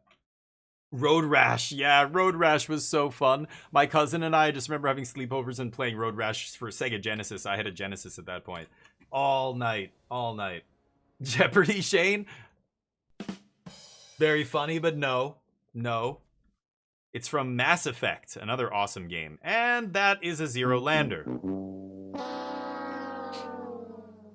Play 27, they said. You'll never get mana screwed, they said. Sure. Keep. What am I playing against the VV deck? This Mistrise might actually be great here. I could put Watery on the bottom.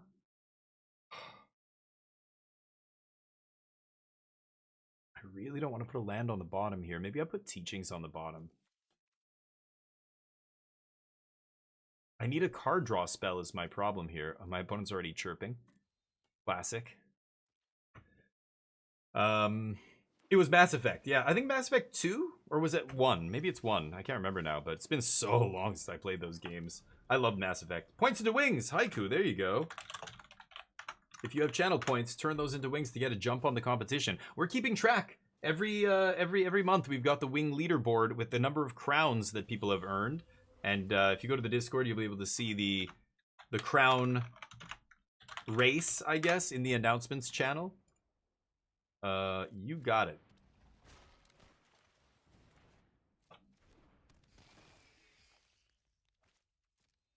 Okay, I'm gonna wait for Profts to trigger here.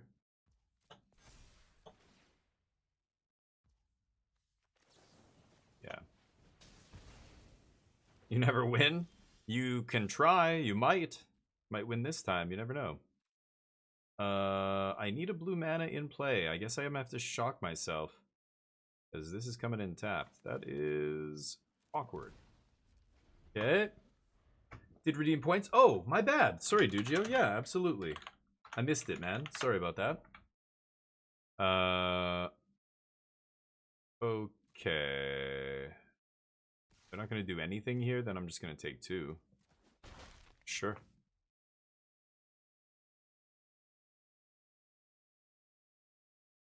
Okay.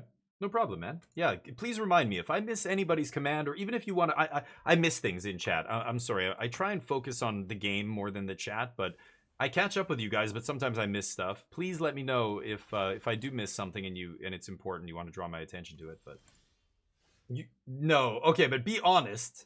I will eventually figure. No, you didn't, Chaotic. I can actually see the redemptions here.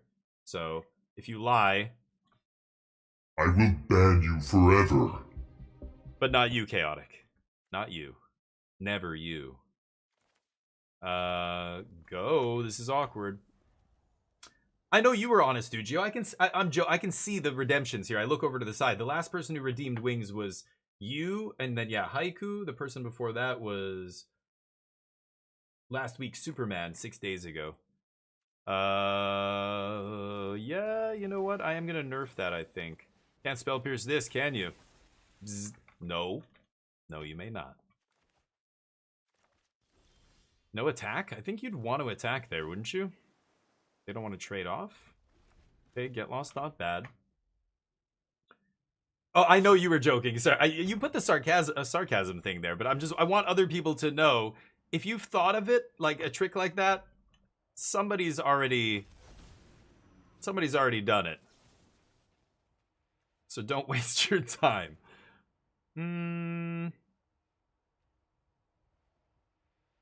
If I get lost and give them maps, it's a little awkward here. I could defeat this. Whatever.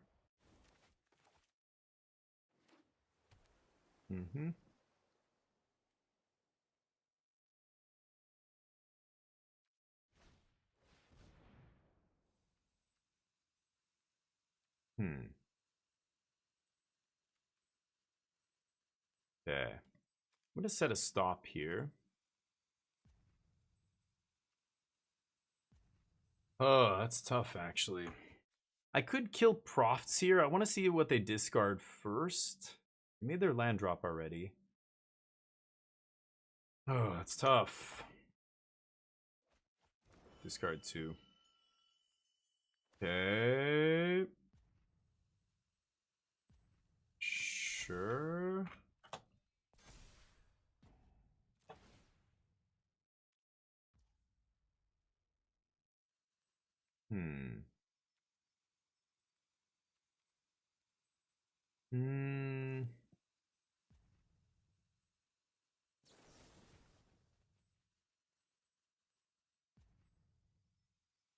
I think I should just use defeat here, but the fact that it's uncounterable.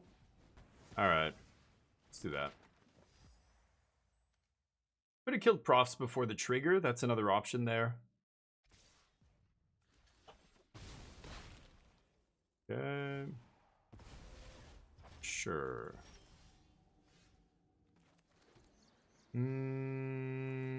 Go. Let's see. If they go to draw a bunch of cards. Okay, I'm going to have to eat the Profts here, I think. Ugh, that guy's going to make me take a lot of damage. Okay, that resolved instantly, so at least I know they don't have a counter spell here. Could let Profts go off and just exile the Mako at this point. I guess I have to. It's a little bit too big. Sure. So let's exile this. So now they have Cauldron for Vivi here. So be it. Nice draw. I really should slam this now.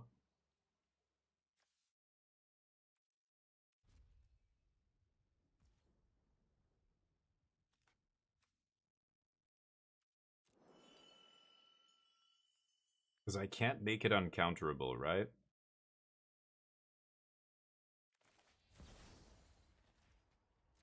I'm gonna do it now. Ooh, I hate bouncing it because it's cheap, but I think I have to do this. Looked at the title. Yeah. Oh, yeah. Yeah, we already checked them out. There's 100 and something out. Including the ones... There we go. Spider-Man. Including the ones that are for Arena. Arena only or whatever. The other versions of the cards. Yeah, because it's a small set, so it's basically almost all revealed at this point. Oh, there's even another one here. Imposter Syndrome. They used the Spider-Man meme. Oh my god, I hadn't seen this one yet. That's ridiculous. They're mapping it up. They're dead. Have you seen this? Imposter Syndrome.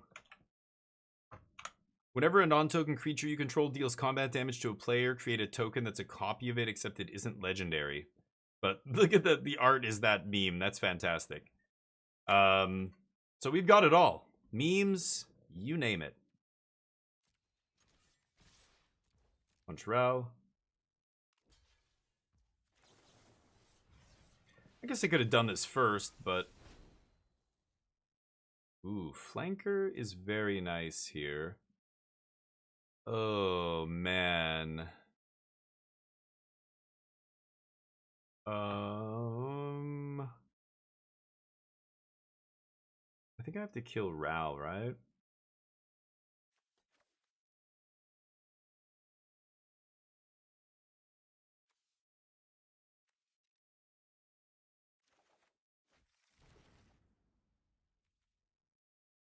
Oh my fucking god, the auto tapper screws me again? You've got to be kidding me. Unbelievable. Unbelievable. Fucking auto tapper. I should have another monk token here. It left up Mistrise and a black source for some reason. It always leaves up a black source over every other land in the deck, no matter what. I don't have any black card in my hand, none in the graveyard. It makes no sense, but yeah, the auto tapper constantly Fs me in this deck. It's so frustrating. Jesus Christ. Yeah, whatever. Do the thing. Make it big, make mana, blah, blah, blah. Fuck. So ridiculous.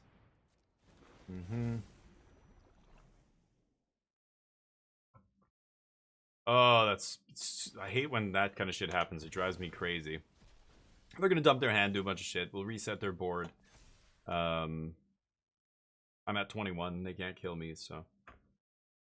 The meme is in both the comics. Yeah, it's all over the place, so I'm not surprised to see it, but same time, Magic sets are memes, literally, these days. It's crazy. Standard duel, you want to do it? Well, I can't do it for free for everybody, so I'll let you do it one time, but that's it. You want to let's do it. I could bounce that idiot. Kind of want to bounce the vault, to be honest. 4 damage. 7.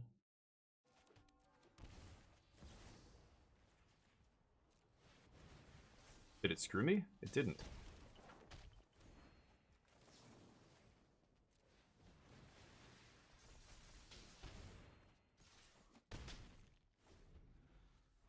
Okay, so Revelation kills them off Mistrise next turn. They have to kill me this turn. I don't think they'll be able to. Let's do it. Let's do it after this, Chaotic. You've been in the channel for a long time. You've been a sub for a long time. There's no charge for you. That's easy. But for anybody else in here, I don't normally play against people. I don't know, maybe I should have a challenge thing or something, like 15,000 channel points, play against me or something. I know other streamers charge $5. Like, if you want to donate to the channel, I'll play against you. But I've never been a big fan of forcing people to donate for content. Like, some streamers restrict their VODs behind a sub wall, right? Like, if you're not subbed to the channel, you can't see any of the VODs. I've never done that. I've always felt like my content should be absolutely as free as possible. So I don't gate anything behind that, except, you know, channel points is different. That's not real currency. But, yeah. Maybe I should have, like, a donate $5 or $10 or whatever. I'll play Alchemy. $5, I'll play Pioneer. $10, I'll play Alchemy.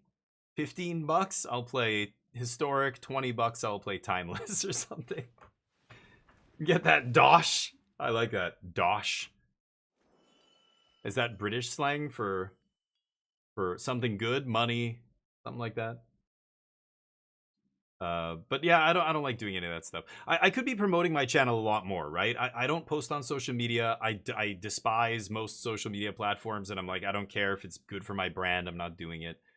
I don't post on even Blue Sky and stuff like that every day, and maybe I should be doing that, but I don't like spamming people. I don't want to do it. I feel like that's why I'm not on those sites, because whenever I go on there, my whole newsfeed is just a bunch of streamers saying, hey, join me for this, join me, like literally just nonstop, and I'm like, why am I, you know? Facebook felt like that too. It just felt like it's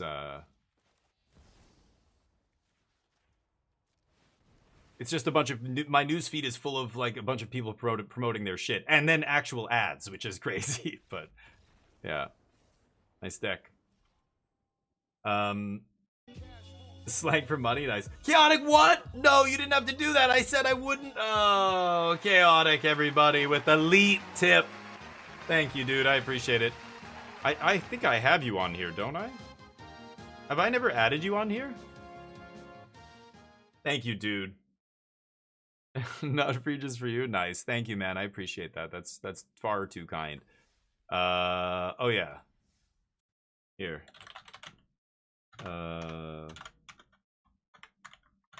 There. Add me. Elite. Thank you, dude. I appreciate that. Anyway, let's play a little bit more, and then we're gonna switch it up and play some Frostpunk 2 very soon. I have been enjoying that game, and we're getting to some pivotal points in that game. That a lot of stuff's happening. It's gonna be cool. It's been a very fun game. Okay, you did it. All right. Do I have you on here? I guess I do have you. Wait, best of one? No, we got to do it again, Chaotic. No. We're not playing. Do you want to play best of one? Yeah. Okay. Yeah. Do a best of three. We'll do a tournament match. Yes. Okay, let's get the bets up here. Will we win this match? You guys should bet on Chaotic. I'm coming for you, Chaotic. I'm going to embarrass you in front of all dozen of these people watching. Alright, here we go. No cheating! May the best nerd win. To battle. Get out of here, Chaotic. Good luck. Yeah, rejoin, absolutely. But for now, get out of here. Or I will ban you. Maybe I shouldn't threaten to ban everybody on the channel every time they do something I don't like. Yeah, we don't ban people usually for that. Yeah, that convinced them. Alright, here we go. Chaotic and I, to the death. Oh, we're not doing tournament?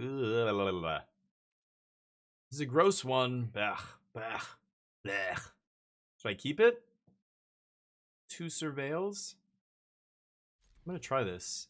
Our deck is all removal. It's all come from behind, you know, get back into the game kind of cards, so I don't need to, this is not a terrible keep. I don't know what I'm playing against. Oh. Something aggressive, perhaps?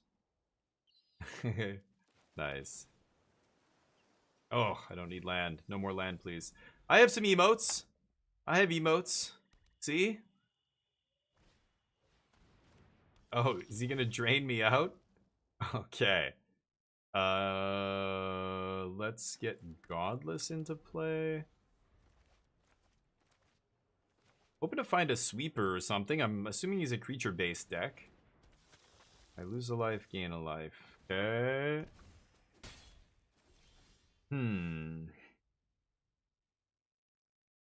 Nothing I could teach for that sweeps here. Fire magic is not going to do it until I get to 6 mana.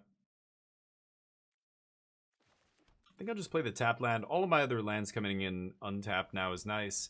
I'm going to have to kill this Blood Witch. Not bad. Okay. I guess I'm going to do this now. I'm giving them maps, but I'm going to do it before they... I guess, I don't know, maybe I could wait for them to attack. But... Map up the Siphoner. Maybe the Evangelist. We'll see. Ultima would be great here. Otherwise, one of my other sweepers would be acceptable. Could Mystical Teachings for Fire Magic and wipe these guys.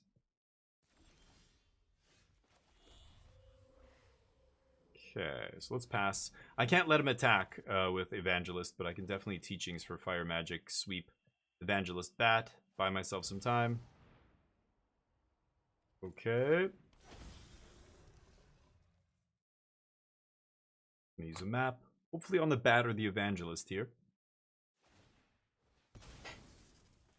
Okay. Let's do this.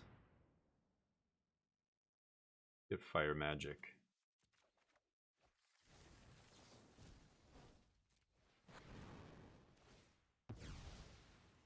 Okay. We get a Bat. This is damage? Oh, lose life. Okay, so I'm going to lose 4 here. God damn, still no sweepers, huh? Okay. Well, we've got Revelation next turn into Revelation, so I'm gonna kill Bloodletter, I guess. Maybe I should do it now? Let's wait till their turn here. Wait till they go into combat. Alter, how you doing, man? How was the weekend? Hopefully life is good. We'll jump back on the ladder soon enough here, but... Preach! I don't really care about that. Combat? Map it up. Oh. The guy I was gonna kill. Well, it gave them more maps, unfortunately, but Jeskai Revelation here, it's gonna be 4 damage to the Preacher, bounce the Bat, probably? Could bounce the Siphoner, I guess. Yeah, and I've got another Revelation, so I should just probably take the least amount of damage next turn. Not attacking with Bat. That's a choice.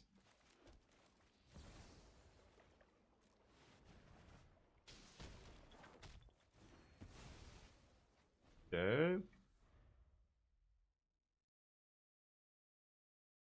Monks are coming. Monk's gonna get ya.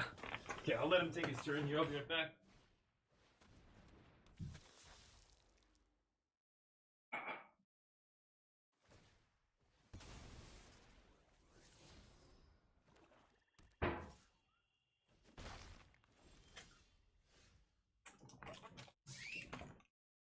Okay, what do we got? Revenants?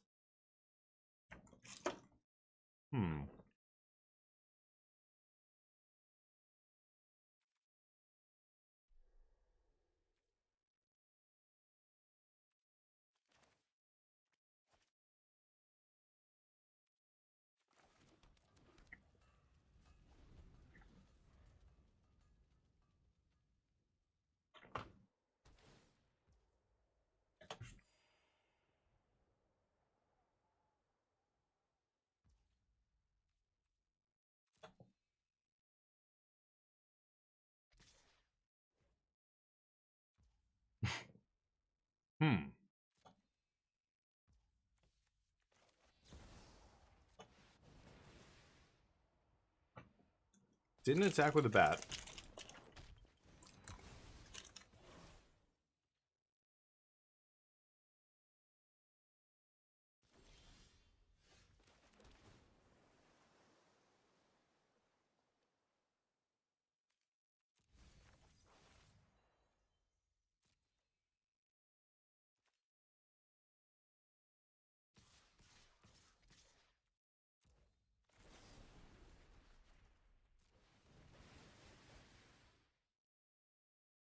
Monks.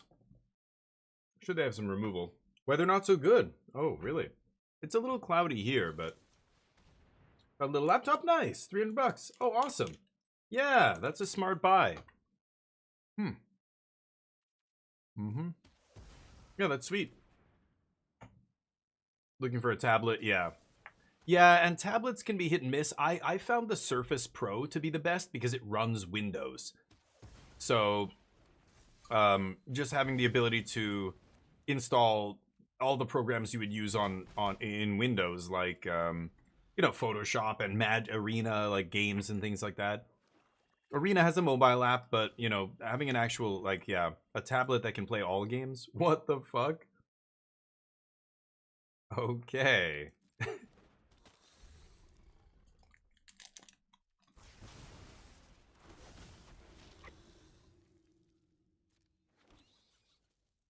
Mm-hmm.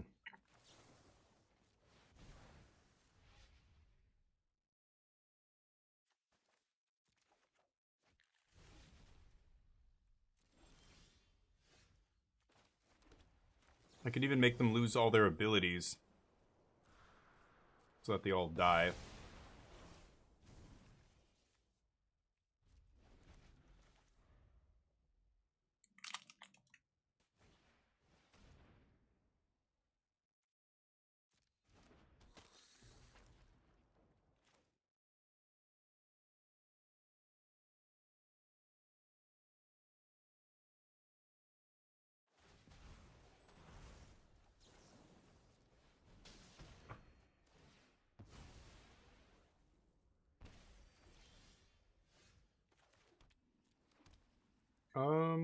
Pass.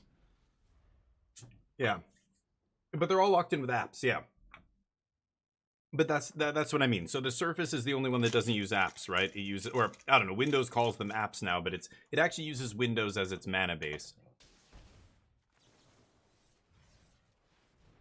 Look at the top 11 cards.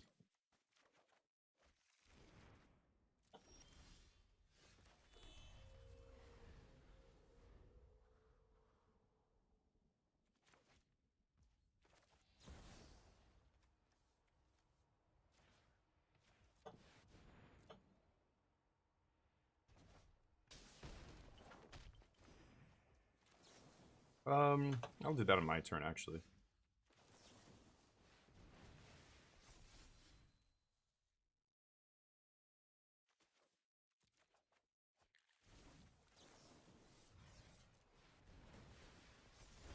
Should probably Revelation there, but want him to know it's over.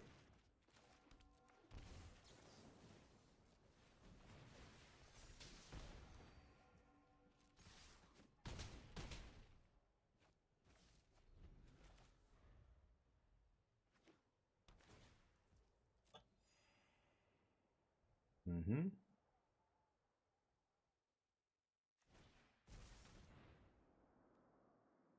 Ooh. Okay. Echo of Dusk.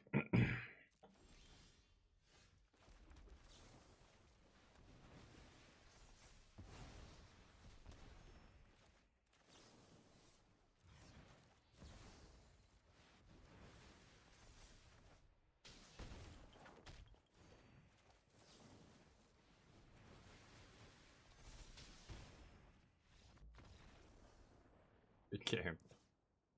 Okay. Little guys, some mid-sized guys, Phyrexian Arena. Whoa.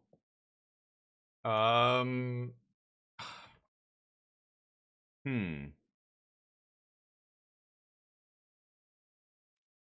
What?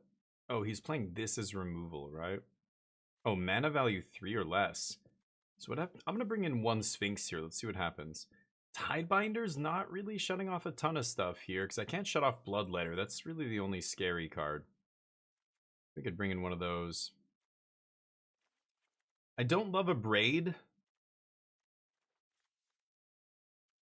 One teachings here. It's because a Braid doesn't hit the 4 toughness guys like Preacher and Demon and stuff.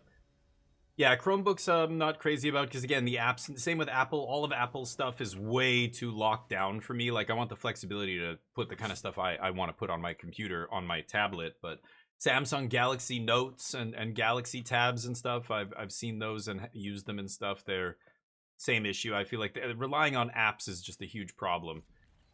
So that's why I got Yoonjung a Surface Pro 6, I think, a while ago. And she loved it. She was like, and I was like, yeah, this is so easy. I can just do what I do in Windows. Use all the same programs, set it up the same way.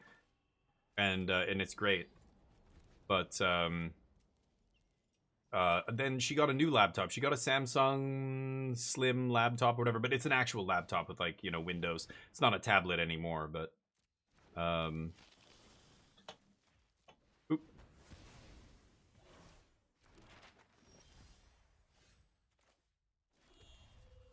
Okay. I'm gonna stock up here. I want blue lands, and I guess I'll take teachings. Sure. Okay.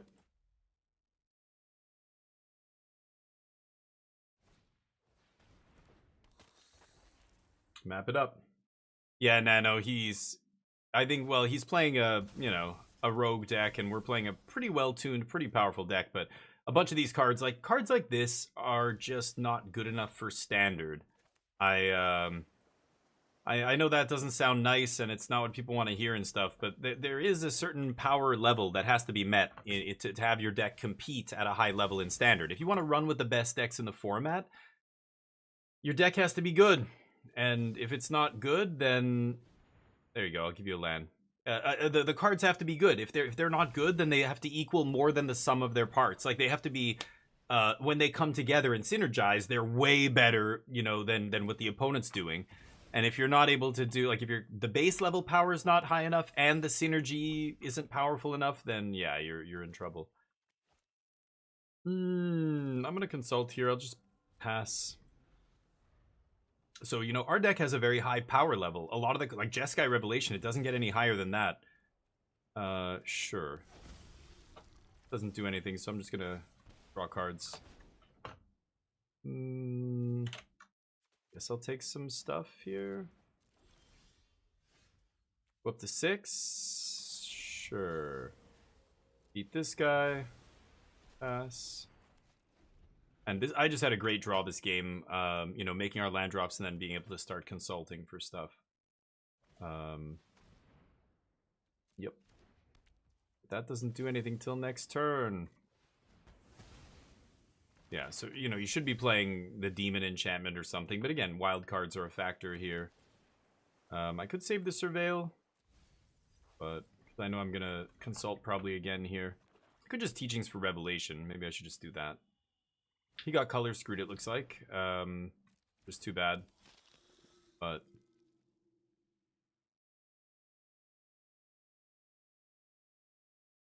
consult or teach? I think I'm going to teach here.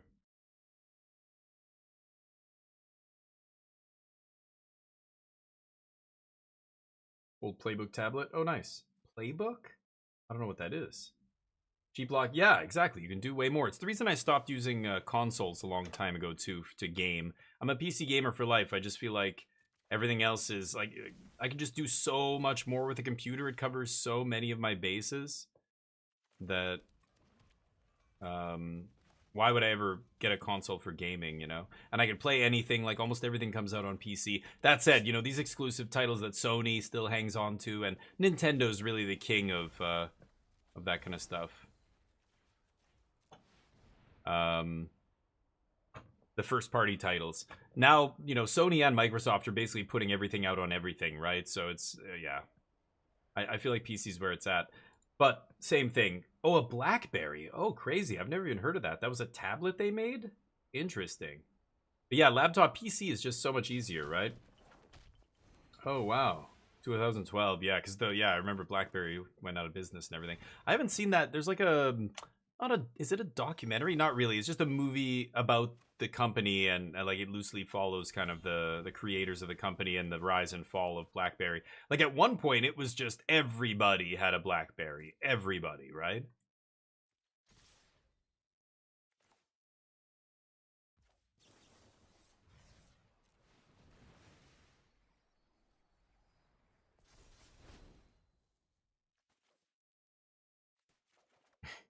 Okay.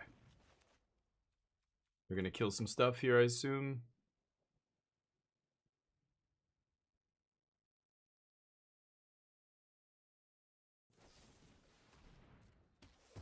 Okay.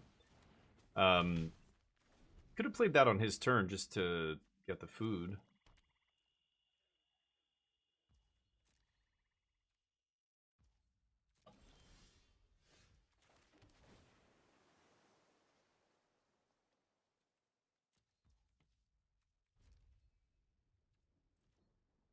Oh, I forgot to attack with Monk. Oops. I think they're dead anyway. Security sub. What? Really? Oh, wow. Look at this. Okay.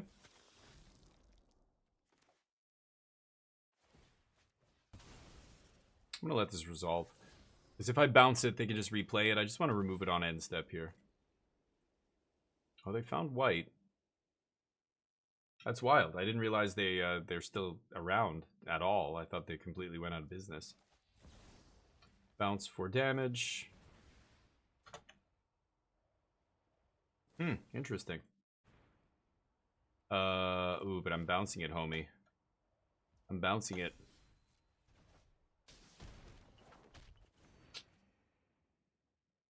Yep.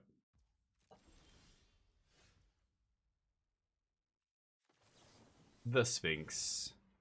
Let's consult. I can get some helixes to end this, I think.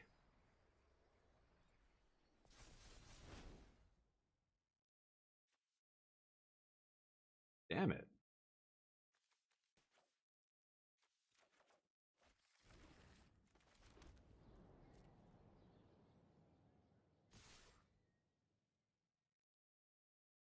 Mana removal? I'm gonna make lethal here with fire magic. And then he's gonna have to cast a removal spell, and I'm gonna counter it.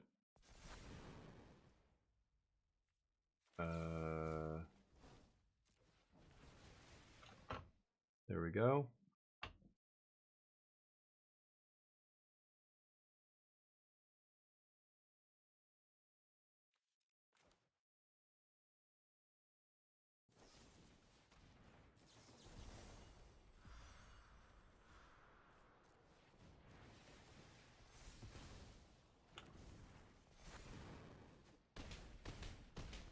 All right. Congrats to those who've been on, yes. Nice. GG's, GG's. But it's tough. His deck basically has to get under me really, really quickly. Ooh, black or green spells. Okay, let's just do this stupid thing. I'm gonna finish this last one. Yeah, let's just do Sultai Control here. I don't know. We'll wait for Chaotic to get in here. He can tell us what's up. He was a little color screwed there in game 2, but didn't have white mana for I don't know how many turns. But yeah, it's tough. A lot of tap lands in his deck as well, I saw. Sure.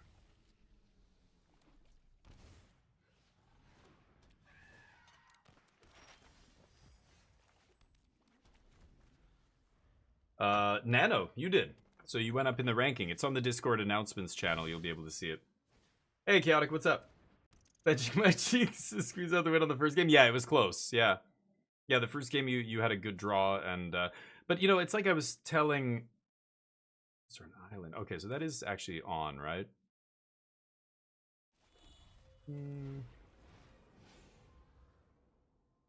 Green blue? Oh, I thought I was playing against Demir, but yeah, like the issue there, you know, I know you don't spend a ton of time on Magic and have infinite wildcards and you know all that kind of stuff. You like playing what you like, but you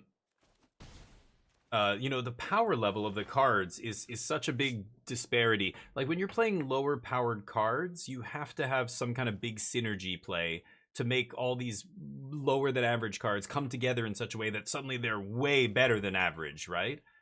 I'm gonna pay 1. Oh, I don't have a dragon anymore. Shit. What am I doing? Okay.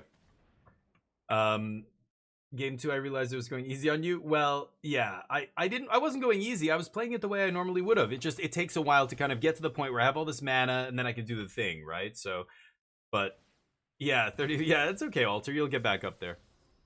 But you know, the power level, like in some of the individual cards, for example, like the 2-drop that's a 1/3, when it attacks, it drains you. You know, unless the draining is doing additional damage somehow because there's another creature that cares about gaining life, or, you know, like, there just isn't enough synergy going on there. I think that was one of the issues. Also, you're playing too many tap lands. Tap lands that come in and gain you one or do one to them aren't worth playing a tapped land. You'd much rather have just a basic plains or swamp or an untapped dual land if you can afford to craft them. The come into play tap lands are really going to throw off your curve, especially with, you know, I don't know how many you're playing there, but you know, you're not aggressive enough to be an aggro deck. You're not like slow and controlling enough to be a control deck. So you're just a mid-range deck, and you need to. What does this have? Ward 1. Okay. Let's pass.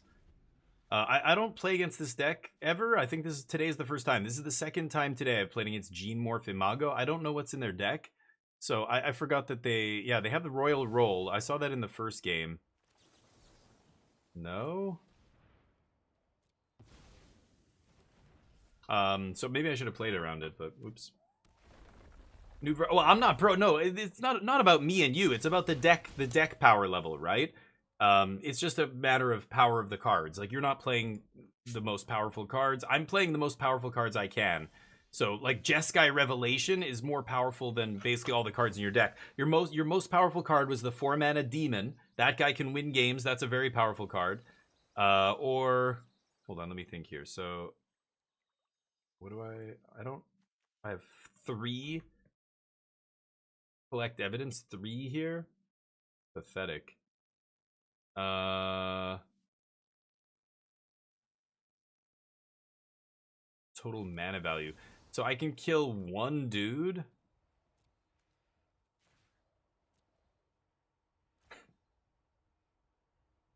And then they kill me with Vine Stock.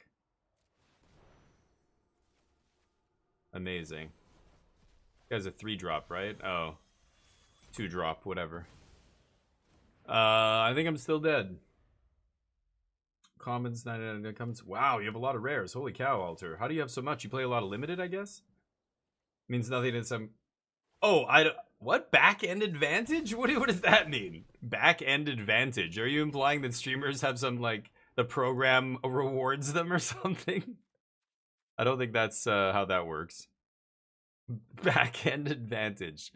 I'm not sure what you're implying with that, but... right. Bitter Triumph, maybe... Meticulous, or whatever Eclipse is probably not great here. Yeah, a bunch of 2 toughness cards. I don't know. I'll bring in The End. No, I don't give a shit. Maybe I'll cut a counter spell here. There we go. How does the Jeskai work? I was so confused. Put it on the card. Put the card back in my hand. So, oh yeah. It bounces. Like, I mean, just read it. You'll see what it does. Google it or whatever. Use my bot here. There you go. It does all that. Like, that's an insane swing. That is erasing a bunch of the other stuff you've done if it's too small ball. You know, you're not playing something that draws you 3 cards or 4. Like, you're not playing something that does a huge amount of damage or puts you up on land. Like, it ramps you a huge amount, or like it's something that, like, the amount that you're affecting the game is this much, and my spells are affecting the game, you know, by when I cast a sweeper and blow away 3 or 4 of your cards, that's, you know, a huge swing basically. And if you're not playing the same kind of 4-for-1 that I am, like Jeskai Revelation's like a 5-for-1 or a 6-for-1. You know, you're spending multiple removal spells to kill the monks. I'm killing something, I'm bouncing something, I'm gaining life, and you know, like, it's just, that card's ridiculous. Most decks aren't playing something that powerful. Like, VB has the VB itself, but a bunch of their other cards are just mediocre. The reason VB's so good is because they have great synergy. Their synergy pieces come together, and like, you know, Soul Cauldron isn't a good card in Standard. It never has been. The whole time it's been around. It's nothing new, right? But it is amazing with VB. So when those cards come together, it's awesome, right? At least they're doing something greater than the sum of their parts. That's what you have to be aiming for, or you have to be playing something like Overlords or my deck, or a deck that's playing inherently powerful cards, right? Where they don't need to synergize, they're all just bangers. I can dump that. You know, my deck's just the control deck, so it's playing a bunch of removal. Those aren't bangers, they're just removal spells. But a bunch of sweepers, the card draw are all, like, all those things are putting me up on cards. Yeah, I'll let this person draw. And so you need to be doing some kind of card advantage thing to compete with that, otherwise you get buried, right? I get, yes, my fangirls. That's right. Oh, I can't wait to tell my wife about the fangirls that give me money and stuff. Honey, I'm gonna open an only MTG channel. I don't know what. That's the lamest joke I've ever made on this channel, possibly. But yeah. Anybody chaotic. Again, scroll up and read the description in the thing there. It says 4 damage to any target, return target spell or permanent. So I can bounce your land, I can bounce one of your spells on the stack. Like, that's awesome. Counter. So it's just kill, kill, kill, kill, kill, and I'm getting sweeping and stuff. So either, like, oh, the other, like, the demon was a really powerful card. The other powerful card that I saw was the guy with Battle Cry, where he dies, he makes a 1/1 bat. Like, those kind of cards where they die and leave something behind, or die, or ETB and make something, or both, like that guy. Those are great. Because they give you cards. They create material even when I deal with it. So my spells are never cleanly dealing with your spells. That's how you got to beat that kind of deck, right? Okay, take it easy, Alter. But yeah, that's just, it's card advantage, right? I could start attacking with my, oh, never mind. With my Restless Cottage, I guess. My opponent doesn't seem to be doing anything here. Do you know what I mean? Yeah, it's hard to explain chaotic until you understand the game at a kind of a deep enough level that you, like, if you understand the concept of card advantage, which that I know you understand, you're familiar with.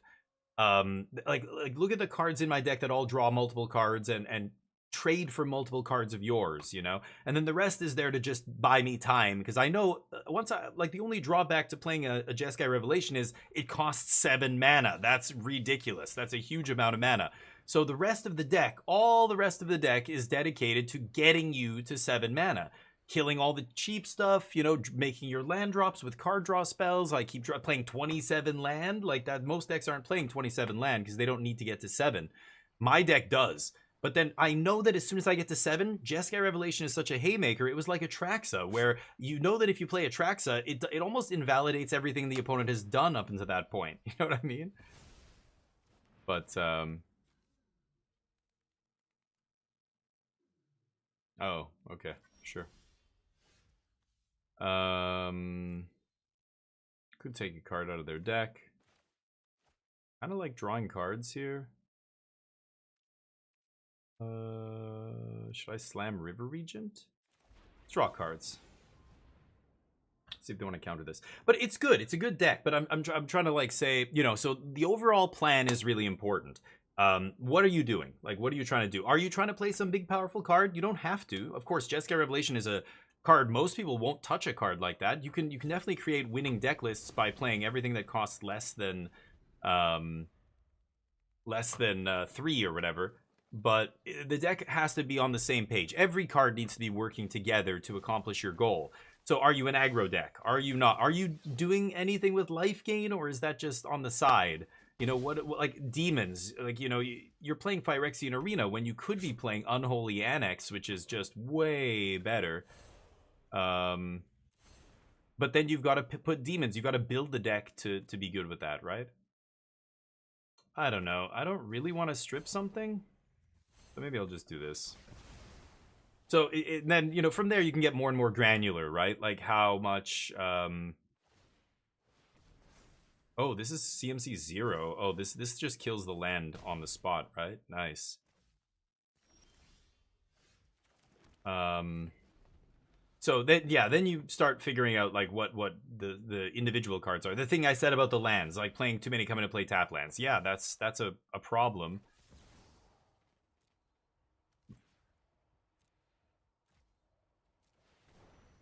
I don't need to exile anything, right? Mana value? It's 0. But yeah, like, keep getting wild cards. Keep, like, as you get better rares, it'll steer your deck in a certain direction. Like your deck will start to get to the point where you're good against, you know, a lot of that stuff. The good against a lot of the stuff other people are doing in standard and whatnot. Sure. Okay, pass. They've got Sanctuary, but not a big deal here.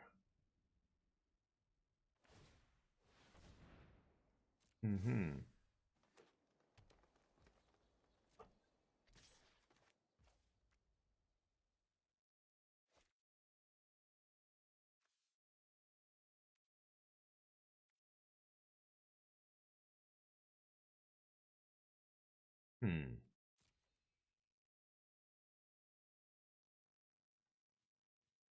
They're gonna play something? Oh, wow. No. Glad I didn't go for the Triumph here.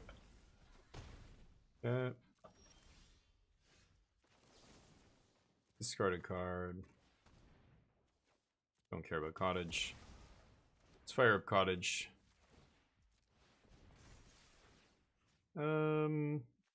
Curiosity.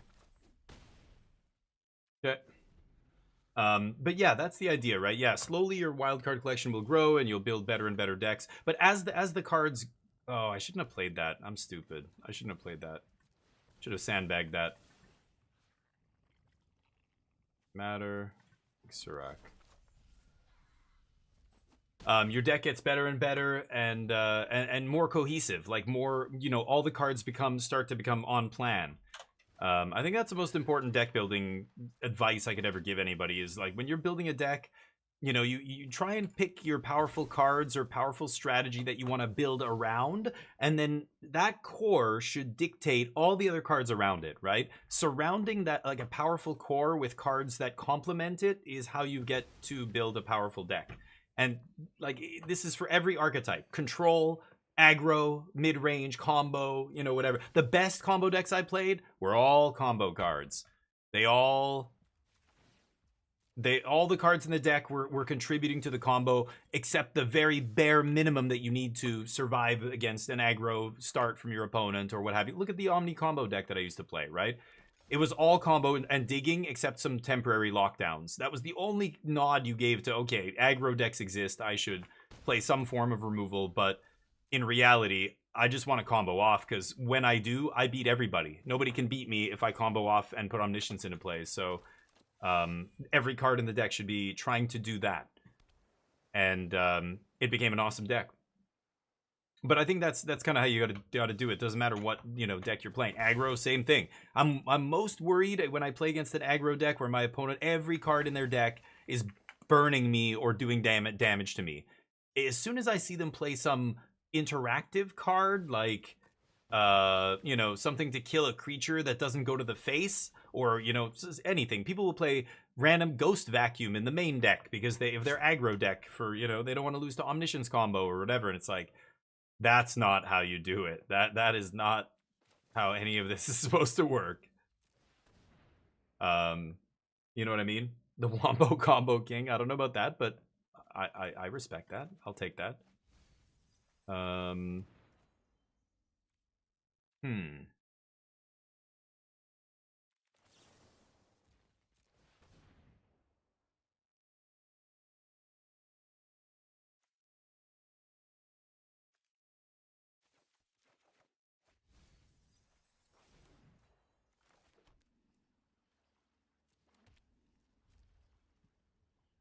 Okay.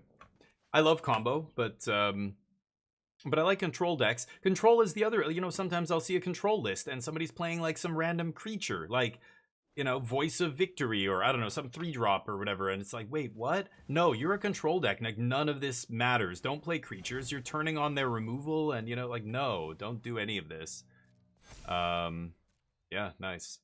Let's bargain here. Let's see if we can find a sweeper.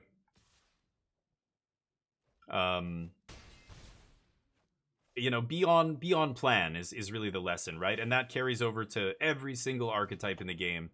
Just be on plan and you're good.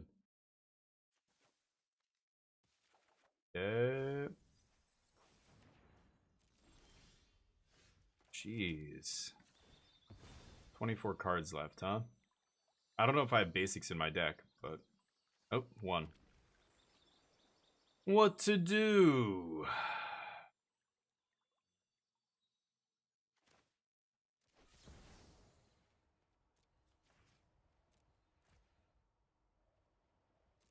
Pay 4. He costs 3. Wait, submit 6? What? Why did it say submit 6? I just have to submit the CMC, isn't it? Yeah, I'm only targeting one thing.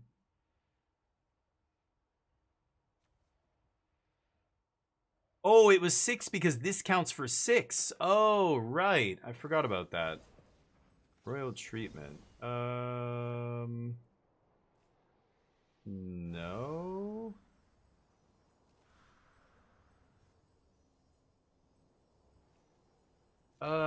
You know what? I am gonna kick this, I think.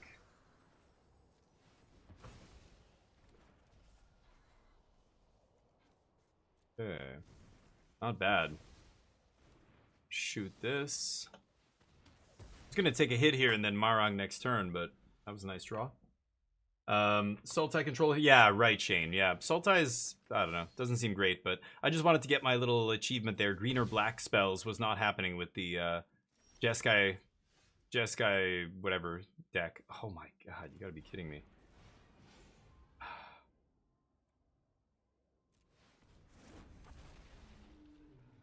I don't want to bounce both, so I'm just gonna bounce this idiot. I get to redraw. And I could draw cards here. I think I will. Okay. Leave up Exhale. 18 cards left in my deck here. But yeah, like, Regent's a great card, but it just dies to everything, right? Yeah. Dispelling Exhale can counter unless they pay 4. Oh, they have exactly 4. Oh, wait, what am I saying? I can't counter this. Yeah, derp. Okay, no blocks. They're at 8.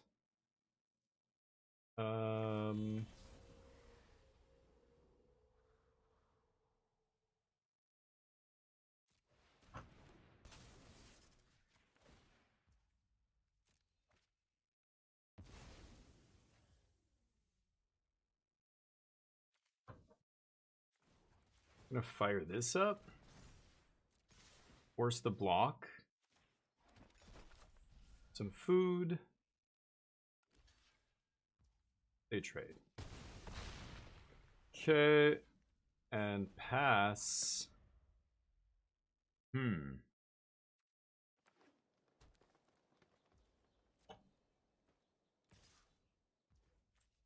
at 1, they're at 2, huh? They have a way to pump? Oh, is this like a Tidebinder or something? I don't know what they play, so maybe I should have done it on my turn. Do they play Tidebinder? I'd be surprised, but... They have a pump spell. Yeah, nice. Paying, leaving up force, because they know I have Dispelling Exhale. Amazing. Okay, well, we can stop playing Sultai at least. That's the good news. That deck does feel atrocious. Blue-white control is just where it's at. Like, if you're going to play control, play blue-white. Or you could play the Jeskai deck. Yes, that's all I wanted. Play the Jeskai deck. That's pretty good as well. Orbs. Let me spend my orbs here. I don't like notification icons. Packs. Sure, open our pack. Rare wild card. No.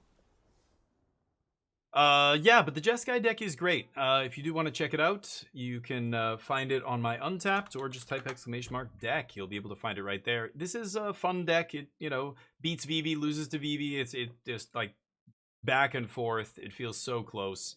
And then all the other decks, I feel like it's got game against. I don't think it has any really bad matchups. Can beat aggro, can beat control. Control is actually a breeze. Control, I'm very, very high. I think I'm like 90% win rate or something. Again, you can see it all on Untapped. Yeah, those stats get weird too, because I've punted a lot of games to misclicks, auto tappers, like streaming, being distracted and missing something, forgetting I don't have a stop on their end step or whatever. So take the win rate with a grain of salt. If you think the deck looks good, I recommend trying it. I think it's strong, but I think we're gonna switch it up. Standard bores me, and I love Magic, but for those of you who play other games, well, you're in the right place. We play a lot of games. I love Magic. I play Magic every day, but I also play a lot of other stuff. There's just too many good games out there to stick to just one. We're gonna be playing some Hollow Knight 2 very soon. Oops, hold on a second. That's gonna be awesome. I hope you join me for that. But in the meantime, let's play some Frostpunk. This game has been very fun. It's stressful. It's exciting to me. I don't know. It's kind of cool. It's a city builder. Check it out if you haven't seen it. We're gonna play it right now. Let me just change the stream title. There we go. And we'll be back for more Magic tomorrow. So if you want to jam, see us play Magic, play with us a little bit more, join us for that. Tomorrow we're playing a new game that is just releasing tomorrow, called Space Scum. It's actually pretty sweet, but okay, let me just turn off the display capture. Okay, give me 1 second. I'm gonna run to the bathroom. I will be right back.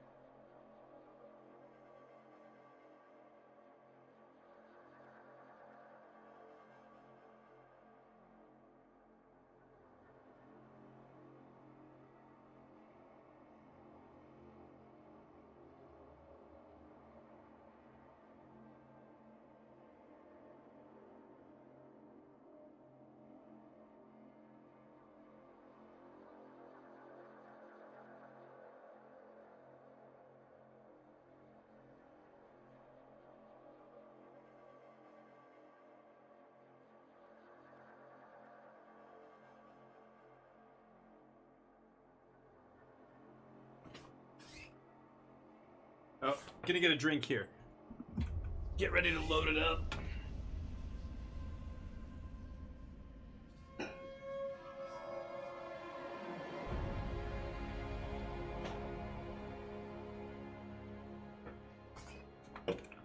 Alright, here we go. So, let's continue. This is the legacy of New London. We're on week number 540. We're managing a frozen... Good night. Okay, take it easy, Dino. Time to put the children in the mines. And our secret police. Yes, you guys know. You know I want that secret police. So I'm the dictator.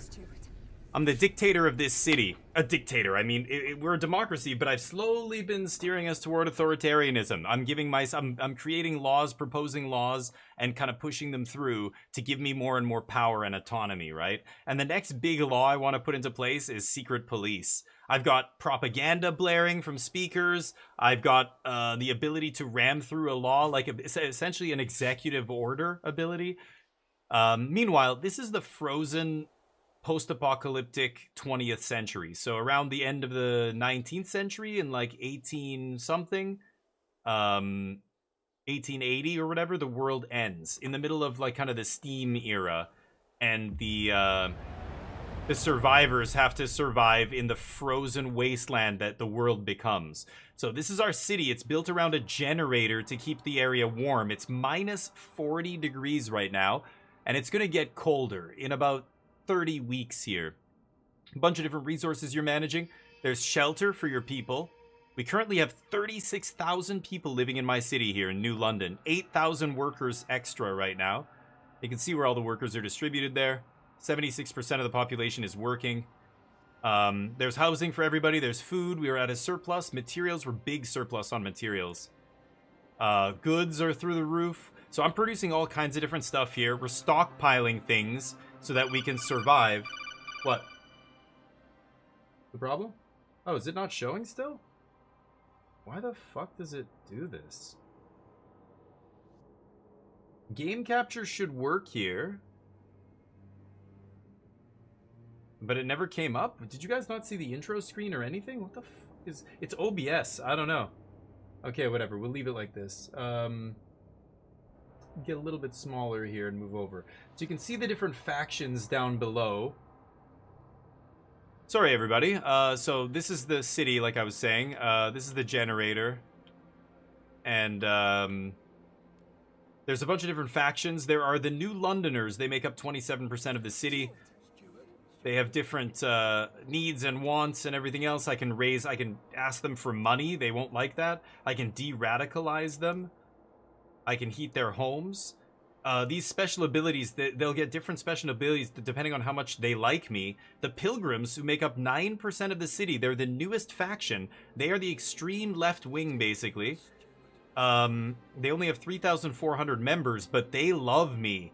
They are devoted to me right now, my relation with them. So, because of that, they give me a special ability to deploy their seers to explore the wasteland. These guys are all about finding more people and bringing them into the safety of the city.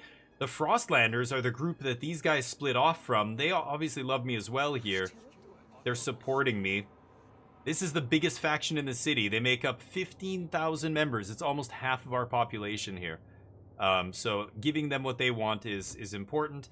And this is New London. We've got a couple outposts here that you can send teams out into the wilderness and bring them in. So if I go all the way out to the world map, you can see there's New London. That's my city. There's the Old Dreadnought, my second colony with 7,600 people living there. We've got a couple settlements, coal mine settlement, the ice smelter. These guys are bringing in materials. That's why my materials are through the roof. 3,000 people at the hot springs. This is helping my... I need 3 teams. So right now, all my teams are busy. I only have 1 team. I need 3 teams to do this. But I want to build a sanatorium here, decrease disease. There's also food here. 4 teams bringing in food. There's a couple new locations here. Redemption Way. Oh, yeah, I was trying to decide what to do. So we found this guy, the Baron's Cave. A wall of whiskey barrels protects the entrance to this cave. Inside, shackled servants sell everything from stolen jackets to sun drugs. Toward the back of the market is where the servants themselves are bought and sold. So they're all wearing chains. It's like a slave market. And the scouts are handed a message to whoever rules New London. I rescued each of my servants from certain death in the plague-ridden bilge of the shipwreck camp. Send us the materials to make weapons and we can expand to the shipwreck itself. I could send him a bunch of materials here, 10,000 and 10 teams to deliver it. And then he's going to go to the shipwreck camp and try and clear it out. Or I could shut this guy's whole operation down, 20 guard squads. I have 34. Send some forces down there to clean this guy out. This is the shipwreck camp. 5,000 people are living in here. Broken chains hang from the gunwale of a wrecked prison hulk. Founded by escaped convicts who swore all residents would be equal, rival gangs formed over time, and now they compete for power. This place is all no man's land, right? Like all or nothing, like, you know, dog eat dog. The settlement's in chaos, different laws and practices behind each bulkhead. All these different warlords fighting for authority. So, I could bring them in, 30 guard squads. We'd have to take over, we get 3,000 new people, 5,300 new people, 3,300 Frostlanders, 2,000 New Londoners. I could arm the men at the nearby Baron's Cave, and then those guys will attack these guys and maybe bring order. But remember, these guys, the Baron is a slaver. He's got a bunch of people enslaved here for freeing them. Or I could go find the old leadership hiding out in the nearby ridgeline. So right now we're exploring this ridgeline and we're 98% done exploring it. I'm looking for the elders that I may be able to reinstate here. So let's just unpause here. And this should be explored very soon here, 98%. Let's just wait. 99. All right. And 100. Come on. There should be an announcement or something. I'm breaking frost here. Got to keep breaking into the frost land, breaking all this gray away. Yeah, fortified ridge explored. Our scouts have charted a new territory. Nice. So let's zoom out over here. So the ridge line, fortified ridge. Oh, it's fortified. Can't see any fortifications, but okay. So let's see if we can find the elders here. The Woodsman Shipwreck Camp. The sound of sawmills can be heard miles before reaching this small commune of old escaped convicts. Each worker is paid equally, regardless of seniority, and they each wear the same uniforms even when not on shift. It seems they were once the organizers of the shipwreck camp, but many thought they were corrupt, and new gangs forced them out of town. If we reinstate the Woodsman as leader of the shipwreck camp, they'll gladly give us the sawmills. Ooh. Or take the sawmills by force. Bring justice to these criminals and seize their operation. I get a materials outpost. Okay, so now I can do that other shipwreck camp thing. I've got 18 teams. That freed up a bunch of my teams who were exploring this area. Let's see what else is here, though. Textiles factory. The factory's machinery has all been taken away, but thousands of uniforms lie in the warehouse, neatly sorted into rows according to size. A delivery schedule shows the clothes were being sent to the shipwreck camp. The last deliveries are marked as refused. The uniforms are simple, but made from quality yarn. In any case, too many clothes are better than not enough. Take the uniforms. I get a bunch of goods. Goods are in short supply, but clothes may not be fashionable, but they're comfortable. Use it as materials, or come back later. I think I'm going to come back later. I think I want to reinstate these guys at the mill. So let's go back here. Reinstate old leaders. I've got to send 15 guard squads to protect them. 10 teams. Let's do that. So we're going to see a group go from... Yeah, here they are. These guys are going to go to... In 3 weeks, they'll arrive at the shipwreck camp. Okay, and then once that's done... This is the Baron. So now I can go shut this down. It takes 10 teams. Okay. I want to explore some of these other areas. We're waiting for this giant white storm to finish going by. This is 25 teams. I only have 8. All these areas... Yeah, this is actually getting explored right now as well. Yeah, I won't be able to explore anything else. I won't have enough teams. Alright, so let's just hang on to those teams. We don't have to do anything with them. And let's unpause. Our other team going out to the ridgeline. They're going to follow my road here, I guess. And then across here. Maybe I should build a trail over there. I didn't think about that. There's mountains up here. Mountains. A lot of mountains on the perimeter here. I've got to get to this cursed valley. Once that storm passes, I'm going to do that. Anyway, let's go to New London. It looks like this is completely out of materials. So let's demolish this building. Yes, and I need to build more material storage here. So I'm going to build a stockpile hub. This actually buffs the efficiency of nearby buildings. We'll do that. Food coming in. Storage. This is resource deposits are empty. Demolish.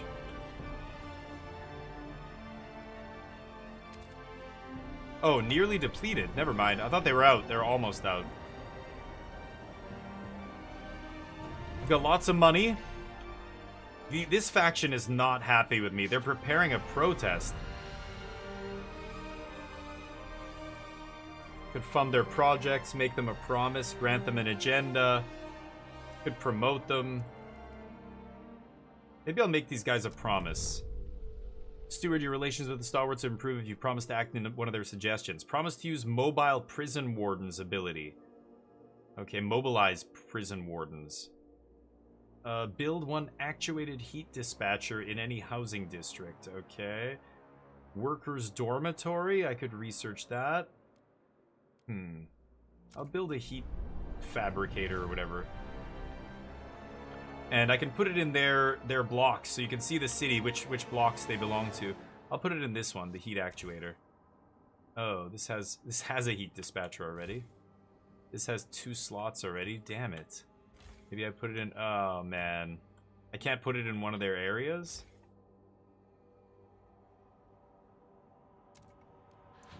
I'm gonna just demolish this and build another one. That's fine. Okay, nice. We explored that other thing in the Frostlands here. So now we have 28 teams, so I can go explore another region. I want to explore this, but too dangerous to chart. I've got to wait for the stupid storm to pass.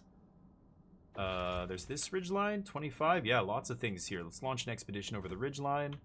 Okay, that took all of my teams except 3. Which is actually not coal mine. It's what I need to build this thing, right? Sanatorium, 3 teams. Oh, the output is 3 teams. Oh, my bad. Requires 10 teams. Shit. Okay, so I can't do that. My scouts are going all the way there. I don't know where they are right now. Oh, they're here. Okay, so they still have to go there a ways. All right, demolishing some stuff here. Oh, they want me to build a moss filtration tower building as well? Oh, research is done. Squalor containment, advanced coal mines, improved heat dispatcher, prefab foundries. Ooh. Tons of materials, huh? Sawmills, charcoal plants. Make a ton of coal. Upkeep 20 materials. Otherwise, this is a pyrolytic charcoal plant. This requires 300 workers and 20 materials a week. Makes 150. Makes squalor go up and temperature go down. Or this makes 187. And disease goes up. That's okay. It uses more workers, but I have a ton of workers. So let's research that idea. Keep going here. Twitch overlays? What? What overlay? Or that's from before, you're saying, yeah. The Twitch overlays. Oh, you mean the in-game. Yeah. Sorry, I know what you mean now. Yes, of course. Thank you for reminding me. The extension is what you're referring to, yeah. Let me turn that on. Yeah, we haven't done a vote yet, so I didn't think of it. I was going to mention it once we got to the voting process. Okay. These guys are busy shunning progress. Idiots. We must change. Staying the same all the time is inevitable death. Okay, let's tear that building down. Tons of materials, tons of prefabs and money here, basically. So you can see my different districts. This is the only district left producing food. And this is food stockpile. I could move this. Put it near this thing. This is going to be finished in 73 weeks, huh? I'm going to demolish this. This materials thing is going like crazy here. Untreated sawmill. I can make materials go through the roof. I'm building so many materials. Or I'm bringing in so many materials that it doesn't matter though, right? I could put it here. That's where that other one was. Yeah, let's give them what they want there. And then I'm supposed to build a moss filtration building. Moss filtration tower. Holy shit, can I not? No available building slots? In any of these residential buildings? Oh, wow. Okay, well, that's fine. Time to build another housing district then. This blue area is warm, so I'm gonna try and build it in the warm area here. That's why a lot of my neighborhoods look like worms. They're all kind of like clustered around each other as I go layer after layer outward from the generator. Like housing here, and then another housing thing, and then I could even expand these areas.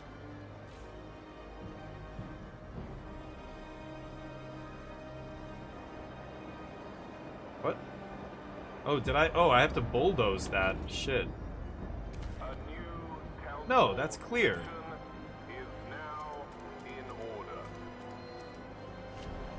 New council session. Okay, so now we can vote on laws. So I can propose a new law. This is the latest one we got. Extraction strongholds. City rule. So I put guided voting in, which is essentially my executive action one, but Bureau of Propaganda has been signed. I could do guard enforcers. I kind of want that, actually. Let's still go guard enforcers first. Right now, 47 delegates are for this. Only 22 against. 31 are on the fence. Propose. All right, recruit the Viewers Council. This is where you guys will have a chance to vote. You should see it on the screen here. 47 are currently for this, 22 against. I'm going to negotiate this into effect. So you see the different factions here. 2 of them just refuse to negotiate because this one I've already promised something to. And the Frostlanders. Oh, I promised something to. I should have waited. Shit. This is the biggest faction. This is the one I want to sway, but I'll try and sway the New Londoners. 27 delegates. Okay, I tell them vote for this, and I will fund your projects. That's fine. Standardized prefabs factory research.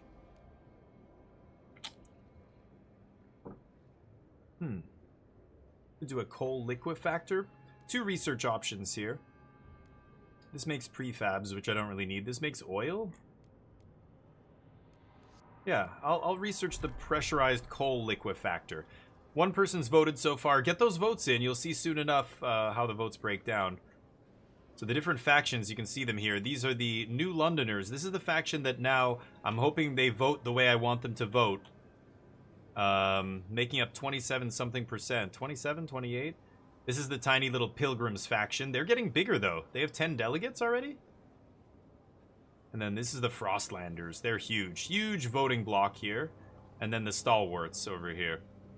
All right, here we go. Let's go for the vote. What's it going to be? Need 67. Oh, what? Wait, it passed?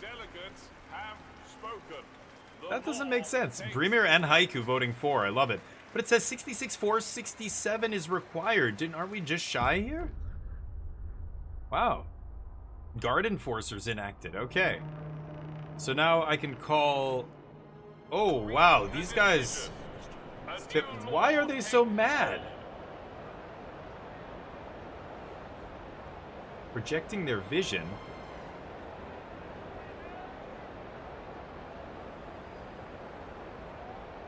Significantly decreased by recent deaths? That was a while ago. So how do I call the guard squads here? The next one is Steward's Militia. The steward I'm the steward, right? May bolster the ranks of the guards by recruiting hardened fighters from communities. I'm basically starting to make my own military personal army. Okay, so these guys are full mad.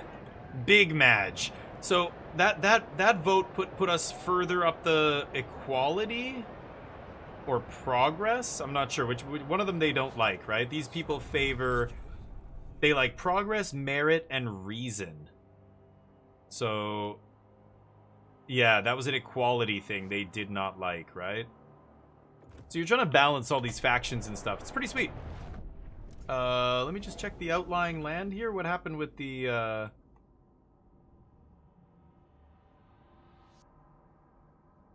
Wait, what? Oh, it's up here. Never mind. Oh, here we go.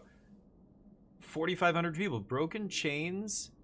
Hang from the gunwale. Da-da-da. In return... Wait, with our help, the old leaders have taken power again. They've recruited from the other gangs, redistributed all property, and declared everyone equal, though some are more equal than others. In return for helping them regain control, the woodsmen will provide muscle in times of need. Oh, they give me guards. Okay, let's connect Skyway to this place. What's the fastest way? Just down through here, I guess, huh? And what happened to the Baron? He just vanished?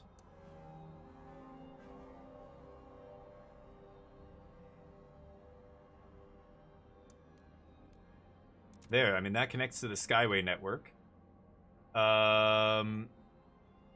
This is the Baron? So I'm going to shut this down soon enough. I need 10 teams. These guys are exploring down here right now? No, down here. Oh, and we explored this area. Dead End Crags? Oh, there's something there. Looks like food? Fishing spot. A line of rusting shacks marks an ideal fishing spot. The wind calm, the ice thin enough to cut through. Schools of cod and char swimming below. Oh. 90 food until 60,000 food is depleted. Yeah, let's harvest it, I guess. That's gonna take 4 teams, so I can't quite do it. What is this? Rowett Expedition? Site of conflict. A pair of broken down transports are flanked by unmarked graves. Neither damage nor death were the result of natural causes. If repaired, the transports could be useful for future expeditions. Then again, their cores could be useful too. It gives me 5 teams. Oh, 5 additional Frostland teams is pretty good. Take the cores. Costs 5 teams, I get 2 cores. No, this takes 5 teams to do it. What do I get for that? I'll come back later. Cores are good too, but... Transport... Oh, this is the same expedition. Deserter's End. A transport lies in pieces, frozen corpses scattered around unburied. Our scouts found a journal amongst the carnage. After that bloodshed weeks back, he's only got matter. He speaks of splitting atoms, setting the air on fire, ending the frost. He's declared this a one-way journey and hanged the men who argued, not waiting for the same. Rowett's expedition will not return, yeah. Nothing more can be done. Bury the bodies. Okay, dead-end crags. Where they ended up. 3 teams spare here. Not enough to do anything with, so we're just waiting, I guess. Okay. Let's keep going. It's gonna get colder soon, but we're currently making enough heat to provide everybody with heat. In fact, a lot of these places are hot. Oh, does that get chilly? Oh, that makes it chilly if I do that. That's awkward. Because they're getting heat off each other as well. So some of these I can bring down. They just have to be livable. They don't have to be warm. But if I bring that down, because it's getting shared heat, it loses its shared heat and suddenly goes negative, right? Okay, everybody else good here. Okay. This game is sweet. Yeah, this game's fun. I quite like it. A lot going on. There's a lot of replay value here. Obviously, a ton of different ways you can build your settlements and everything.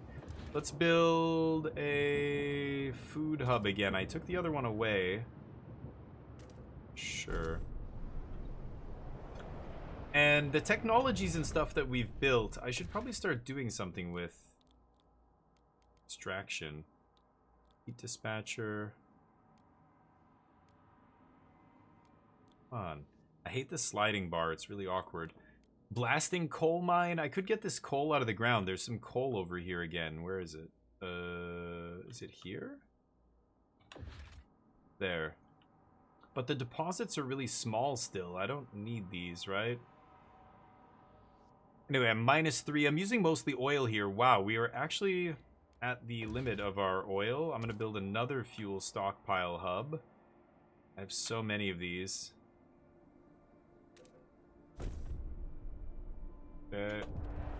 Oh, they want my attention. This is the desperate mother. Communal parenthood was enacted, right. Stewart, a woman was arrested for breaking into a city nursery and trying to steal a baby. She claims it was her own. So right now the law in place that I have is the kids are taken care of by the state. You give your kids to the state, they go to school, parents are free to work. No evidence it's her child, as all newborns taken from their mothers are assigned new names. I just know it's him, the woman insists. I recognize his cry. She's garnered support from people who deem the law too extreme. They think communal parenthood should grant biological parents visitation rights of their offspring. What should we do? Uphold the law and punish her. That improves relations with the stalwarts. Incident is yet one more reason to shelter children from their insane biological parents. Or this is the humane thing to do. Communal parenthood is less effective at increasing the percentage of active workers. That's fine. Give biological parents visitation rights. See? We're not monsters.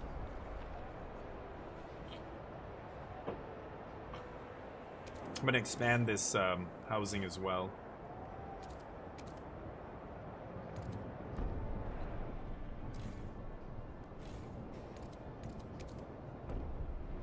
That gives them another slot.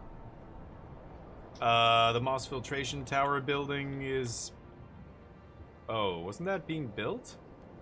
Okay, let's give them the stupid Moss Filtration building. It's on housing.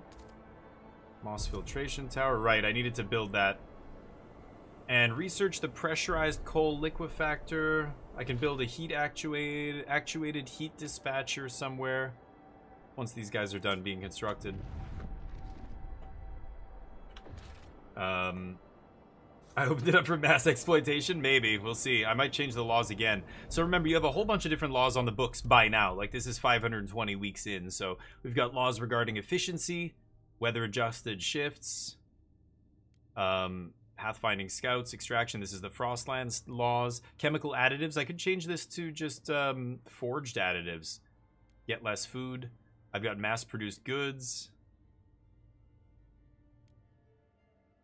Heat overclocking. City laws. I've got unregulated compensation. Oh. I could put equal pay into effect. I have nothing regarding compensation right now. Or I could research a new law before the session. The session is in 5 weeks. I'm going to have more to research soon here. It's going to get cold. Deportees is about to depart for the Frostland. Please, your commute. Okay, I think that's what the guy just said. A bunch of deportees. Are they coming from the shipwreck camp?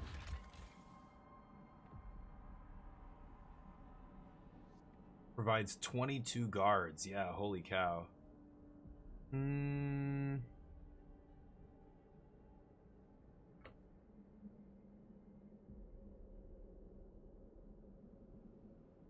don't get this 3 here. This is from a perk I have, I think, but I want to clear that Baron out of here. I need 10 teams.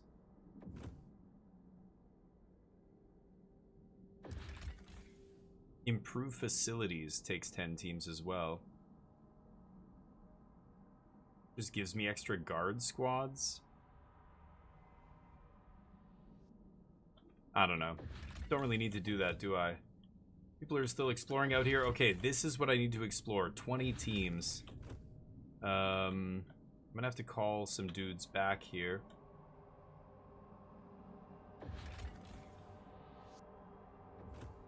Coal mine settlement? Oh, I could expand operations. Yeah, I never did that.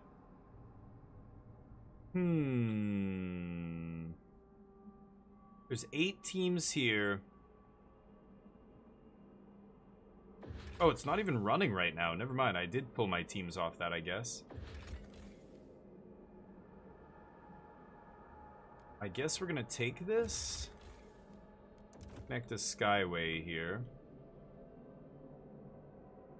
Oh, I need 10 teams. Yeah, I guess I can't do that. And then this is the fabric, right. Okay, never mind. Just wanted to check on everything. This is my other settlement, which we haven't even looked at yet, but the one built around the steam engine. These guys are just pumping out oil.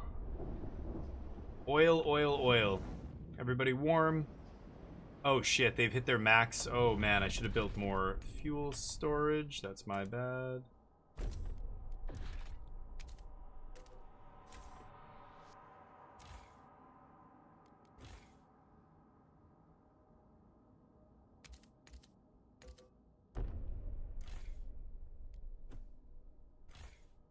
I expanded these guys, yeah. This guy has another... Ooh, I could put prison here. But that's only gonna affect things here. I don't need to put anything here, really. So I'm gonna wait. Okay, I need the storage to go up because these guys are producing way too much here. Oh, their materials are at full too? Shit. For goods?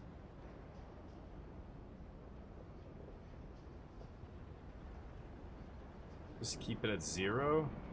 -1, there we go. Materials, they can handle a bunch. This is already full on materials, my main thing here.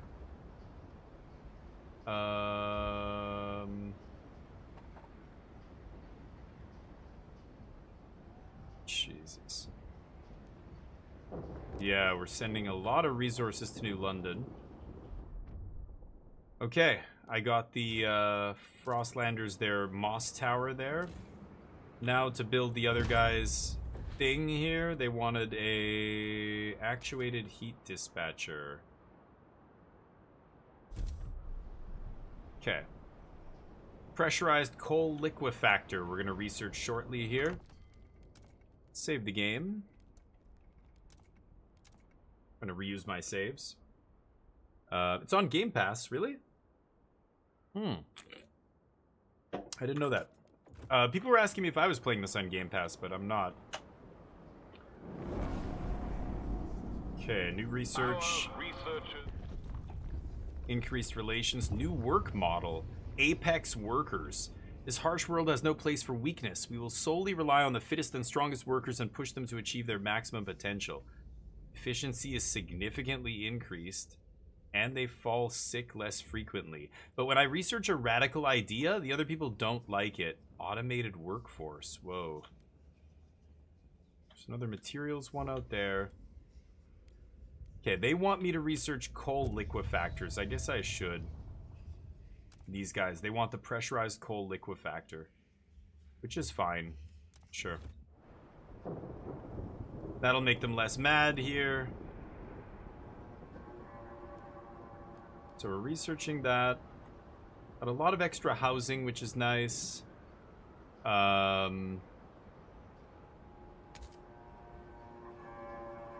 Trust is very high here. I'm accepted overall.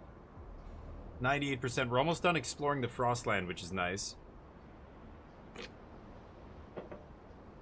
Hopefully we'll discover something interesting. But 99%. Okay, I meet their demand. Yep, the trust rises. Their relationship should go up. I gotta make sure these things are insulated as well. Is it this one? It's getting upgraded right now.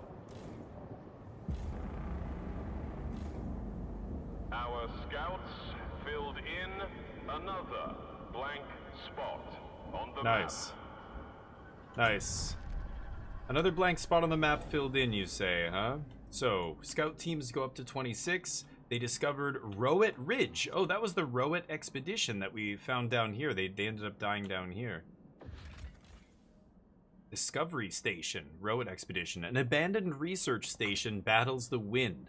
Our scouts found a sealed case of letters from the lab at Fortitude Base, but the station's purpose remains unclear. The final note is addressed to Rowett himself. We won't need the others after all. We can do it ourselves. Scientific equipment is gone, but we could disassemble the structure itself.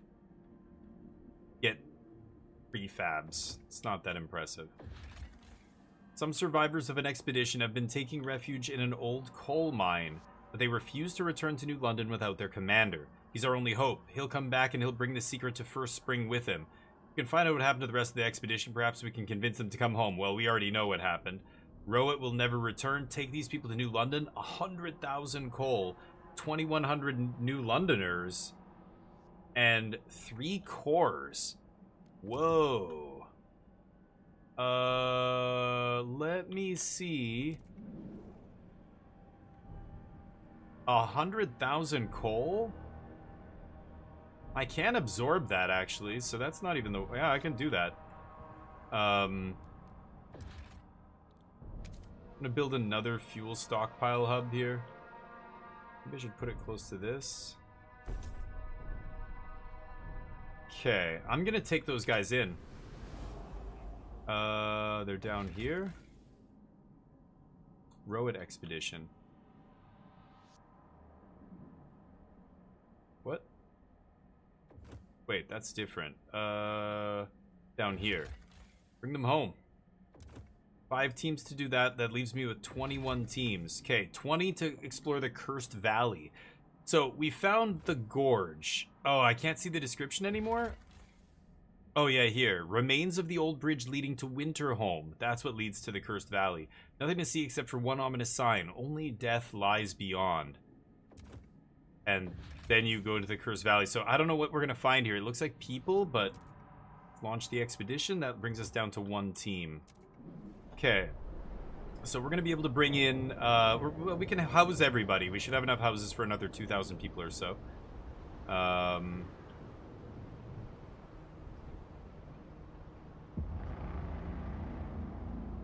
Oh. Recess is over. So, what was I going to try? Compensation. Oof, 32 against. All of the stalwarts hate this. A few of the New Londoners and a few of the Frostlanders. So I could swing this. Equal pay. Everybody earns equal pay. Did I do it? It's going to piss off the stalwarts, and they're already kind of mad at me. I could repeal communal parenthood. 32 are against being repealed. Stalwarts, again, they want communal parenting.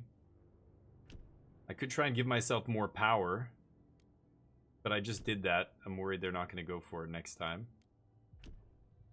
Should I try the compensation law? Everybody's equal.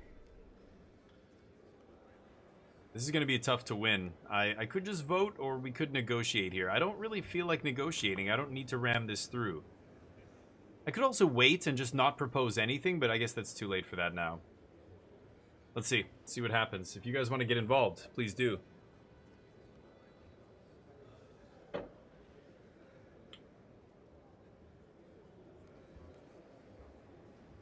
This is for labor is labor, and thus all will earn equally. This will eliminate discrepancies between the workers and the elite. Everybody makes the same amount of money.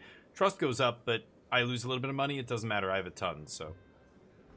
No? All right, we vote. Don't think it's going to go through, but I don't know. Weirder stuff has happened, I guess. Holy shit. Ooh, very close. The law is tabled.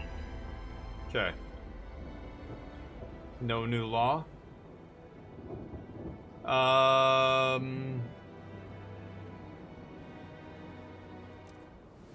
Extracting food.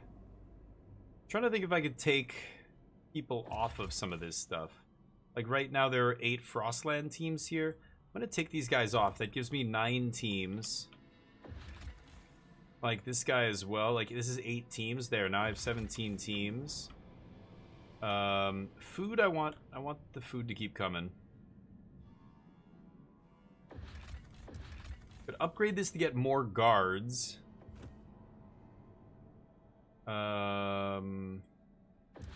I wanted to build this. Maybe I should build this right now. Let's do that. Hot Springs expand. That puts us down to 17 teams. And I'll turn this on. 9 teams. Create settlement. Fortitude base. Whiteouts will not stop it.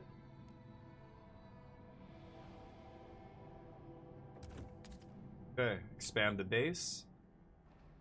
Bunch of prefabs and stuff here. I'm gonna come back and get this stuff. 2 cores. Ooh, exploration time is decreased. That's kind of interesting. I'm gonna take the cores. 4 teams left. Can't really do anything else here. Prefabs, yeah. Let's just wait. They're exploring the Cursed Valley here. Okay, why? Oh, it's saying it's too hot here. Jeez.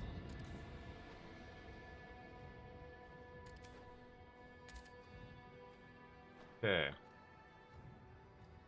Yeah, everybody very warm, but we're gonna get cool soon. Oh, what do these people want? Stalwarts begin protesting. It was inevitable. They're skeptical of my rule. Steward, the stalwarts have decided to protest your rule. This city is changing, and for the worse. We present this list of demands. Tend to them and we will disperse, said one of their leaders. But if you refuse to change course on those, let us create a warm paradise for all to live in. They will keep protesting until you respect their demand, further their vision of the city, or force them to disperse. They also dislike weather-adjusted shifts and city-run alcohol shops and dutiful youth. So what do you guys think I should do? Repeal Frostland deportation. They don't like this. This law is saying criminals condemned to work in may be condemned to work in Frostland outposts for a chance to atone. I like that. Mechanized scouts. They want me to research mechanized scouts. Okay. Convince them to stop. Ignore them. I think I'm just gonna research. I'm gonna research anyway, right? So let's give them. Yeah, sure. Mechanized scouts. I can do that. So I'm not sure what effect that's having on the district. I think it's reducing the income. Counter protest. Oh. Wow. Or quell protests. They get more fervor if I crush them, though. I don't need to do that. Ooh, 100 more people live among us. Okay, population is growing. That probably means I should keep building residential districts. Let's expand over here. Hold on. Let's go start maybe down here.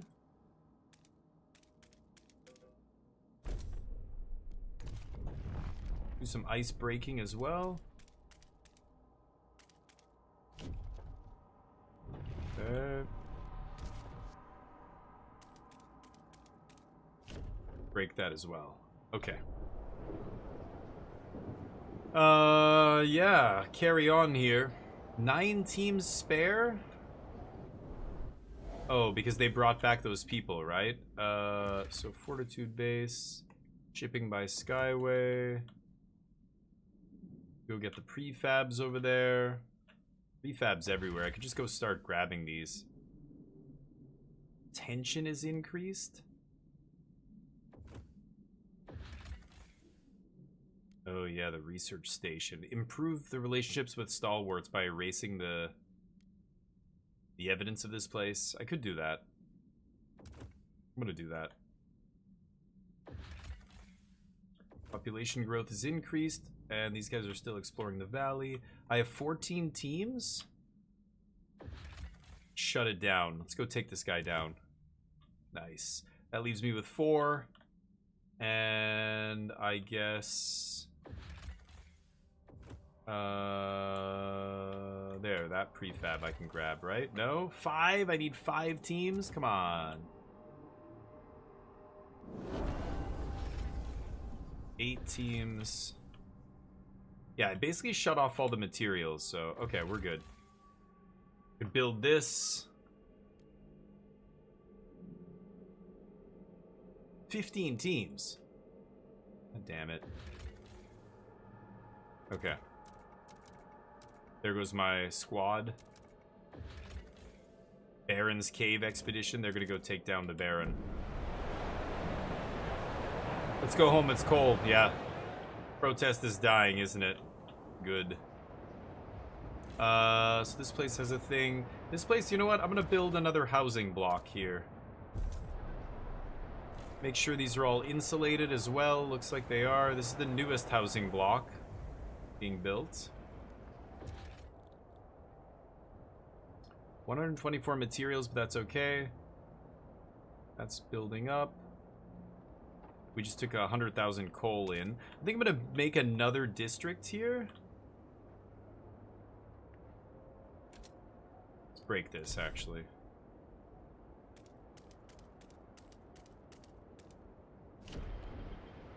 Okay. Everything's looking good. Sorry, Dugio, too late? My bad. Might have did it too quickly there, but okay, so we get that housing. So what I'm doing now, I'm insulating this, and I'm expanding it. Oh, I can't expand until... yeah, never mind. Insulation comes first.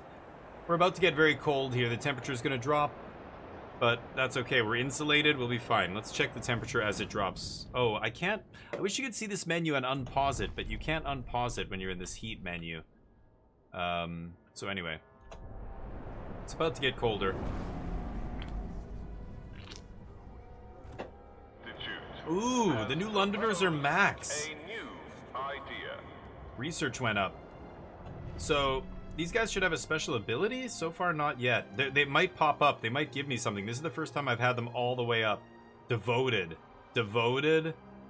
Devoted. 3 out of the 4 factions. So I am really doing a good job managing these guys, if I don't say so myself. We've got more research to do, though. Advanced coal mines. Advanced shaft coal mine. Operation using a large vertical shaft to allow more teams to mine coal at the same time. Materials plus 60 a week. 375 coal, 400 workers. That's the left-wingers want that. The right-wingers want the blasting coal mine. Way more coal, but squalor is significantly increased. Okay. Squalor containment. Everybody wants air corridors. By isolating emissions producing districts from the rest of the city with air corridors. Produces by 50 the squalor produced by district proximity. Yeah, let's do that. I'll research that. Because up here, these guys are very close to these districts, right? I left a buffer there for them, but...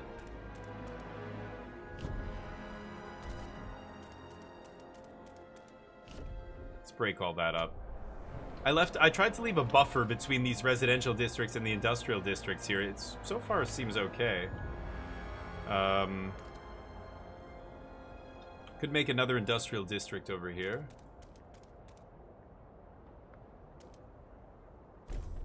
Why not? Food is going through the roof. Probably gonna have to build another food storage at some point. I don't really have more room for one here. Maybe I'll break that.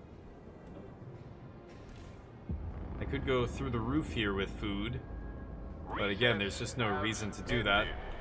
The council sits again. Okay, council again. So what are we proposing? The worker compensation we could try again. Or I could try pushing one of my own laws. Secret police. Recruit the viewers council. Should I negotiate this? 47 for, 9 against. Now, when this says viewers 40, I don't. There's not 40 people in here right now. I'm pretty sure. I'm not playing Magic anymore, so I don't know if it's you count as 40 votes. I don't think so. But it's weird. I don't know how it weights that. Your votes feel like they do way more than the other delegates. Like maybe each Twitch vote is worth 5 delegates or something. I don't know, but.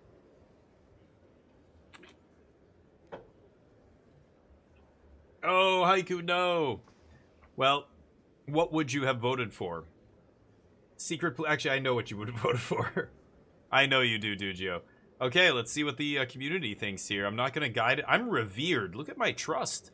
Wow, that's the first time I've had the trust all the way max. That feels good. So, they revere me. Now's the time to take advantage of these gullible idiots. Hear ye, the delegates have Right. spoken. I had The 40 law something, but is tabled. I needed 67, right? That's a special law, so it takes a lot more delegates. I need 2/3 majority, right? Cursed Valley explored? Ooh, just as the cold sets in. So now that we take a look at this, you can see the heat differences, obviously, now.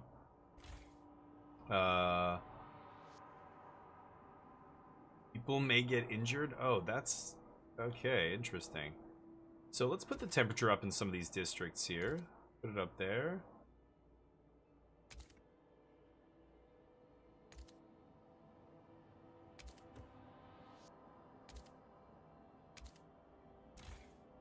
These guys have insulation? Yeah, they do. Okay, hold on. I'm gonna free up these guys real quick here. Should have broken this frost down a long time ago. So let's get these guys up to livable, and let's see what that does to our power consumption here. The factory's livable. Don't want anybody getting sick and dying. So we're still producing plus 242 here. So even if I crank the temperature in every single location, I'm still at plus 206 barrels a day. It's amazing. Okay. My generator's been optimized, and it's using oil right now, but yeah, we're not even... Oh, this is full power, actually. We're using all of our allocated heat. Or we're allocating all the heat, anyway. Okay, so we can handle this. It's going to get warm in about 40 weeks here. What should I do with this industrial district, I wonder? I've expanded... Oh, I could expand this one. See? It's telling me that that place is going to experience squalor here.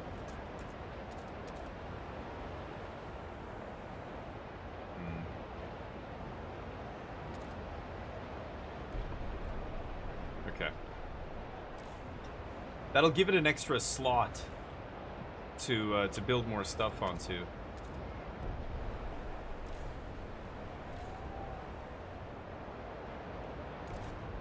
Oh, I can't build there? Shit.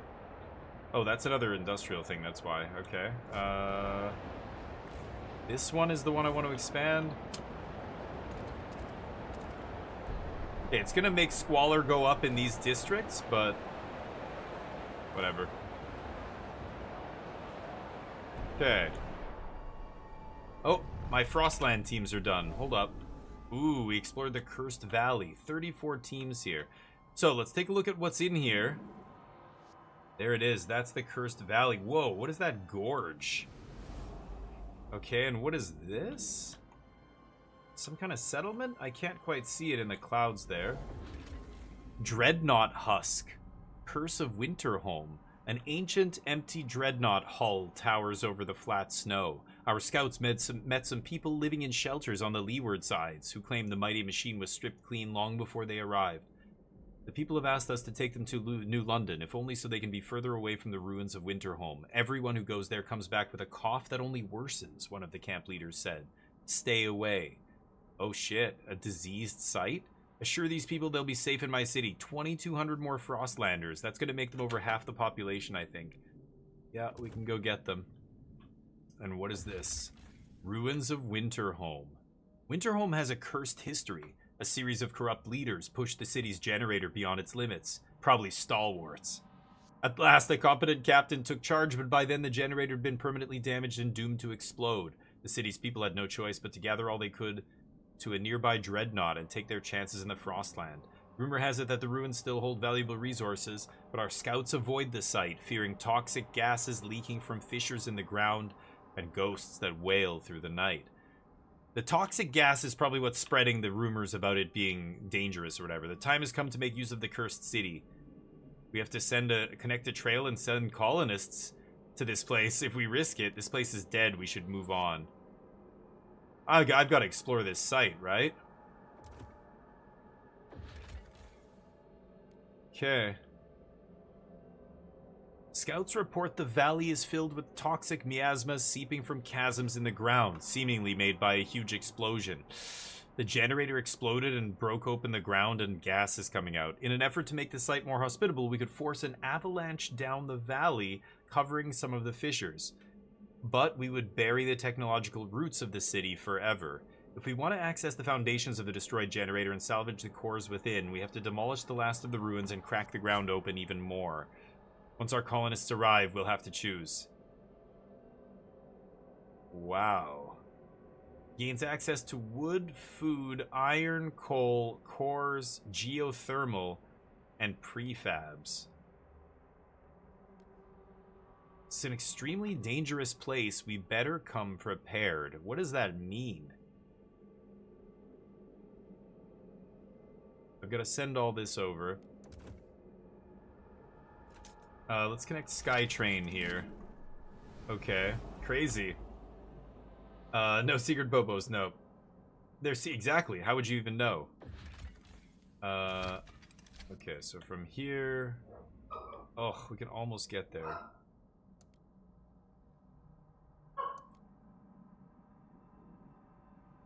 Oh, this is the SkyTrain. Yeah, I could just connect to that. Yeah, that connects me to the sky, right?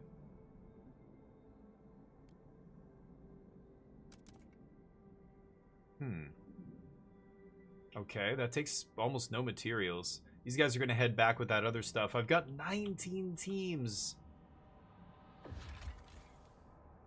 Okay, let's take those teams off. I want to explore the plains. Even under the snow, the soil here is poor. Nothing grew before. Certainly nothing will grow now. Damn. Could find a bunch of stuff here. 10 teams only? Easy to explore the plains. I have 27 teams. I should explore something dangerous here. These mountains. More cores. The coast.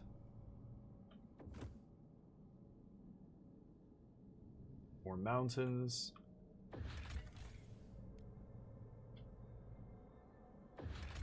Explore this one. 25 teams. There we go. Okay. Oh, two places are too warm almost.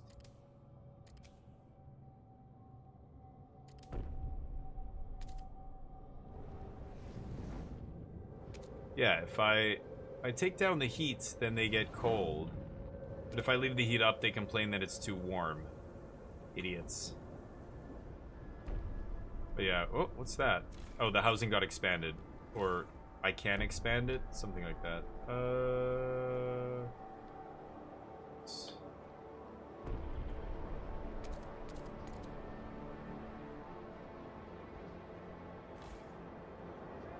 Okay, could put modules in here, but I'm gonna leave that space open.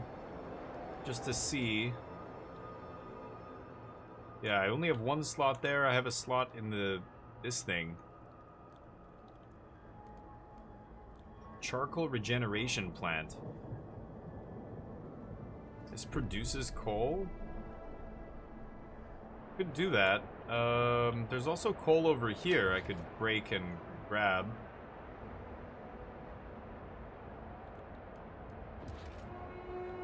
No bet. Never question their commands. I don't need coal right now, but sure. I'm not gonna build anything here. Industrial, I got this thing.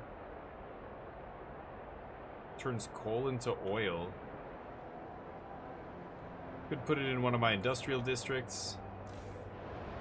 Suddenly we're not producing as much goods. Why is that? Salvaging factory in here. Oh, this thing got turned to something else. That's why. Could put another module in here. Waste repurposing. That uses a core. Refurbishing factory. Do this. That uses a core. I just don't need to do anything right now, so I'm chilling. I'm gonna not waste it. This place says it's too hot, but if I do this, they get chilly, right? Dear God, there we go. Okay. Let's quickly jump over here. These guys are still stacking up the oil. I probably have to build another storage thing here soon.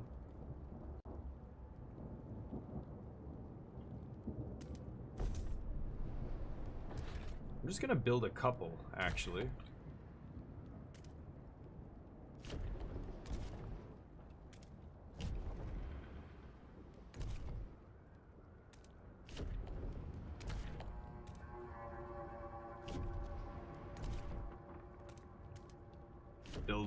Break a bunch of stuff to build more of those things. 17 teams. Oh, because those people brought the other people back, right? Okay, so I've got to send 20 teams to do this. I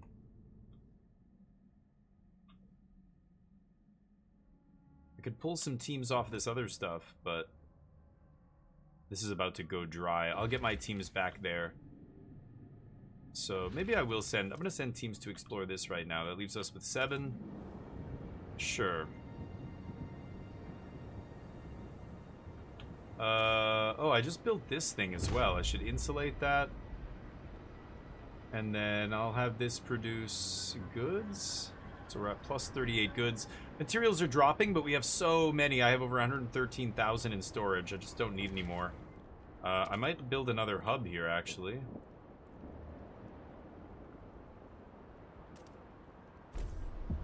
Workforce requirement goes down. 41,000 people living in here. Corners of the city, the council gathers.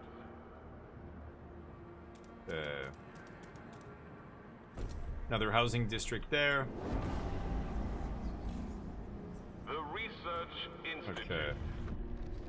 So, let's go to propose a law first. I want my secret police. I could do militia. Additional guard squads? I have a ton of guard squads. Secret police. Recruit the Viewers Council. Time to negotiate this. So, 38 delegates, the Frostlanders.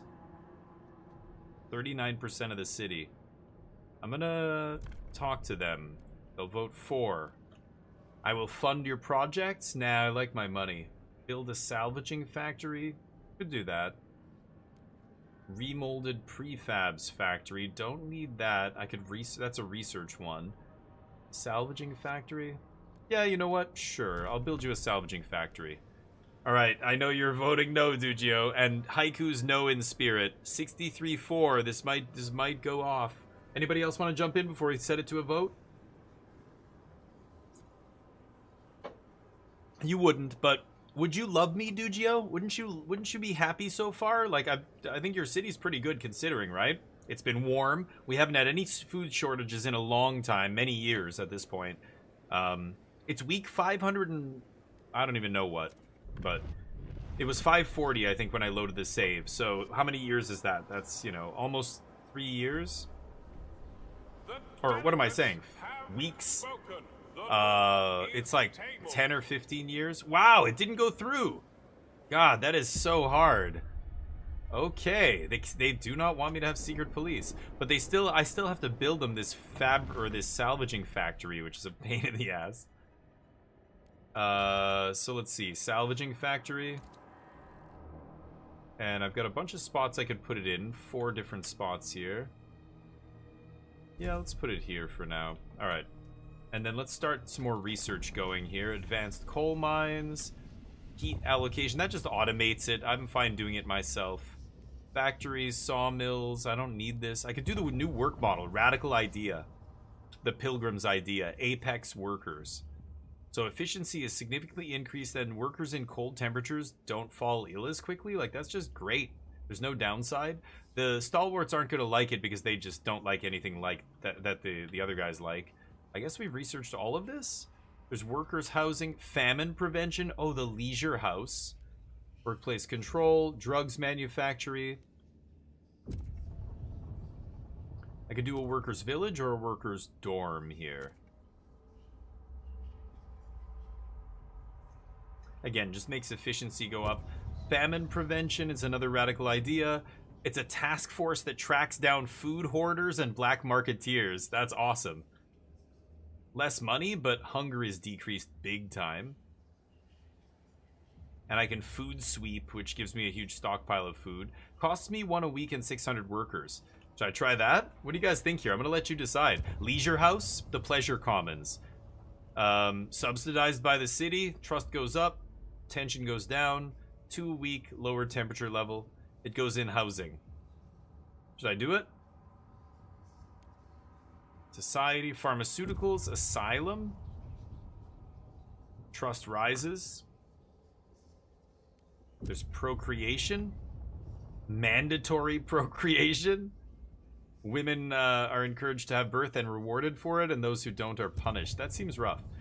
Relationship rotation is what the conservatives want. They want everybody to get cucked. Mandatory marriage. I require that they get married and then population grows. Should I do it? I don't want to require them to get married. I think that's crazy. Guard immunity? Ooh, they can do whatever? Ooh, that's kind of wild. Crime elimination.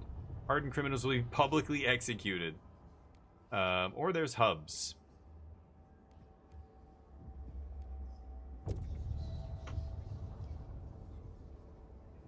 Area of efficiency in neighboring districts, yeah.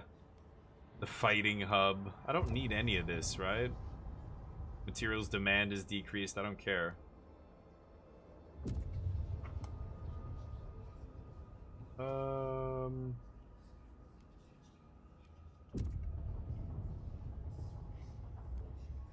Could do that. Hubs are kind of boring. Everybody, pleasure house? Okay, done. Asylum, leisure, pleasure commons. Sweet. Love that idea. Okay, I've got 84 spare houses. I want to keep building more housing here. Could break this down. Oh, that is being built. Okay, never mind. I want to put stuff on this side. It's, maybe the wind is coming from that side? I'm not sure, but this is not warm. All of the warm stuff is down here. One more district. So let me just check these, make sure they are all insulated. Insulated, this one is getting its insulation. That's insulated, yeah. I don't want to miss any. And I want to expand them all to give them more slots. Yeah, it's just this hasn't been expanded because it's still being constructed here.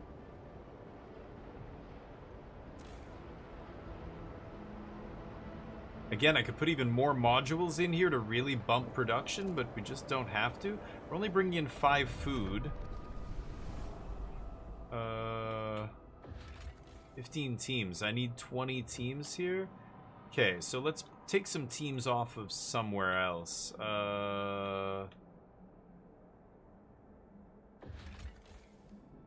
Oh, I missed this. Our men have stormed the wall and shut down the Baron's operation. The servants have been freed, but they remain on site, unsure what to do. There's also a considerable stash of liquor, sun drugs, and luxury goods that are too useful to waste. Send all this back to New London, or perhaps start an operation of our own.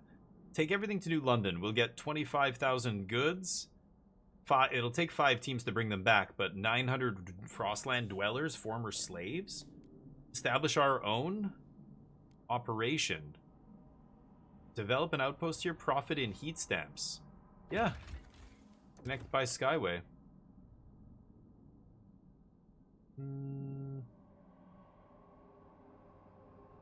Oh, I can only go here.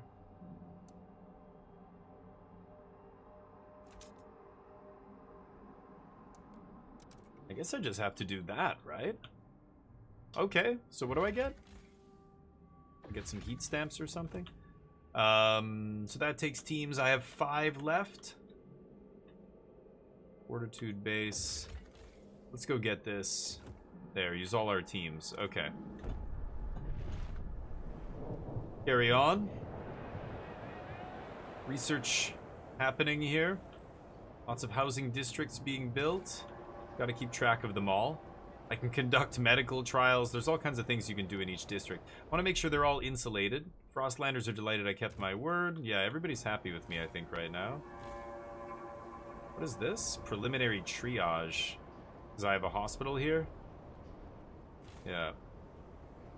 And then this, I could put new stuff. I don't need anything here, so... I don't need to use these slots yet, but soon. Soon I will. This place is too warm?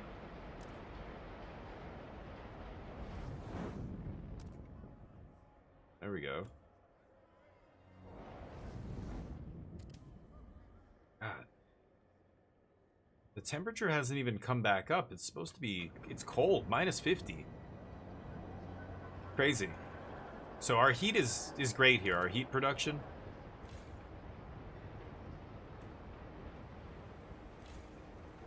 I could break this down and relocate it. I'm very tempted to do that. Yeah, we'll build another materials hub over here.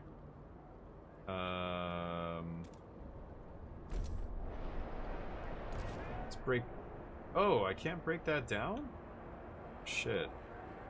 Okay.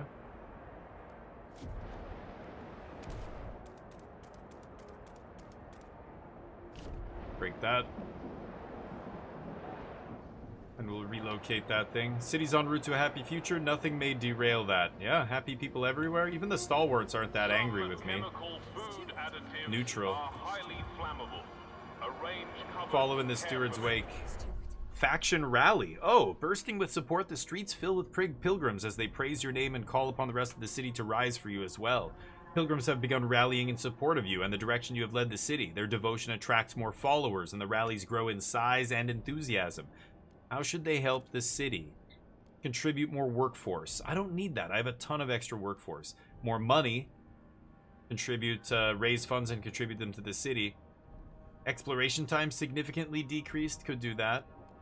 I'll just take money. It's always good. I could use their ability to actually increase my exploration. I should have done that.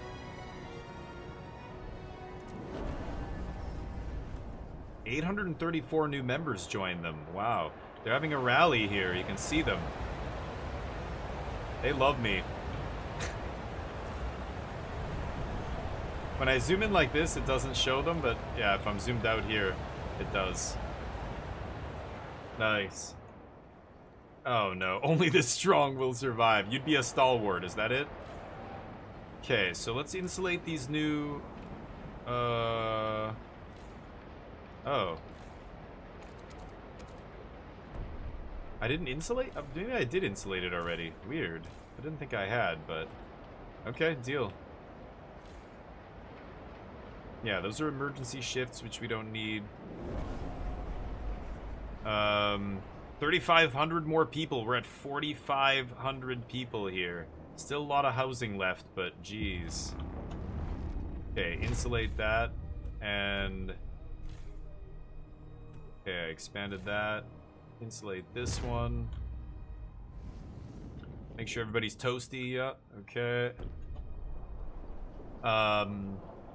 Almost done exploring here. The Seers reducing that exploration time. 32! Whoa, we have 32 teams. Let's go take some of this stuff down, maybe. Prefabs? Tension increased? I don't care. Oh, we explored this. That's why. Ashtop Mountains. IEC storage. A steel shed sits by a small crevasse. Its doors rusted shut. The letters IEC embossed across its roof. Our scouts managed to cut their way in and found a store of cores and tower pumps. Parts once used to construct a generator. Yeah, definitely grab that. What else is here? The Old Empire. Possible settlement? Whoa. Over the snowy valley towers an opulent manor, complete with a marble ballroom and an indoor pool of hot spring water. It's a resort? Our scouts walked straight past the classical library and Turner seascapes to be amazed by the fur coats and felting gear in the servants' quarters, as well as silver skinning knives and leatherworking tools. The scouts wanted to take the boots and coats home, but the commander disagreed. We should use these samples and these tools to set up a factory reproducing the works of the old world. Then everyone in New London will have a fur coat and waterproof boots. Smart. That's exactly right. Take the goods, we get a bunch of goods, takes 15 teams, or establish an outpost. Yeah. It's connected to the Skyway network. Boy, I haven't... Yeah, I don't have any Skyway down here, unless I go all the way over there. So, let's just go join it up here, I guess? Hold on.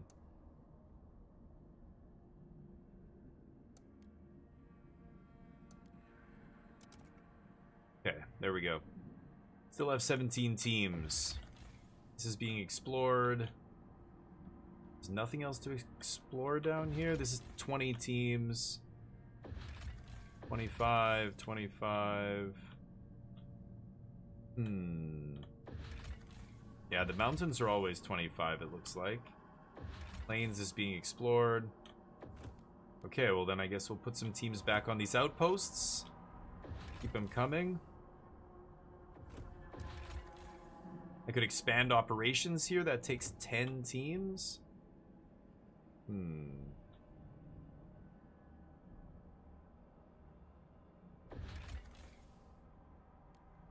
Materials? Sure. That one's about to run out of food. We'll get those guys back. This I could improve the facilities as well. That just gives me more guard squads, right? What was I gonna do here? Oh, I was gonna connect this as well. I guess I don't have teams now to do that. Shit, right. It's a materials outpost. Not a big deal, but... Okay. I've got to go here. I need 20 teams to do this. I'm going to wait one more minute while I set this other stuff up. Okay. Gotta wait. Gotta wait just a little bit here.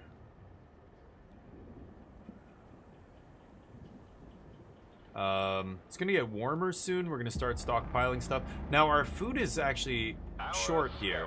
Have charted a new. Oh, new area. 3 spots here. Barren Plains. The Rowett expedition. Judging from the remains, dozens of vehicles were manned and loaded here. Our scouts found some maps in a half-buried crate, each marked with the possible locations of other generator cities. One was annotated with thick letters, Rowett knows. They left with such enthusiasm that many tools and scrap pieces were left behind to be buried by snow and time. Gather the scrap, 50,000 materials. Okay. A row of hunters' hangars breaks the flat white landscape. Once the workers gathered food for a great expedition, and now we may gather food to feed our great city. Okay. Harvest that. That's 4 teams to do that. Okay. The Lovers? A pair of automatons lie broken in the snow. Their tracks show they lost their navigational bearings and followed each other in a circle until they broke down. The scouts make their story sound almost romantic. We can either take their cores or repair them to work in New London. Repair just gives me workforce. I kind of want the cores. Go get those cores. That leaves me with 2 teams. Can't really do anything with 2 teams, so we'll wait for those guys to get back. And building more housing here. Should be not a problem.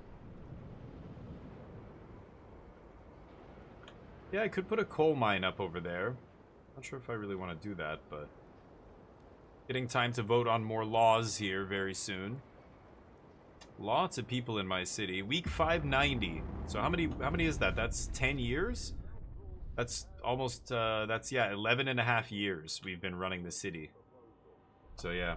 You're downloading an Haiku? Hell yeah, there you go. Welcome. And I am sorry. I hate it when I see people play games that I love and I'm like, oh god, I gotta buy this, and I justify buying it. I'm sorry for that, but, you know.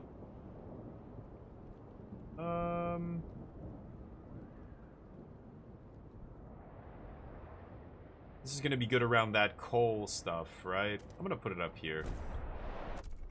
Speaking of which, these guys also need a fuel stockpile hub.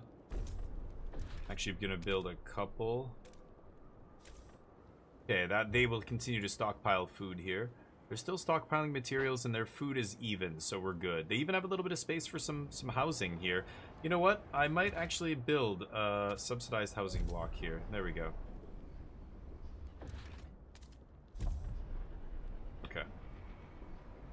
That way they can take some more workers. They only have 135 workers currently, so I wouldn't mind sending some more people over here. And, you know what? Why don't we do that right now? I'm gonna send... 1,000? I don't know if that's too many. 25 housing. I should be able to house 1,000 with 25, right? Should be fine here. Plus, I'm expanding it, so not a problem. Okay, back to New London. Research complete. Let's keep researching. So the leisure is ready. I'm going to build a leisure house here. You know what? I'm not going to research anything because it's time to vote. Let's do that first. Let's propose a law. I want my secret police. Nothing else to vote on. Okay. Who's with me? Let's negotiate. Frostlanders. Everybody's... These are against? Maybe I... Instead of trying to get more people to vote for it, maybe I get these guys to stop voting against it. Maybe that's better, but... No, I'm going to still negotiate with Frostlanders here. Build an untreated sawmill. Grant agenda. Let them choose the law. Charcoal regeneration plant. I was debating doing that anyway. Yeah, let's do that. Okay, we're trying to swing it. Ooh, 3 people voting. I love to see it. See if we can swing this vote in our favor. Now, if I really wanted to, I could guided voting here. I'm very respected at this point, so it would make the trust go down a little bit, but I could totally afford to just ram it through. But I've been trying to get them to vote for secret police for me for a while, and they've rejected it every time. So let's see if this is good enough. 4 of you voting. Here we go. You better have voted for this to pass, chat, or I swear. I will throw you out in the cold. Secret police, does it pass? 50, 61? What? Oh, Premier Haiku and Charlie say yes, do it. Dujio, the only one against. I don't know why it does that. It gets so close, but I thought I need 67, but it's passing on 61. It did that before, where I was like 1 vote shy. Secret police. So I can just go. They're assigned secret police. Choose to have your secret police do one of 3 things: boost their numbers, reduce their numbers, or bar them from the council for the next vote. Wow. Okay. I could reduce their numbers? That's pretty funny.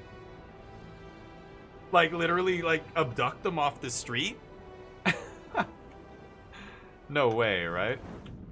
Wow, our temperature's through the roof here now, because, again, the buildings are getting a bonus for being next to each other. Okay. I do want to expand these as well. But, I guess I should do some research here. What should I research? Drugs? Who doesn't love drugs? Pharmaceutical testing lab. That's the stalwarts. Research speed increased. Disease decreased. -1 temperature level. Boost research. Can do that. Or just a regular lab. Decreases disease. I want the buff to research speed. So because I want that, let me see if I can promise them that. Make a promise? Damn it, conduct medical... They want me to conduct medical trials? I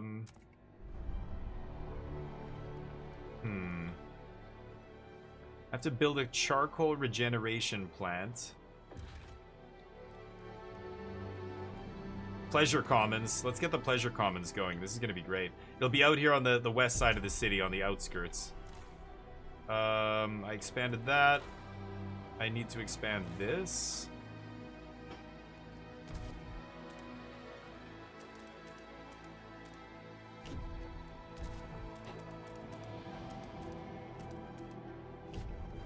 Okay, peel that back. So, charcoal regeneration plant. I think I need to put that in a... Is it an industrial district? Materials building. Okay.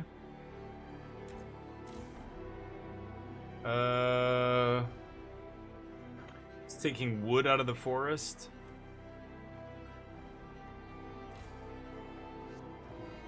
Oh, I should insulate this as well. Sure, I'll build one of those there. Okay. Research. So what should I research here? Drugs, asylum, crime and elimination, famine prevention, worker housing. Research the village or the dorms. Sure. Probably not going to do much with either of those, but... and I want to build another fuel hub here.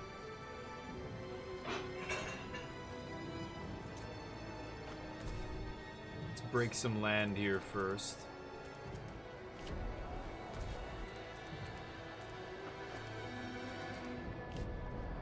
Okay. And we're done. Oh, they want something. Dreams of Utopia. Steward, to the delight of pilgrims, our city is now firmly embracing equality and appears to be on the path to making equality a cornerstone of our society. We must ensure that our city never aligns with merit, declared a member of pilgrims. We need to fully embrace equality. All merit laws and buildings will increase tension as long as equality is high and the pilgrims' fervor is increased. Okay. Okay, these people are coming back. This is the stockpile of resources. I have 9 dudes again here.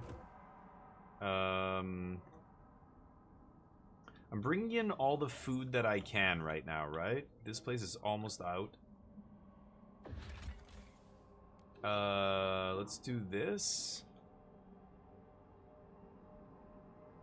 Sure. Oh, that's already being, yeah, managed. Okay, let's connect some skyways here. No, I need 10 teams. That is awkward. I need 20 teams for this.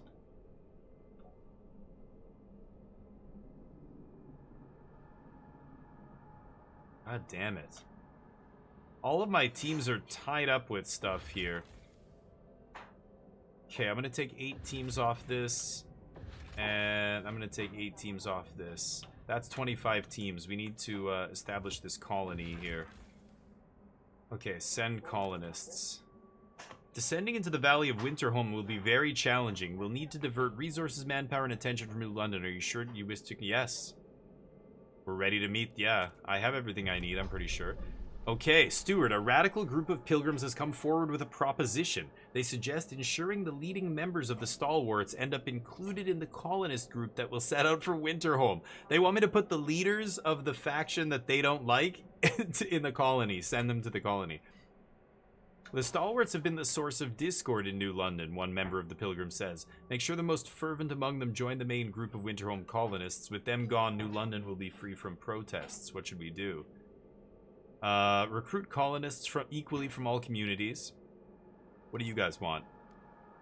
Regardless of affiliation, they'll all just go. Or make sure to include stalwart leaders. All disturbances will cease. Relations with pilgrims will improve. Yeah, I like that. You guys like that too? Yeah, I like that as well. Okay, nice. Instigators sent to Winterholm. Disturbances begin to collapse.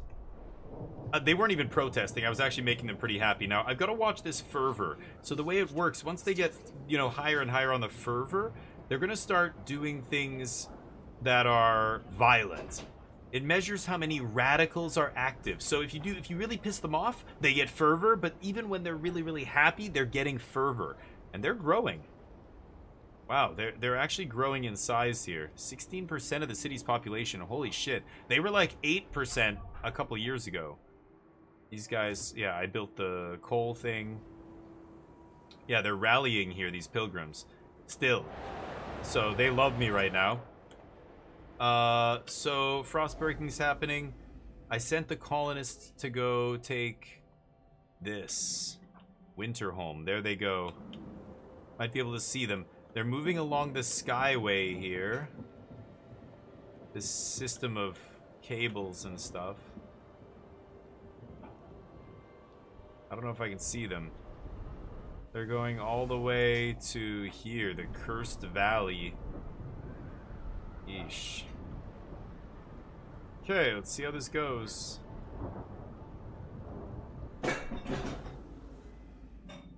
Yeah, they're colonizing here. Oh, it's going quickly. I have 14 teams. Gather this scrap. I think I have room. Yeah, I have lots of room for materials here. I want to gather these last few little spots that I haven't picked up yet. Maybe I'll get these prefabs too. Yeah. 4 teams left. Okay, that's good. Oh, let's watch these people go. They're almost there. They're halfway there. Whatever. It'll announce when they get there, right? Goods are good. Oh, goods storage is actually through the roof. Hold on. Goods stockpile hub here. Put one of those down. 92 housing. Always use another block. I kind of want to put it over here. If I put it in here, it's going to be next to that place. Squalor's going to go up, but it's the only place with... Well, you know what? Hold on. Let's break this and see how this looks. Break that up. This place is too warm.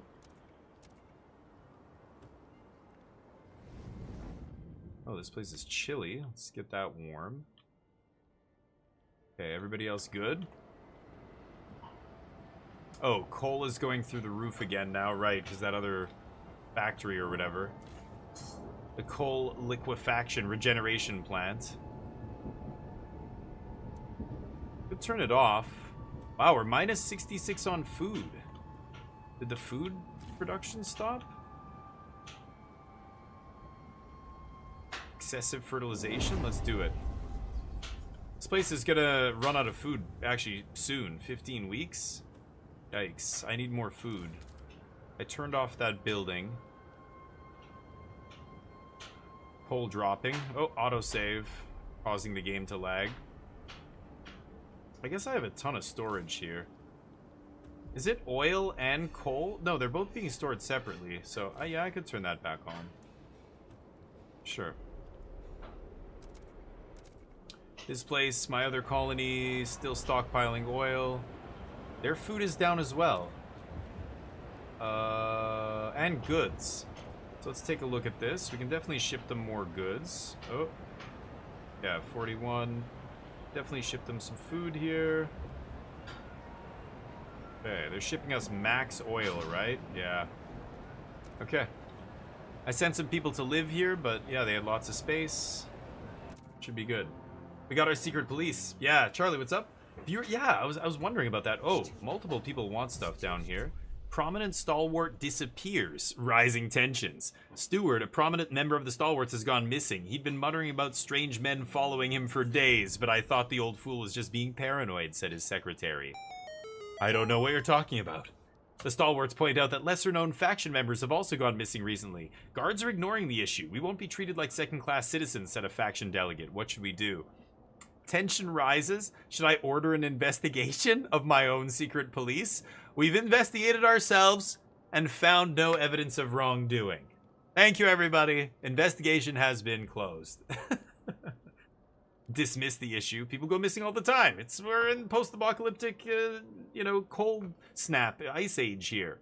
They're just trying to exploit it. Fake news. Let's do this. If the case is resolved, tension will fall. Let's get the bottom of it. I'll promise them that.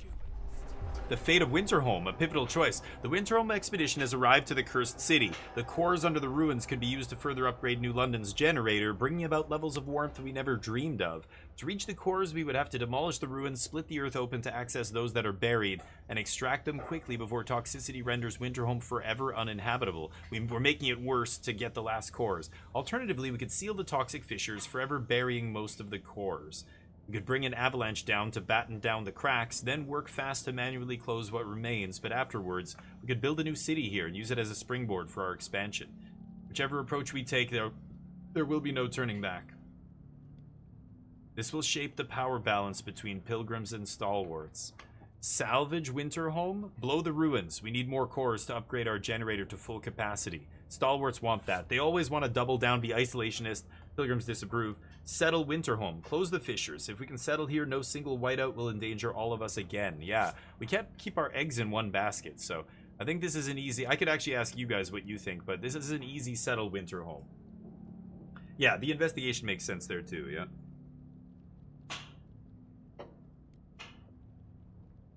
I'm gonna settle. Yeah, I like it.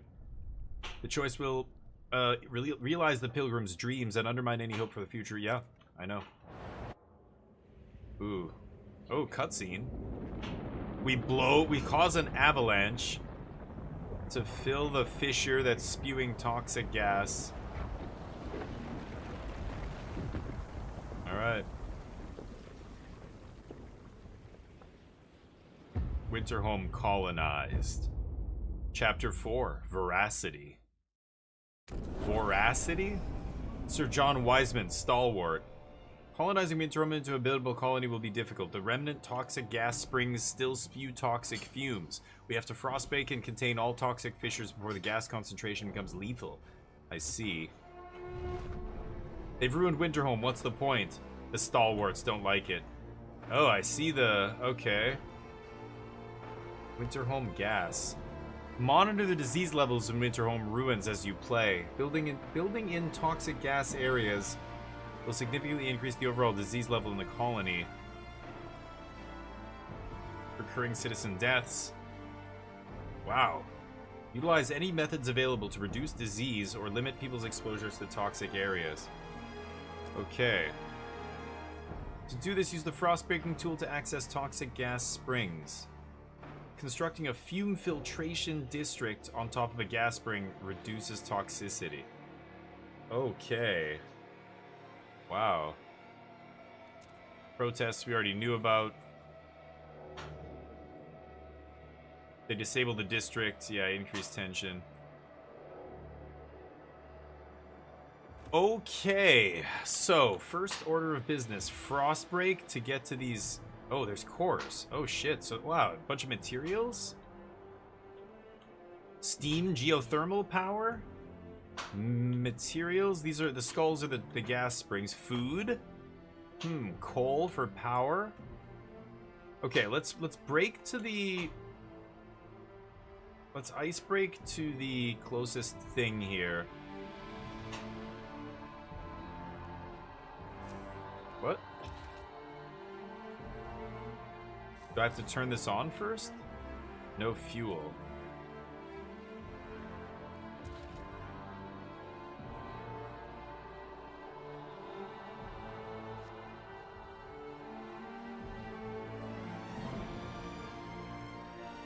Wait, can I not brake in that direction?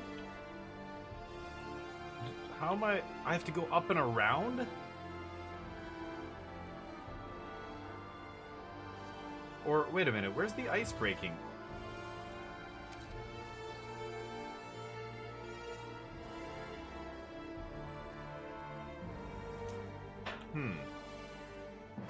Fume filtration district. Maybe I have to build housing first? Wow, so it's actually telling me, oh. I guess they want me to do this. Tap into all toxic gas springs, use a fume filtration district. But I can't put it down. I'm so confused. Construct buildings, construct districts. Normally I could break... Oh, there it is. It didn't pop up. Now it pops up. Okay. Let's go to this thing.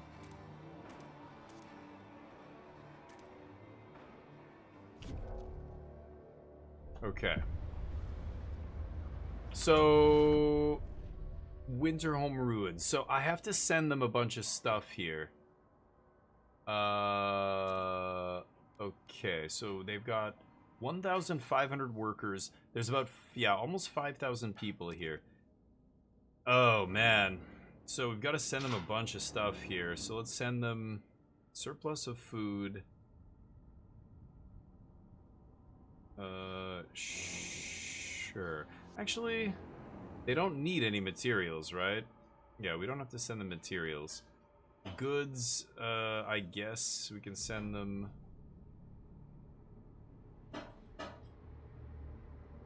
And fuel. So this is where... Should I send them oil?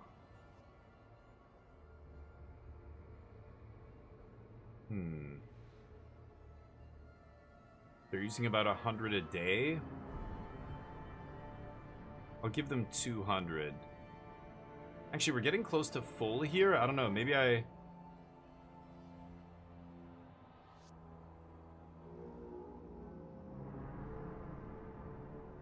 No, that's 200 surplus a day, right? Yeah, let's just do that. Okay. You know what? I can even send a supply, like a 5,000 chunk. I think I'm gonna send, like, 5,000 coal or something. There we go. Okay, so I can turn it on.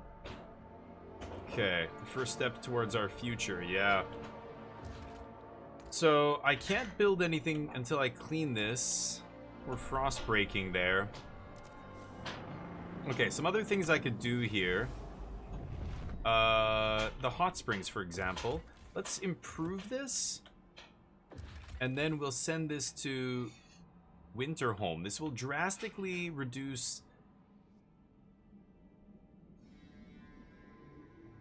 Shipping by Skyway to Winterhome Ruins.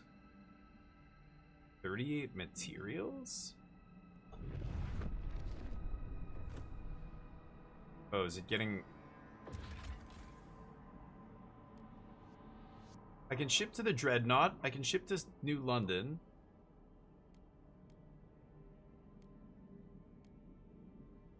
$38 materials? Why? What? Confused. Explore this. Send 8 dudes there. Oh, that one got drained. Shipwreck camp. This takes 10 guys. Oh yeah, connect skyways. I have 9 teams, right.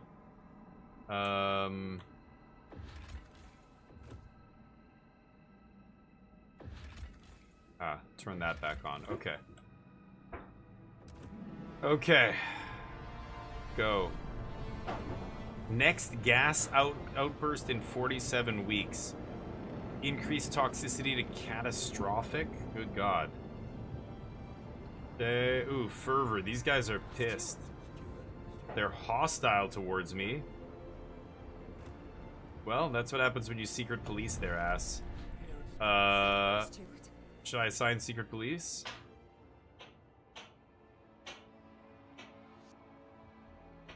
They're already having issues because I sent them to do the thing.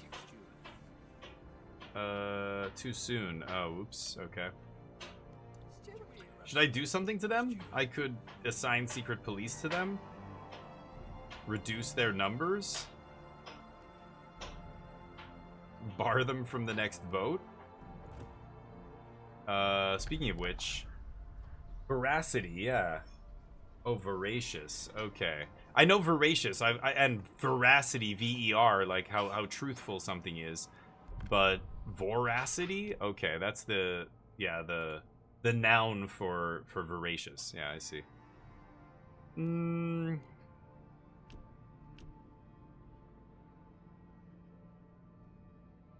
Ooh, only if times are truly dire. Maybe I shouldn't be going with that stuff then. Let's go for equal pay for all. Equal pay for all, people. Surely you're fine with this. I could negotiate. Sure. Frostlanders, they like me. Build a moss filtration tower. I probably want to do that. Do I have to do this here? Or just anywhere? Because I want to do that in the other place, right? Refurbishing goods. Condemn the stalwarts. It increases their fervor, which I don't really want here. Refurbishing goods factory, sure. Alright, you guys ready for this? Tell me when you're ready to vote. We're doing it. Equal pay for all.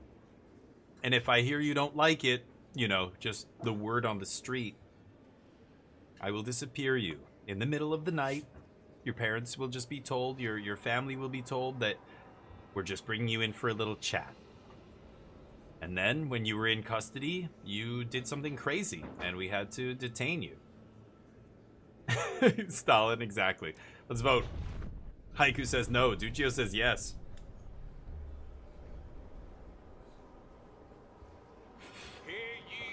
Easy, easy pass. You don't do the whole communism thing? Yeah. There's pluses and cons. Pros and cons to all of it, right? They want me to build a refurbishing goods factory. That uses a core? Sure. Okay, so let's just double check. I've got another thing here. Goods are through the roof, so that's fine. 3 of them are producing... It's materials? Materials? Okay. The goods are fine. It's the food that I need to get on top of here. Let's jump over to this city. This is where the action's happening. This is where the poison gas is, but I've got a frost break. There's no other way to do it here. Oh, that looks like toxic gas there as well.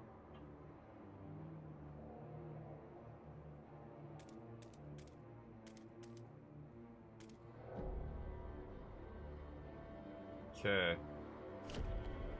Break the frost all around this thing.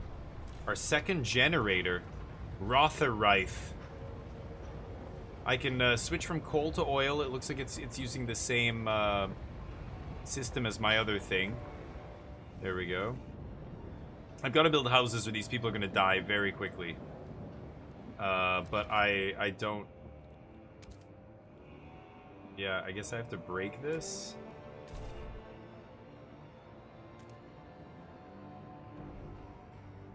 It's weird, I can't...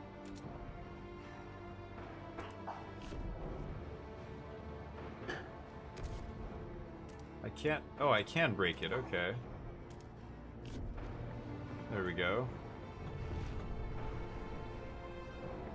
Okay, the weather's about to get warmer. We're gonna have to decrease temperature in our city here. New London is toasty. This place still stockpiling the oil. I'm actually gonna build another fuel stockpile hub here. Just to make sure. Still frost breaking. I have 1 team. So let's keep going. I meet their demands because I built that thing. Colonists here. The colonists faction. I'm gonna need to send some more people here very soon, but I need to get this place under control first. And try and seal up the poisonous gas. This is after we buried it in an avalanche, too. Yeesh. It says I've got to build a fume filtration. Oh, I need 600 workers to do it. 300 made sick, frost-breaking, toxic terrain. Oh my god. Okay. Rapid frost-breaking harms workers. Steward, as frost-breaking teams neared the chasms of Winterhome, it was as if we approached the maw of hell itself. The ground splintered and noxious fumes pushed through the cracks to strangle those even in open air. Scores of our people suffered today, brought right to the edge of death. They won't survive a second attempt. Oh shit, tension is rising. Sacrifices will be necessary. Rapid frost breaking? Okay, I didn't realize. Shit. Okay, I've got research finished here. Geothermal plants? Yeah, that seems wise. Unfiltered. Produces 150 steam. Adjusted for my perks. And disease goes up a little bit. 400 to work it. That's the Pilgrims and Frostlanders. The other guys want just a regular geothermal plant. 125, so the unfiltered one's more powerful.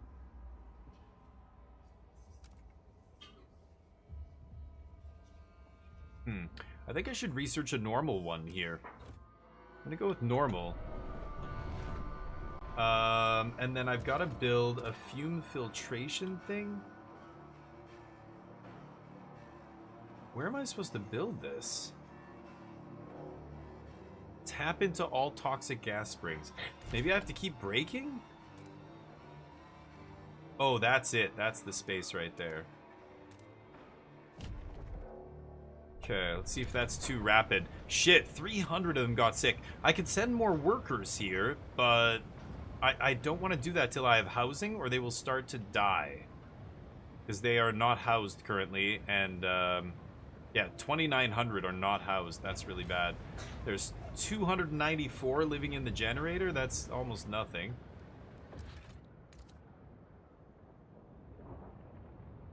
Disease. Yeah, I've got to wait. I've got to wait for that frost breaking to finish. Come on. Oof, disease is really bad. Okay, 178 died and 124 got sick. Wow, 178 died. Jesus. Okay.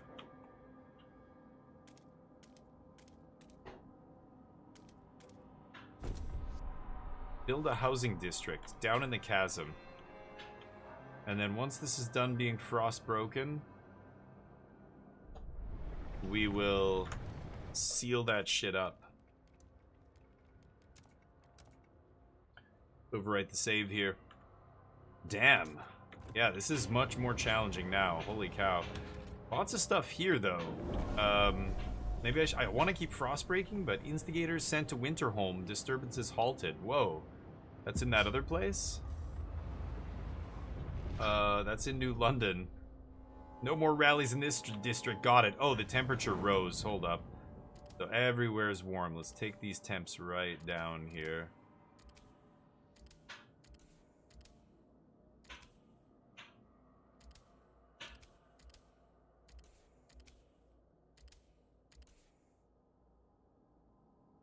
Oh, this place is chilly.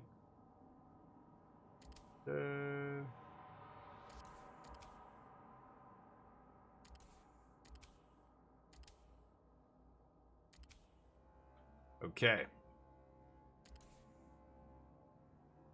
Saving max power here. Nice. Yeah, the leaders of these guys got rounded up. That's pretty nice. I could promise them something. We could secret police them. It's kind of funny. I want to do this just to see what happens. Decrease their size. The diligent men and women employed in our secret police force stand at the ready. They've proposed several operations they can conduct regarding the stalwarts. Improve their standing. Oh, relations significantly worsen. Okay. I don't want to give them... No. I could make them a promise or something. Fund their projects. 680 heat stamps.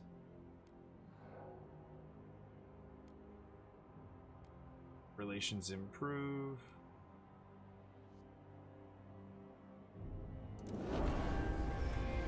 $243 more join them. Wow, are they 21%? They're 21% of the population now. 17, 36, 26. What a even distribution. The Londoners used to be 40% of the city. That's crazy. I need to build more food too. We have no food here. Let's jump out to the large map here. I think I'm collecting all the food I can currently. Can't, like, upgrade these or anything. This sends to New London. I'm sending everything to New London and then just sending it out from there, but... I only have one dude. I could expand this as well. This is sending me... money?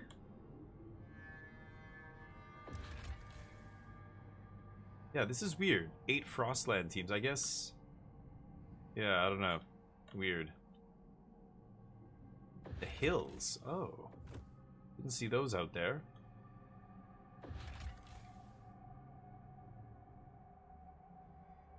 Possible settlement, yeah. Sending goods I don't really need. Everything else is pretty much done, right? Okay, let's check out Winterhome. Rumors of ghosts Still. in Winterhome are unfounded. Oh, this is... Where is this? New London. The Silent Hand. Rising tensions. Steward, as our guards comb the city in search of the missing stalwarts, the head of our secret police requested a word. This is the investigation? We put on a nice show, but it's time to end the investigation. These people will never be found. We're professionals, after all, said the man who didn't care to sit or even remove his black trench coat. Worry not, Steward. Keep your hands clean and let us do what we do best. Protect the city against dangerous dissidents, he finished before walking away. What should we do? Expose the secret police? We won't tolerate murderers in our midst. Make an example of these thugs? They get fervor? Ooh, trust rises. Hush it? Officially, the investigation found nothing. More stalwarts will occasionally disappear. Yep. Okay. Research. Let's go over here. There's apparently a new building. Workers' dorm, right?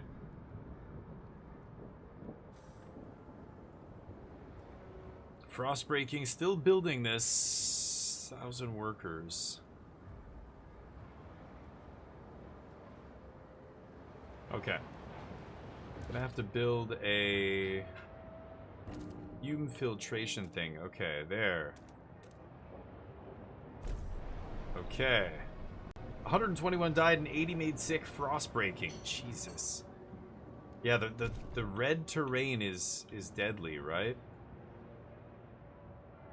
Get materials, get cores, get coal. I could get up to the food, but I gotta get to these toxic vents. There's 2 over there, none back here. So I just gotta get up here and seal those as quickly as possible.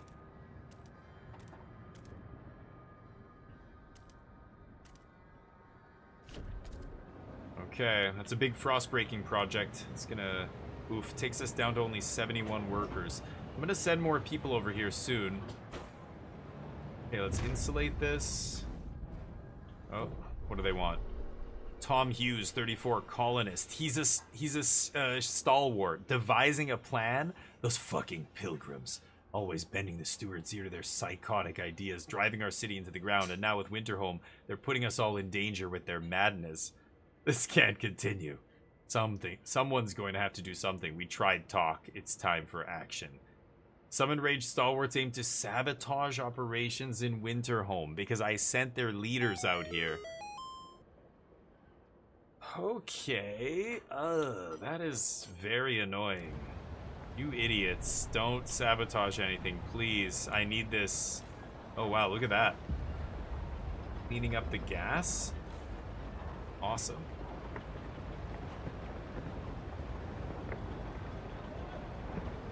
Infiltration district. Okay.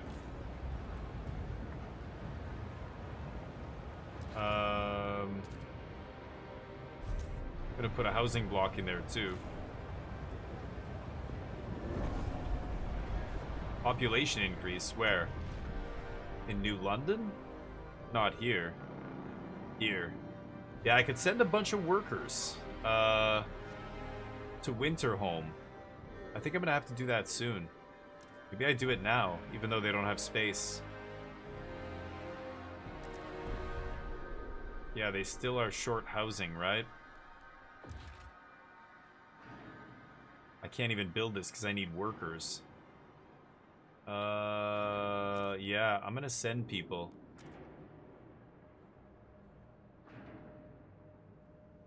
Send 1,000.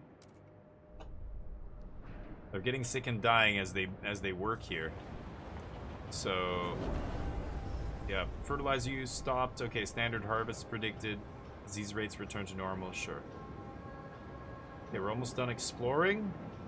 Gonna get some teams back. You can see those people transfer have about a week and a day. They're on their way here. Okay, we've got laws we can pass. Equal pay is in effect. Labor oversight, all do maintenance. I could repeal this. No one's required to devote themselves to maintenance.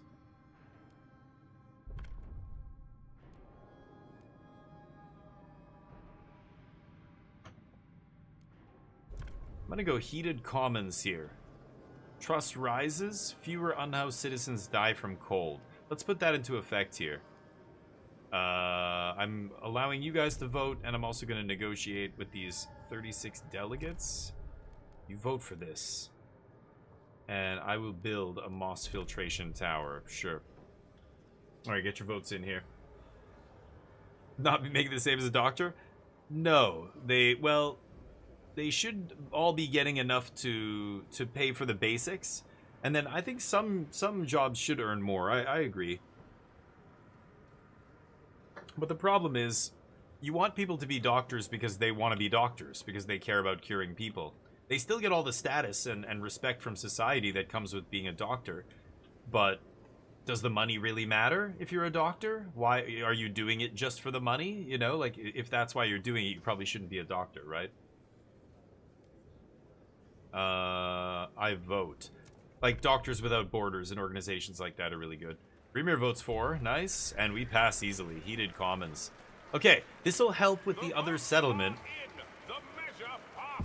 Because that is going to be both settlements. So this means people who are unhoused will not die of cold as quickly.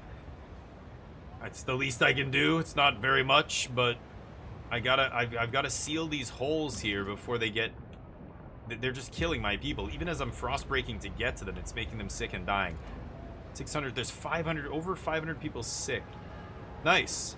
Toxicity falls to notable, okay. Okay, we got 26 scouts back, scouting teams. Okay, so they explored this Avalanche Ridge. What I want to try and do here is get this hot springs to Winterhome Ruins. Requires 38 materials. What are they saying here? This is so weird. It's fully upgraded, but I can only man it and send stuff to the other two places. What does that mean? Do I have to make a skyway? Maybe it's too far from the skyway. Maybe I have to make a skyway across here to connect them more easily. I'm gonna do it. Now that's why I explored this region, Avalanche Ridge. Let's see what's there first. The Old Empire. An opulent passenger vessel lies under the snow, barely visible. The charts inside indicate it left London and was heading for a site in the Ashtop Mountains when the Great Storm struck. There seem to be many more bodies than the vessel was designed to carry. It will be grim work to dig around the bodies, but we can salvage cores from the wreck. Yeah. Yeah, I'll come back in a second, though. I have 26 teams. That's 5. Check this one. Familiar herd. Ooh, increased food. Same reindeer herd has provided us food at various occasions over the last few decades. It seems the herd's numbers have increased. Safely send out the hunters. Yeah, send it to New London. Okay, that's 3 teams. I could expand operations here. 2 cores. Get more coal. I could send coal to Winterhome. Where are the Ash Mountains? Ashtop Mountains. Yeah, that's this thing. The goods I could expand as well. Don't need to do that. I think I'm gonna build a skyway here. I want to try and connect these 2 areas. Ugh. Very slow going here across Avalanche Ridge. Oh, that opened up.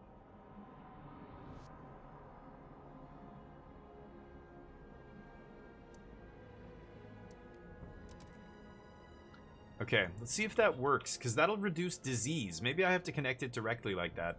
Leaves me with 12 teams. I'm going to send 10 to explore Barren... Oh, no. Where is it? The hills.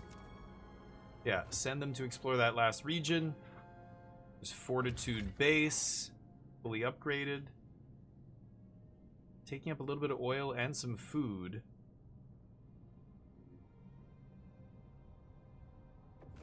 Yeah. Alright. And I can't do anything with 2 teams. So let's go back to the city. Filled in another blank spot on the map. Yeah. Okay, still frost breaking. I can definitely build... Can I build another housing district here? I've got to break that? Ooh. Okay. So this is using 80 materials. Oh, and I have no materials?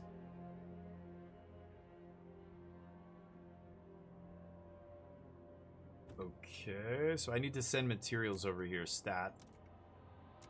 So I'm going to send them 5,000 materials. Just giant transport. What is this? Try to meet demand? Oh, that just gives them, yeah. Puts me down to 11. Yeah, that's fine. They just got 5k. Oh shit, they're already full here? Okay, hold on. It's too much oil. Just keep them at even for now.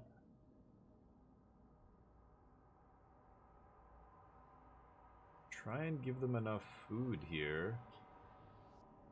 Yikes, my food is really bad back home. I've got to go take care of that. Let's build a hub here. Shit.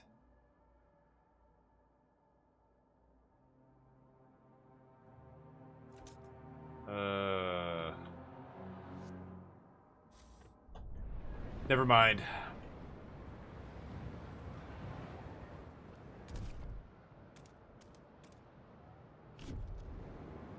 Break all bad. Oh, 173 died, 123 got sick from the frost breaking. I've got to keep going. Here's the next thing.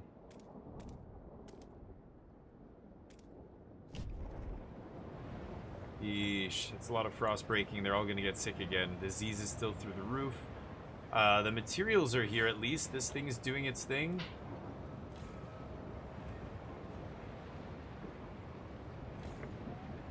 Total output. Shelter scarcity is a problem. We're going to try and fix that immediately. Chemical additives. Oh, I could try and repeal that law. Sabotage in Winterholm. No! Stewards, some colonists swayed by the stalwarts among them have begun sabotaging our efforts. They tamper with buildings and heavy machinery. We could build watchtowers to maintain order, but some of the pilgrims whisper for a more extreme solution. They propose we instill public executions. In their mind, it would aid both our effort as well as show the colonists that given the option, working is the better choice. District destruction. Tension is increased. Tension between the stalwarts and pilgrims is rising. Should I build 2 patrol watchtowers? Jeez. Public executions. That's the law. Currently, it's standard punishment. Think of another way. Perhaps we could invest in other research? Hold on. Ooh, a new building got researched. So let's see here. City or society? Crime elimination. That's the public executions idea. Guard immunity. I don't know if there's another way.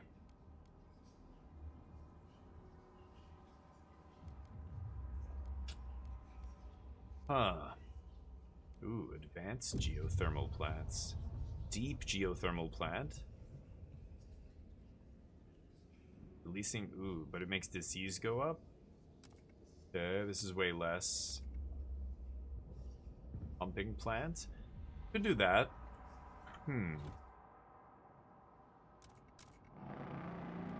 Stalwarts are angry. Should I promise them something? A new Mobilize prison wardens?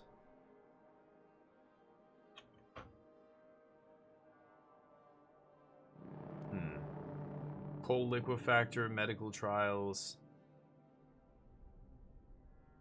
I could use the medical trials thing on the people in Winterholm. Yeah, let's do that. Right?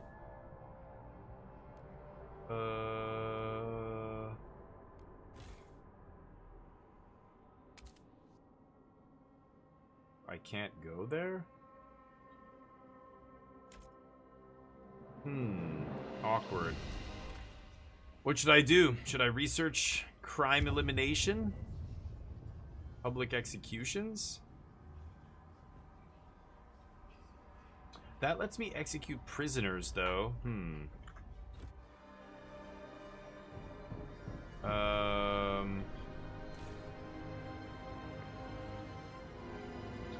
It's weird. I'm not sure why I can... Pleasure Commons...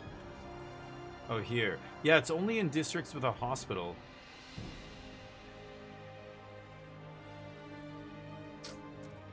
Well, I could put a hospital in here, I guess. Only got one spot, but when I expand it... Ooh, bye, Haiku. Take care, buddy. Chaotic, what's up? Oh, Chaotic's leaving. Take care, buddy. Third shift, jeez. Thank you, I appreciate you, dude. I'm not sure what to do here. Guard immunity does drop crime, but...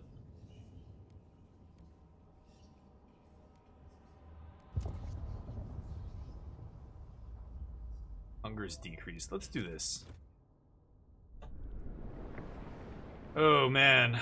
This is gonna make people sick, all this frost breaking, but I don't really have a choice. And you know what? If people die, I'll send more people over. It's as simple as that. 6 teams right now. Go back to New London. I'm gonna use their ability here to... Oh, I can't still. 16 weeks left. Okay.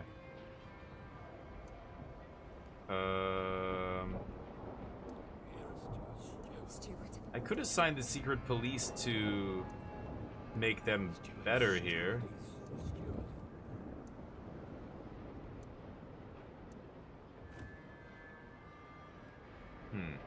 Oh, is this out?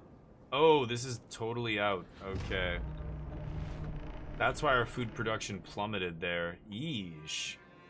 That's scary. I don't have anywhere else to build food.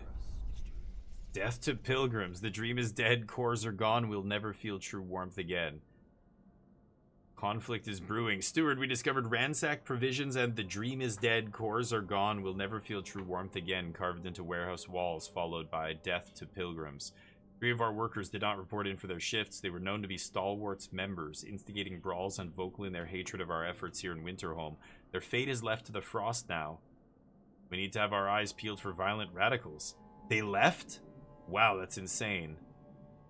Conflict is brewing.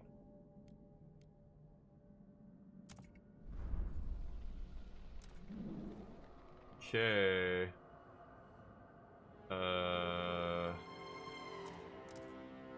Let's see here. Their devotion or their fervor is still 1.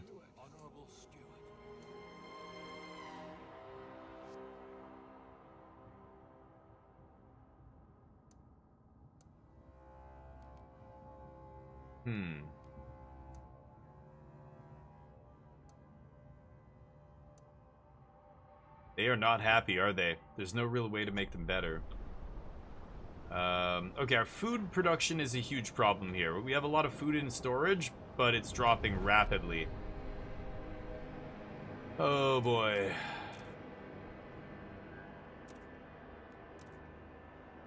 This place has 18,000 food. They'll be okay for a while. Let's bring this back down to 0.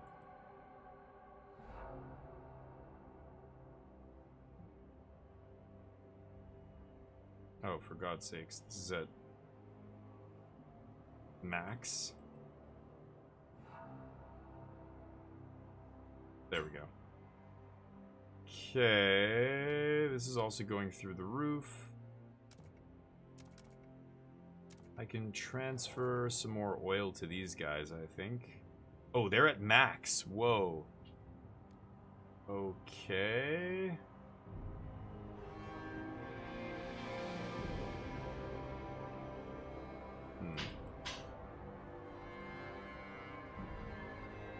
Okay.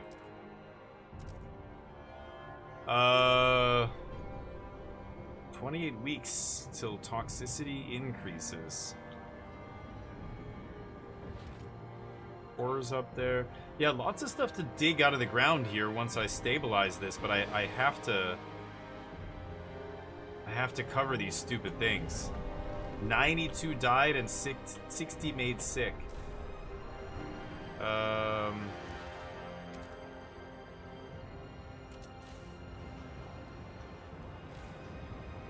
Oh, they're gonna get sick there? Maybe. I'm expanding it. Okay. More people get sick. Yeah, and die. 800 are sick right now. That's okay. We've got to build one of these fume things. Right? And we've got to get to that last one.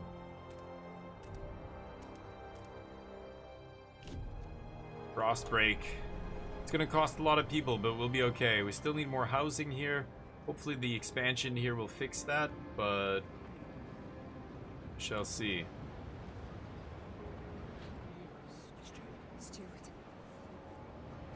Colonizers. Just like these guys. These are colonists as well, right? New London has all the different factions. Ugh, these stalwarts. They are not happy. Okay, let's tear this down, I guess. Demolish the district. So, what am I gonna do about food? We have these infinite food things, but we can't do deep melting drill. Because, we chose a different path. So, I'm not actually sure what I'm supposed to do here, other than, you know, these food outposts are good. Increase the outpost efficiency. Oh, now I can do it. There we go. Winterhome Ruins. Okay, so I needed to build another path going there, and it worked. So this is greatly reducing disease in Winterhome now. Right? Yeah, Winterhome Ruins. Okay, nice.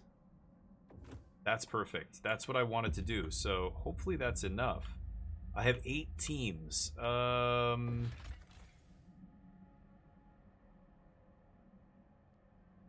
I don't need this. I need food, if anything. Oh, this takes 10 teams, right? Shipwreck camp. Provides guards.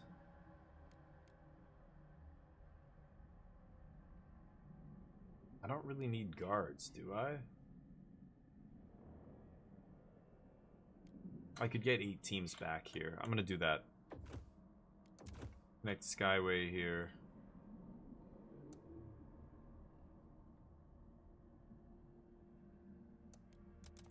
There we go. Why does this thing have an exclamation mark here? It's very weird. I've upgraded it. Shipping to Winterhome, anti-disease meds. These food things are about to run out. I'm a little bit worried. Little bit worried here. Make more goods. I don't really need that. Food hoarding inspectorate. New building proposed by the pilgrims. That's the research we just did. Geothermal plant. Food hoarding inspectorate. Okay. Hunger goes way down. Where am I supposed to place this? Just residential districts only? Okay, let's try that. Okay, it's gonna get very cold very soon here. I'm gonna save it.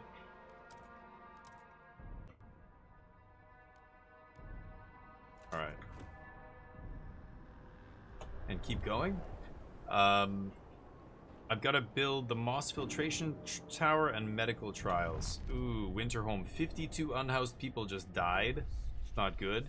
Embracing equality, city zeitgeist. Steward, you've been leading us on a steady path towards equality. Maybe the time has come to embrace it and bring forth a just society where no profiteer amasses more than his fellow citizen. People are ready to accept it. You just have to set it into motion. Cornerstone can now be researched in the idea tree. Leveling. Punitive contributions will be imposed on those who suck more than their fair share from the city. The steward will also be able to call for the city to seize their ill-gotten possessions. Wow. Heat Stamp's generation tool unlocks the Enforce Leveling city ability, allowing the city to seize goods and money from the privileged, increasing trust, but injuring some in the process. And the stalwarts get pissed, of course.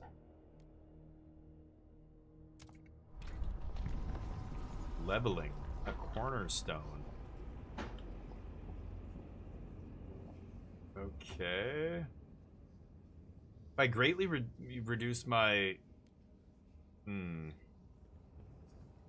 If I greatly reduce my relationship with them, we could have a problem here. I should research something, though. Maybe pharmaceuticals.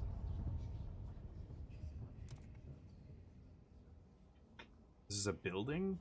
Constructed in industrial? Ugh. I need something to help those guys with their disease issue over there. Drugs manufactory? This is industrial. Abolished management. Trust everyone to fulfill their duties without anyone lording over them. The weird one, but sure. Gotta propose a law here. Is there anything that I can do? Yeah, extraction, strongholds, the efficiency's increased. I want to try and get the...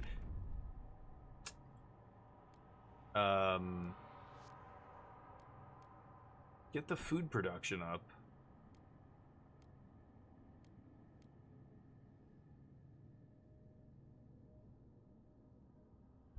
Like, this is an interesting one. Plus temperature level or heat stamps? Or exploration time? Like, I don't need the prefabs. Maybe I should do this. Yeah, let's just propose this. I'm accepted right now. Vote. Here we go. And we got it. Law has been approved. Okay. So, expedition support, exploration time decreased. We're about to finish exploring right now. This food problem is starting to worry me a little bit. Like, actually, big worried here. Switch to making... Oh, goods or prefabs? Thought it was materials. It's not materials, it's prefabs. There, that's better. Okay.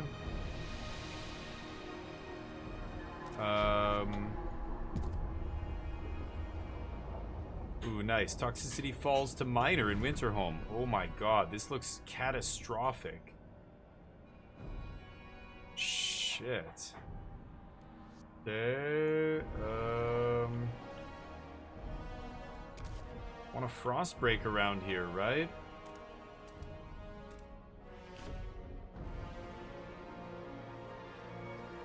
Ooh. Shelter scarcity still a thing.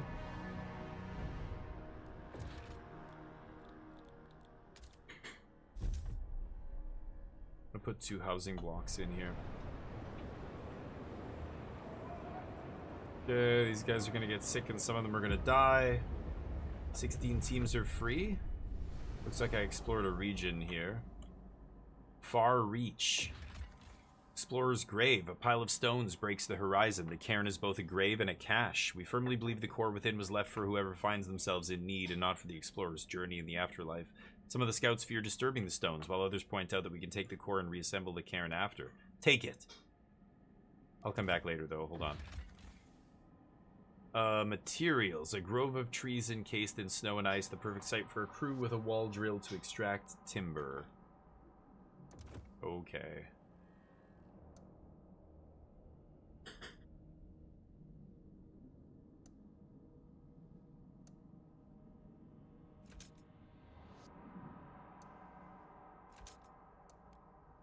There, that connects me. Okay, that leaves me with 6. This thing's almost done. How many regions? Oh, there's the coast still, 25 teams, find goods. There's nothing else out here. Mountains, a couple spots of mountains, that's it. 25 teams to explore mountains.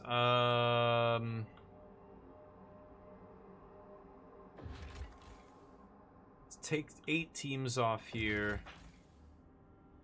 This is turned off. Okay.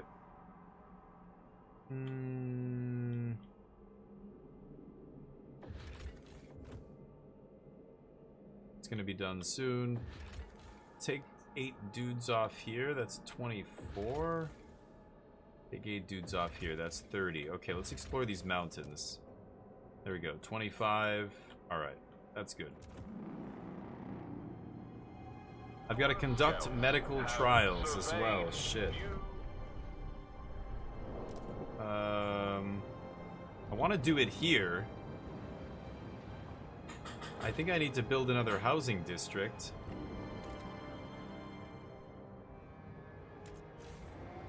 Damn it. Yeah, I've just got to wait for this, and it's so bad. The disease is atrocious here. 80 a week. Their materials are dropping quickly. I've got to send them more materials.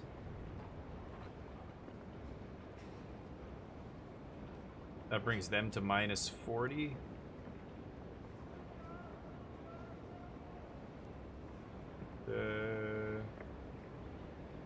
Actually, let's do that. Okay, transfer resources. Oh, good. These places don't require heat. Okay. Frost breaking. What? The bell tolls. Work in Winterholm. Steward, we dug too deep. We plowed forward until the gas changed. It became stronger, more potent. Those who didn't get sick immediately started seeing things. People. They went rabid with fear, lashing out at everything and nothing. We kept them apart as long as we could, but they're killing each other. One's already died. More will surely follow. Wow. Deadly toxicity. People are dying. Shit. 600 workers left. That's it. Okay, I need to construct another district here. Oh, rapid frost breaking? Safe. Oh, wow.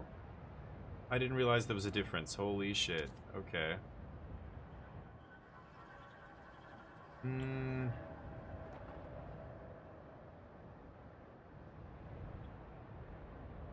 Get to that steam vent?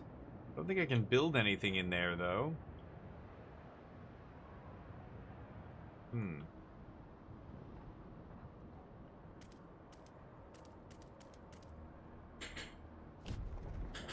Safe frost breaking. That's better. We only have 62 workers left. Oil's at max here. Plus 18% housing is nice, because we put this in here. There we go.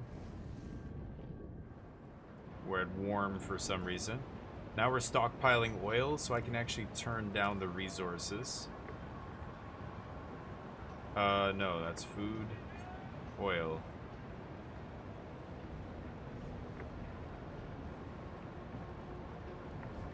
Okay.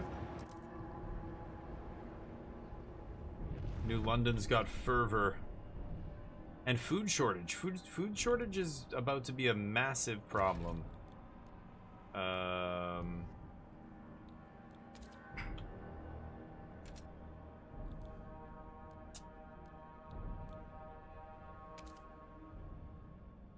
gotta put the food hoarding inspectorates in here.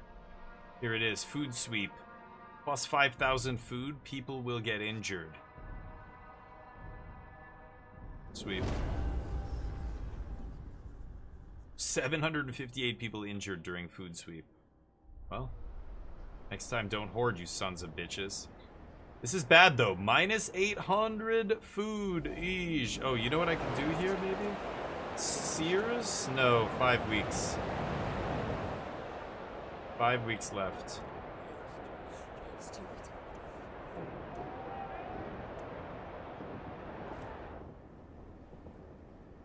Oh, what does that mean? Whoa. Oh, that's in the other place. Frost breaking made them die. What is this? Jesse Hyde 30, colonist, cursing the pilgrims. They sit on their throne made of our blood, built off our backs. They drink ice wine and smoke cigars and laugh over appetizers. And what do? We work. We toil. We break ourselves in the muck and mire for a dream we don't share. May they choke on their food. May they drown in their wine. May they burn together with their pathetic ideals. May I be there to see it. Tensions between pilgrims and stalwarts are rising. What's this? There's those housing blocks. I need to build another housing district somewhere, but I think first we need to break open... Yeah, we need to get this. This is it, right? Okay. Once that's done, I build that last... whatever these are called. Fume filtration district. I think that's the last part where fumes are coming out, right? So yeah, once I get that, the disease should drop. It's already dropped significantly here. New law proposed by the pilgrims. Yep. I think I'm gonna put a moss tower in here. They want me to build one. I was gonna build one in the other place, but put one here. Moss filtration tower. And then conduct medical trials. I'm gonna try and do that in the other place. I need another housing district before I can do that, though.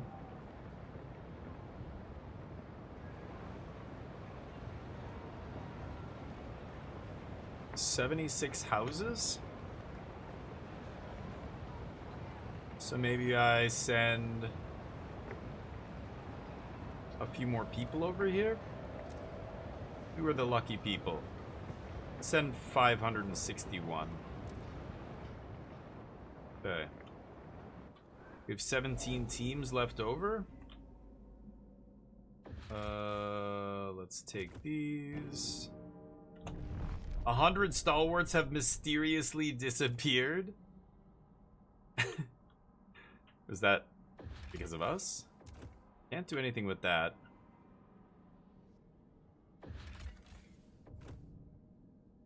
Materials.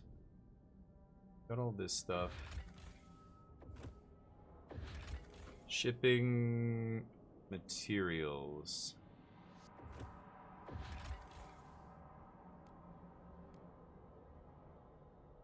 We'll take 50,000 materials here. Let's do that. 7 teams left. Salvage the wreck. 2 teams left. Okay. And I think this is where we're gonna have to shut it down, unfortunately. I can just keep playing this game over and over and over and over and over. Here, we'll just use these 3 at the top. I can just keep playing and keep going and going and going, because it never ends. It's awesome. So now we're balancing this new place here. We're about to build the last fume filtration. Loxford savaged? What? Sabotaged in Winterhome. Loxford. Is that this? This is sabotaged. Oh, repair, and I've got to repair it. Okay, I see. Oh, is this place sabotaged too? Shit. Okay. I forgot you can repair districts, yeah. Frostlander's demands are met. Yeah, I built that moss filtration tower. Wait. This is saying the same thing then, right?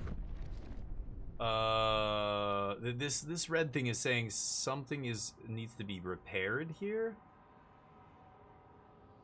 Buildings, districts, communities.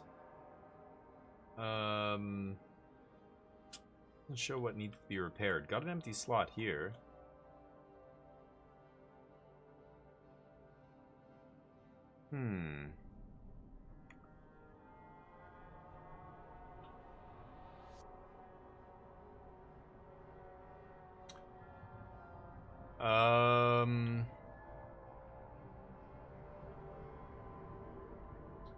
Damn it. Do I have to just click on everything to try and find which building needs the repair?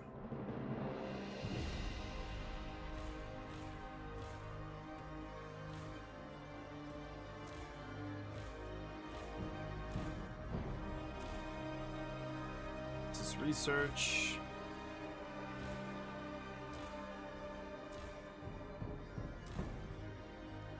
Oh, I could have expanded that. How am I supposed to find the one that needs to be repaired?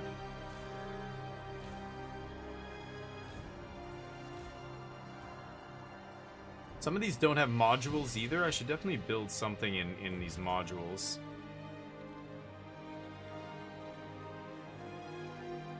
There's nothing that I can use to make food artificially, which is awkward. Let me see. What if I research something? Resources. Prefabs, foundries, sawmills. Oop. New work model.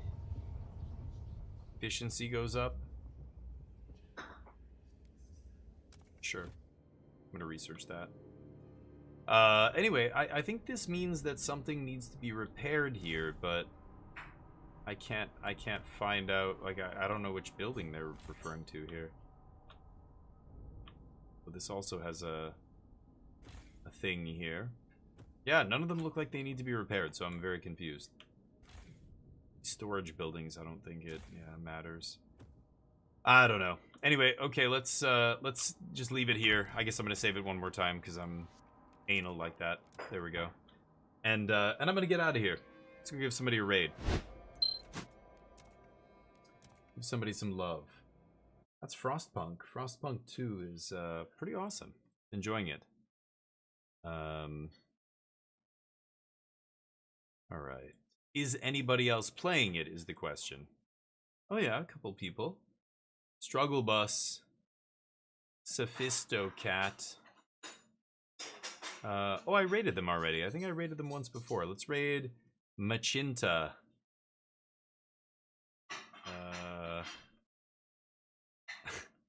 Hold on. I mean, yeah, I generally play the. Okay, I don't know what they're talking about. Let's give Machinta some love, give them a follow, and here we go. I'm gonna put a message in their channel, DF16 Squad. Oops. Incoming.